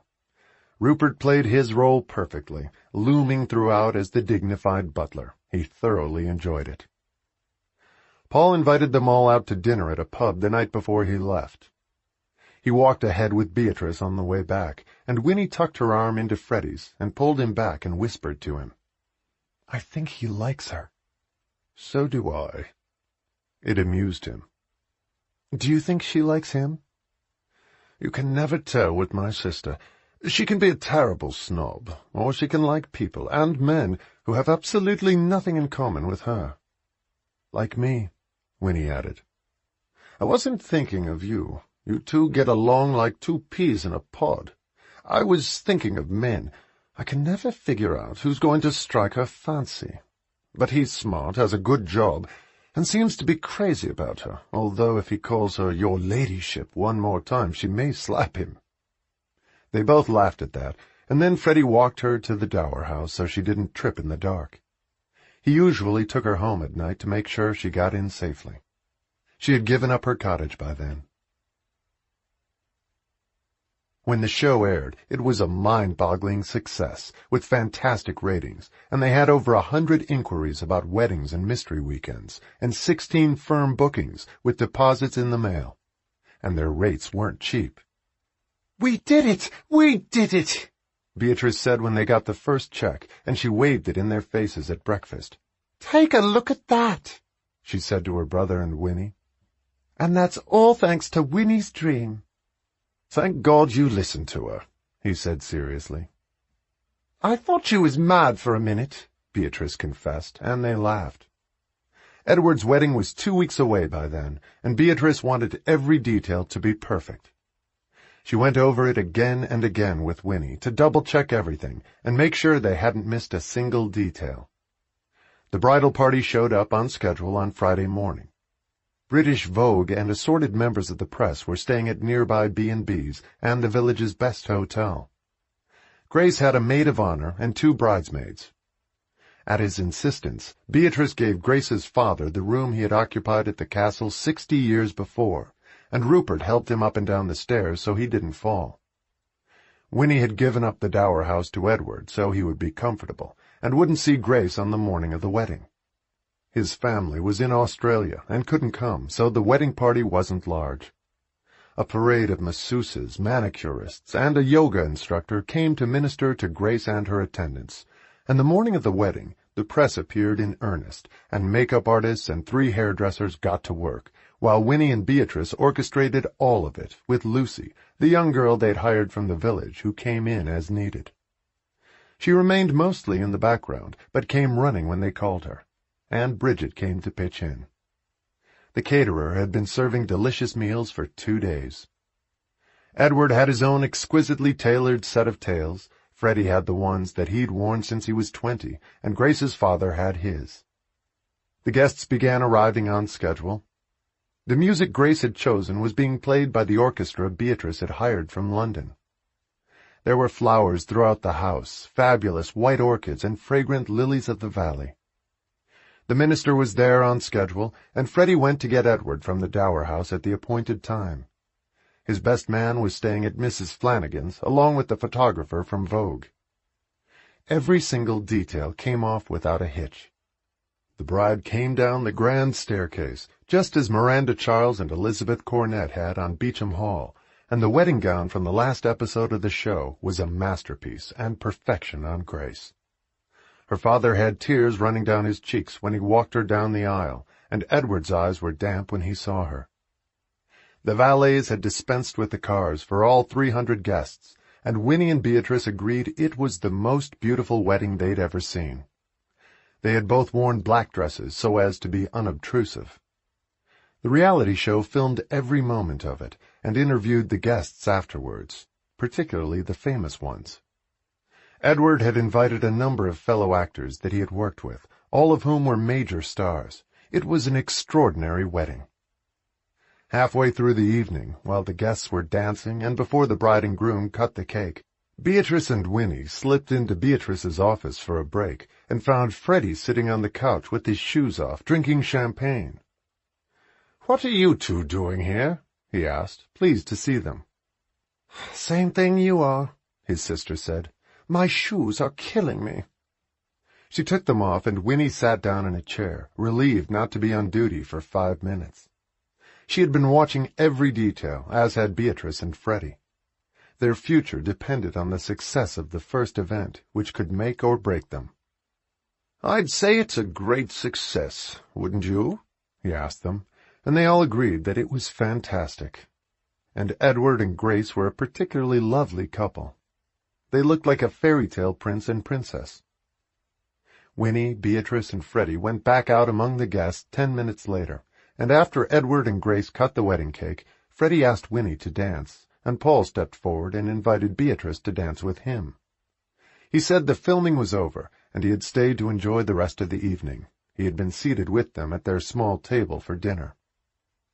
The wedding went on until 4 a.m., with a buffet breakfast of eggs and oysters, lobster, and caviar, before everyone left and the wedding party went to bed. The bride and groom had reluctantly left at 2 a.m., after tossing the bouquet, and departed in a shower of rose petals, to be driven to London in a Bentley and catch the plane Edward had chartered to take them to Tahiti. Every single moment of it had been gorgeous, and exactly what Edward and Grace hoped it would be. Edward had left them a huge additional check to thank them. Paul had gotten his crew going again to film the bridal getaway, and the Vogue photographer had stayed until the bitter end too.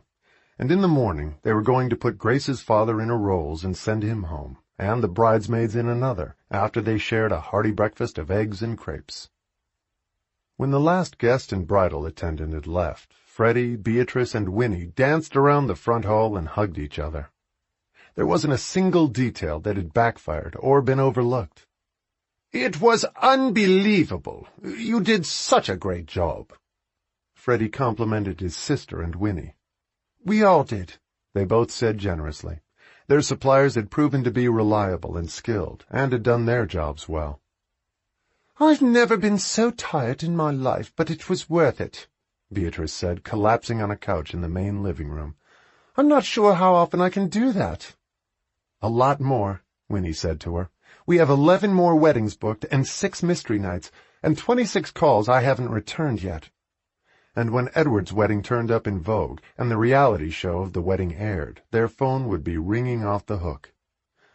"Oh, God," Beatrice groaned at the thought. "I'm going to wear orthopedic shoes to the next one." "We're going to become the primo location for weddings after Las Vegas," Winnie said happily. Their cleaning woman from the village had come in early and cleaned up the dower house by then, and Freddie walked Winnie back to reclaim it. He walked in with her, and she smiled at him. "Do you want a drink or a cup of tea?" she offered. "A transfusion. Actually, tea." She made him a cup of Earl Grey and handed it to him. "How did you ever come up with this idea? And why didn't we think of it before? It was so obvious," he said to Winnie, "to have weddings here." "It was all in that crazy dream I had." He was smiling at her as he set his cup down. He had changed in the last few months. Beatrice had noticed it too, and mentioned it to Winnie.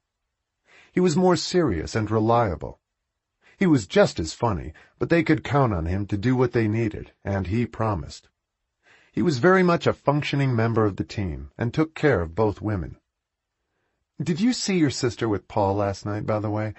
I thought he was going to kiss her on the dance floor." Freddie looked amused at what she said. "I think he might have, or she might have kissed him. She won't admit it because she's such a prude around me, but I think she likes him, quite a lot, in fact. I like him too." "So do I," Winnie agreed. "I can't believe we've got the mystery night coming up in 10 days, and a wedding 2 weeks later. This is positively athletic." "We can do it," he said confidently, and then he looked at her in an odd way, and she had the feeling he was going to ask her something, and then his mood changed, and he didn't. "Do you want to go for a walk later?" he asked her. "Yes. If you carry me, we can take turns."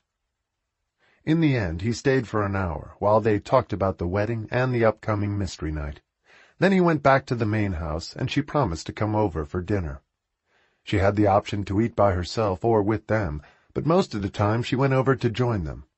It was always warm and friendly being with them. When they met up for dinner in the kitchen, they were all wearing jeans and old sweaters and running shoes, and helped themselves to whatever they wanted from the neatly organized leftovers arranged by the caterers. Edward had sent them a text saying it was the most beautiful wedding he'd ever been to, and they were thrilled. "Did you see the check Edward left us last night as a bonus? I nearly fainted," Winnie commented. "Me too," Beatrice agreed, munching on a perfectly trimmed lamb chop left over from the wedding. The food had been superb. "So, tell us about Paul."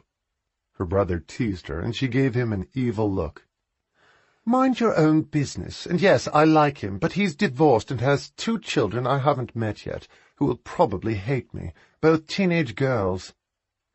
"At our age, most people have been married and are divorced with kids," Winnie said practically, "and if they haven't been married, they're weird." Freddie looked insulted the moment she said it. "I've never been married, and I'm not weird," he defended himself. "You're just crazy, that's different," Beatrice said easily. "I'm not crazy or weird. I just haven't found the right woman." "Well, you've certainly auditioned enough of them," his sister reminded him. "I've reformed," he said weakly.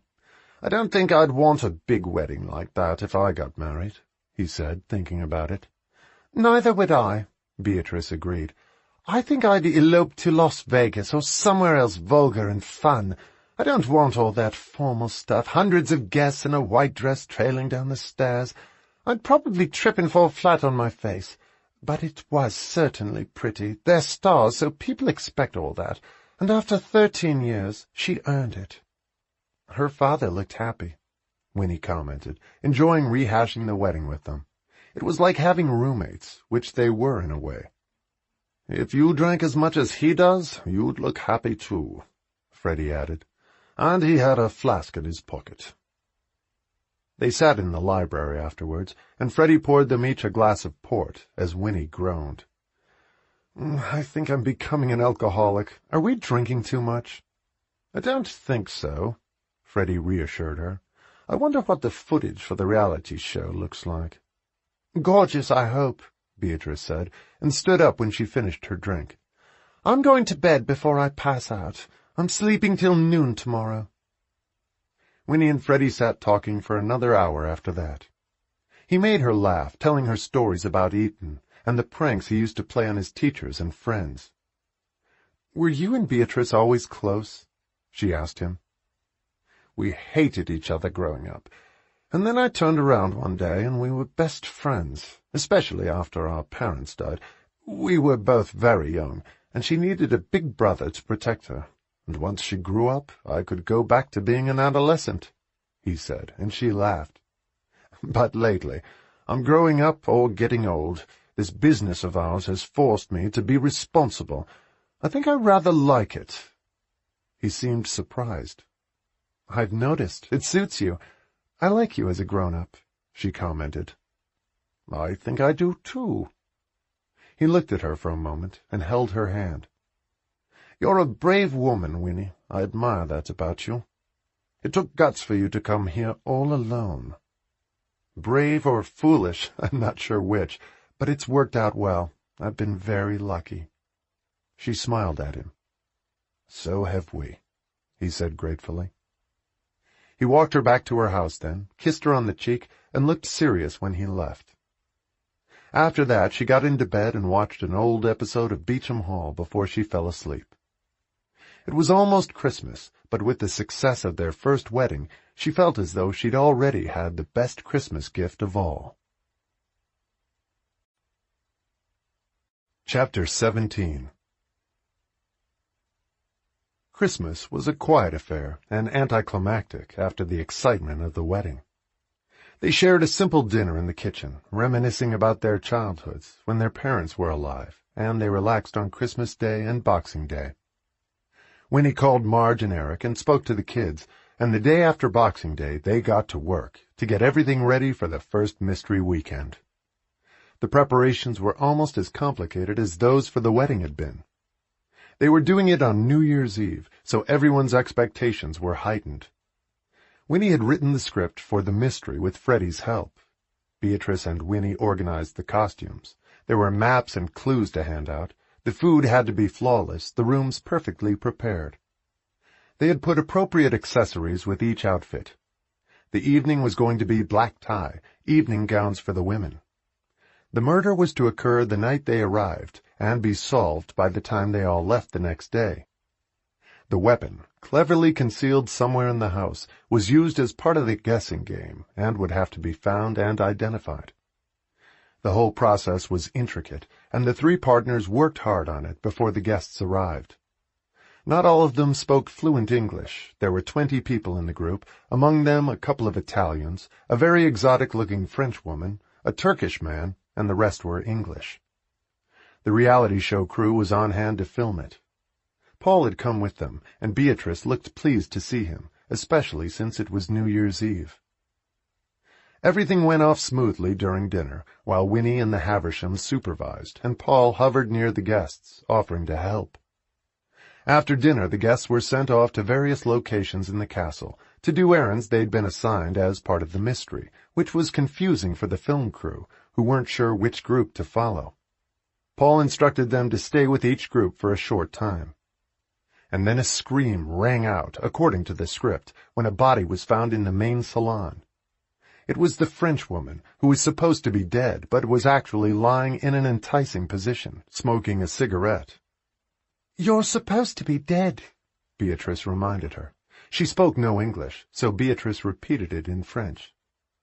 "I am dead," she assured her. "I am smoking in the afterlife." The others circled around her, trying to guess how she had died. From smoking, someone suggested, and Freddie and Winnie tried not to laugh.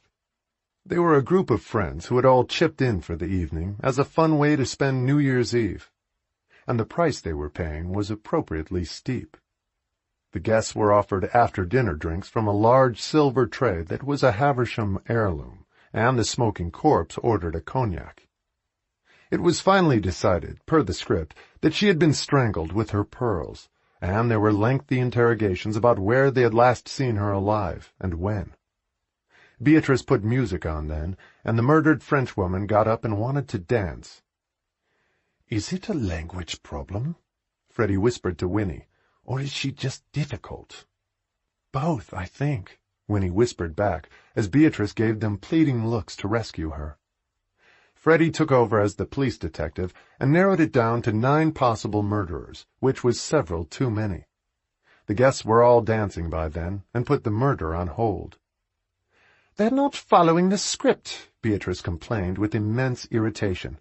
"Who has the script? Do you have it?" she asked Winnie. "I gave it to Freddie," she explained. I don't have it. He looked blank. Sorry, Paul said, pulling it out of his pocket. I forgot to give it back to you. I'm not sure they care who killed her, Freddie commented. I don't blame them, Beatrice said. I'd like to kill her myself. And Paul laughed. It's going to make a great show, so don't worry about it, he told them. Murder goes awry at Havisham Castle. Do you want to dance? He had finally stopped calling Beatrice your ladyship, which was a relief. They all began dancing to the music Freddie had set up on the sound system. The guests were dancing too. A few minutes later, Freddie and Winnie joined them. It was almost midnight. As the hour approached, Freddie began a loud countdown to warn them, and at the stroke of midnight he blew a horn and put Auld Lang Syne on the sound system, and all the guests kissed each other, far more ardently than he had expected. They were still kissing when the song ended, several with their tongues halfway down each other's throats and their bodies pressed together. Now what do we do? Freddie asked his support group. They're still kissing. At least they haven't taken their clothes off yet, Paul said, and kissed Beatrice with equal ardor. And they didn't come up for air for a long time either. Oh, sod it, Freddie said, took Winnie in his arms and kissed her. "What are you doing?" Winnie said, shocked for an instant. She hadn't expected it and thought he was kidding. "Don't worry, it's in the script," he insisted. "No, it's not. I wrote the script." "Yes, it is. I added it," he said, and kissed her with all the pent-up passion he'd felt for her since he'd met her, and she melted into his arms and kissed him back. They were still kissing when Beatrice and Paul stopped and looked at the scene around them, which the film crew was recording diligently. The mystery guests were starting to grope each other. Winnie and Freddie had come apart by then, as Beatrice stared at her brother. "Do you realize you just kissed Winnie? Are you drunk?" "Not yet, but I'm considering it, and yes, I do know I kissed her. It was intentional, not an accident." "That's like kissing your sister," she said, looking outraged. "She's family." "Not exactly, although I hope you kiss like that, for Paul's sake." As Freddie and Beatrice were discussing it, the guests hurried up the stairs in pairs to disappear into their rooms, the murdered woman among them, her arm linked through the arm of one of the Italians, whom she hadn't arrived with. His wife was with the Turk. "Wonderful evening," they all murmured as they rushed past their hosts. "Great party. So much fun." And with that, the last of them disappeared, their doors closed, and Freddie, Winnie, Beatrice, and Paul were left alone in the grand salon and started laughing. It was obvious what the guests had gone upstairs to do, to celebrate the new year, hopefully in pairs, not in groups. "Maybe they're a sex club of some kind," Freddie suggested. "Aren't they a little old for that?" Beatrice responded, as Paul's film crew came over and asked if they should continue filming. "I don't think so. They all went to bed. You can stop now," Paul told them. "Should we film you?" they persisted. "No, that's fine." Freddie suggested the crew each have a glass of champagne, which they did, conferring quietly with each other, as Freddie looked at Winnie intently, dropping quietly to one knee in front of her, and gazed at her lovingly as she stared at him, and Beatrice looked at him in astonishment. "Freddie, what are you doing, for God's sake?" "I'm proposing to Winnie," he said, never taking his eyes off her face, and she started to smile and look shy. "Now," Beatrice scolded him, "are you mad? You've never been married before." "No, I haven't, so I'm free, which is a good thing. If I weren't, this would be awkward. It's already hard enough." Realizing that he was serious and something major was happening, Paul signaled frantically to his camera crew to get the cameras rolling again. "Winona Farmington," Freddie said in a louder voice as he reached for Winnie's hand and held it, "I'm totally mad about you, and have been from the first time I laid eyes on you, and I can't wait a moment longer to share my life with you. Will you marry me?"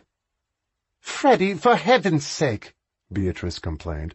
"Can't you do something like that in private?" She saw the cameras rolling then and shrieked, "Oh, my God! You just proposed on a reality show. What's wrong with you?" "Nothing," he assured his sister. "Winnie, will you?" He asked the woman he wanted to marry in a gentler voice, oblivious to the cameras rolling. And Paul was beaming. It was the best show they'd filmed in years. "Yes," Winnie said in a hushed voice. "Yes, I will." Freddie stood up and kissed her then, as Paul's crew got the kiss and their smiles afterwards, and Beatrice rolled her eyes. "I can't believe you just did that. How can you be so undignified? You proposed on a reality show, Freddie." Her feathers and her nerves were seriously ruffled by the entire evening. "Congratulations, of course, and best wishes to the bride." She kissed Winnie on the cheek and glared at her brother. "You're incorrigible, and I thought you'd finally grown up." "I think I have," he said, undaunted by his sister. "Now we can be sisters," Beatrice said, smiling at Winnie. "And you will be the Marchioness of Havisham." The thought of it suddenly hit Winnie like a lightning bolt. "Oh, my God, how do you do that?" "It's easy," Freddie said, still holding her hand. He looked over at his sister then. I tried to get Grandmama's ring out of the safe to give her when I proposed, and I couldn't get into it. Did you change the code?" "No, it sticks," she informed him, as Paul told the cameraman they could stop rolling film. They had everything they needed. The newly engaged couple then retired to a quiet corner, and he kissed her again, more discreetly, as Paul walked Beatrice to one of the other couches. "I need a drink. This has been a ridiculous evening. We have to work on these murder evenings a little more," Beatrice said, looking exhausted. "They were a tough group," Paul said comfortingly, and then kissed her, and both couples sat lost in their own worlds for a while, until Beatrice said good night to Paul, announcing that she was going to bed. He left without bothering Winnie and Freddie, and a little while later they got up. Freddie found her wrap and walked her to the Dower House. The cameraman had disappeared with Paul. "Do you really mean it?" she asked as he walked her home. The proposal had been so crazy and theatrical, she wasn't sure if it was a joke. It didn't feel real yet. "Of course I mean it. I wanted to propose to you on New Year's Eve. I decided weeks ago. Tonight just got a little out of hand. The delivery was not as smooth as I would have liked. When do you want to get married? Let's do it soon. And where?" "Here," she said without hesitating. "Just us and our sisters. I want to get married in this house. That's my dream." They had reached the Dower House by then, and it was cold outside. They were both shivering. "Do you want to come in?" She looked at him lovingly. He nodded in answer to her question. She opened the door, and he followed her in, to finish what he had started. Their first murder group appeared at noon on New Year's Day and ravenously ate breakfast. They left as soon as they had finished, although they weren't supposed to leave till that afternoon, but they all seemed very happy. They thanked their host profusely and said it had been perfect, just what they had hoped for. They added generous tips to the bill and looked delighted when they left. The mystery remained unsolved, and the designated murder victim looked hale and hearty, with a cigarette pressed to her red lips when she left. "I think we need to work on that script some more. She was the most uncooperative murder victim I've ever seen," Freddie said. And with that, Beatrice came up to her brother and put something in his hand discreetly. "I think that's what you were looking for." He glanced at it and recognized the beautiful rose-cut oval solitaire diamond that had been their grandmother's. He nodded and smiled at his sister and slipped it on Winnie's left hand. She looked down at it in amazement. "I love you," he whispered to her and kissed her as Beatrice walked away quietly, smiling. They called Marge a little while later and told her the news, and she laughed and cried and couldn't believe what had happened. "And you're going to be a Marchioness. I can't even pronounce it." "Neither can I," Winnie said happily. "I'll teach you," Freddie whispered, and they smiled at each other, as Winnie thought how incredible it was. It had started with 2 DVDs in the White Elephant game at Christmas in Michigan a year before. They had turned out to be the best gifts she had ever received, and the key to her future. The dream had become a reality once she had the courage to pursue it. Who could have known? Who could have dreamed it or imagined it? Beauchamp Hall had changed her life. And in turn, she had come to Haversham and changed the lives of those who lived there. Reality had turned out to be so much better than her dreams.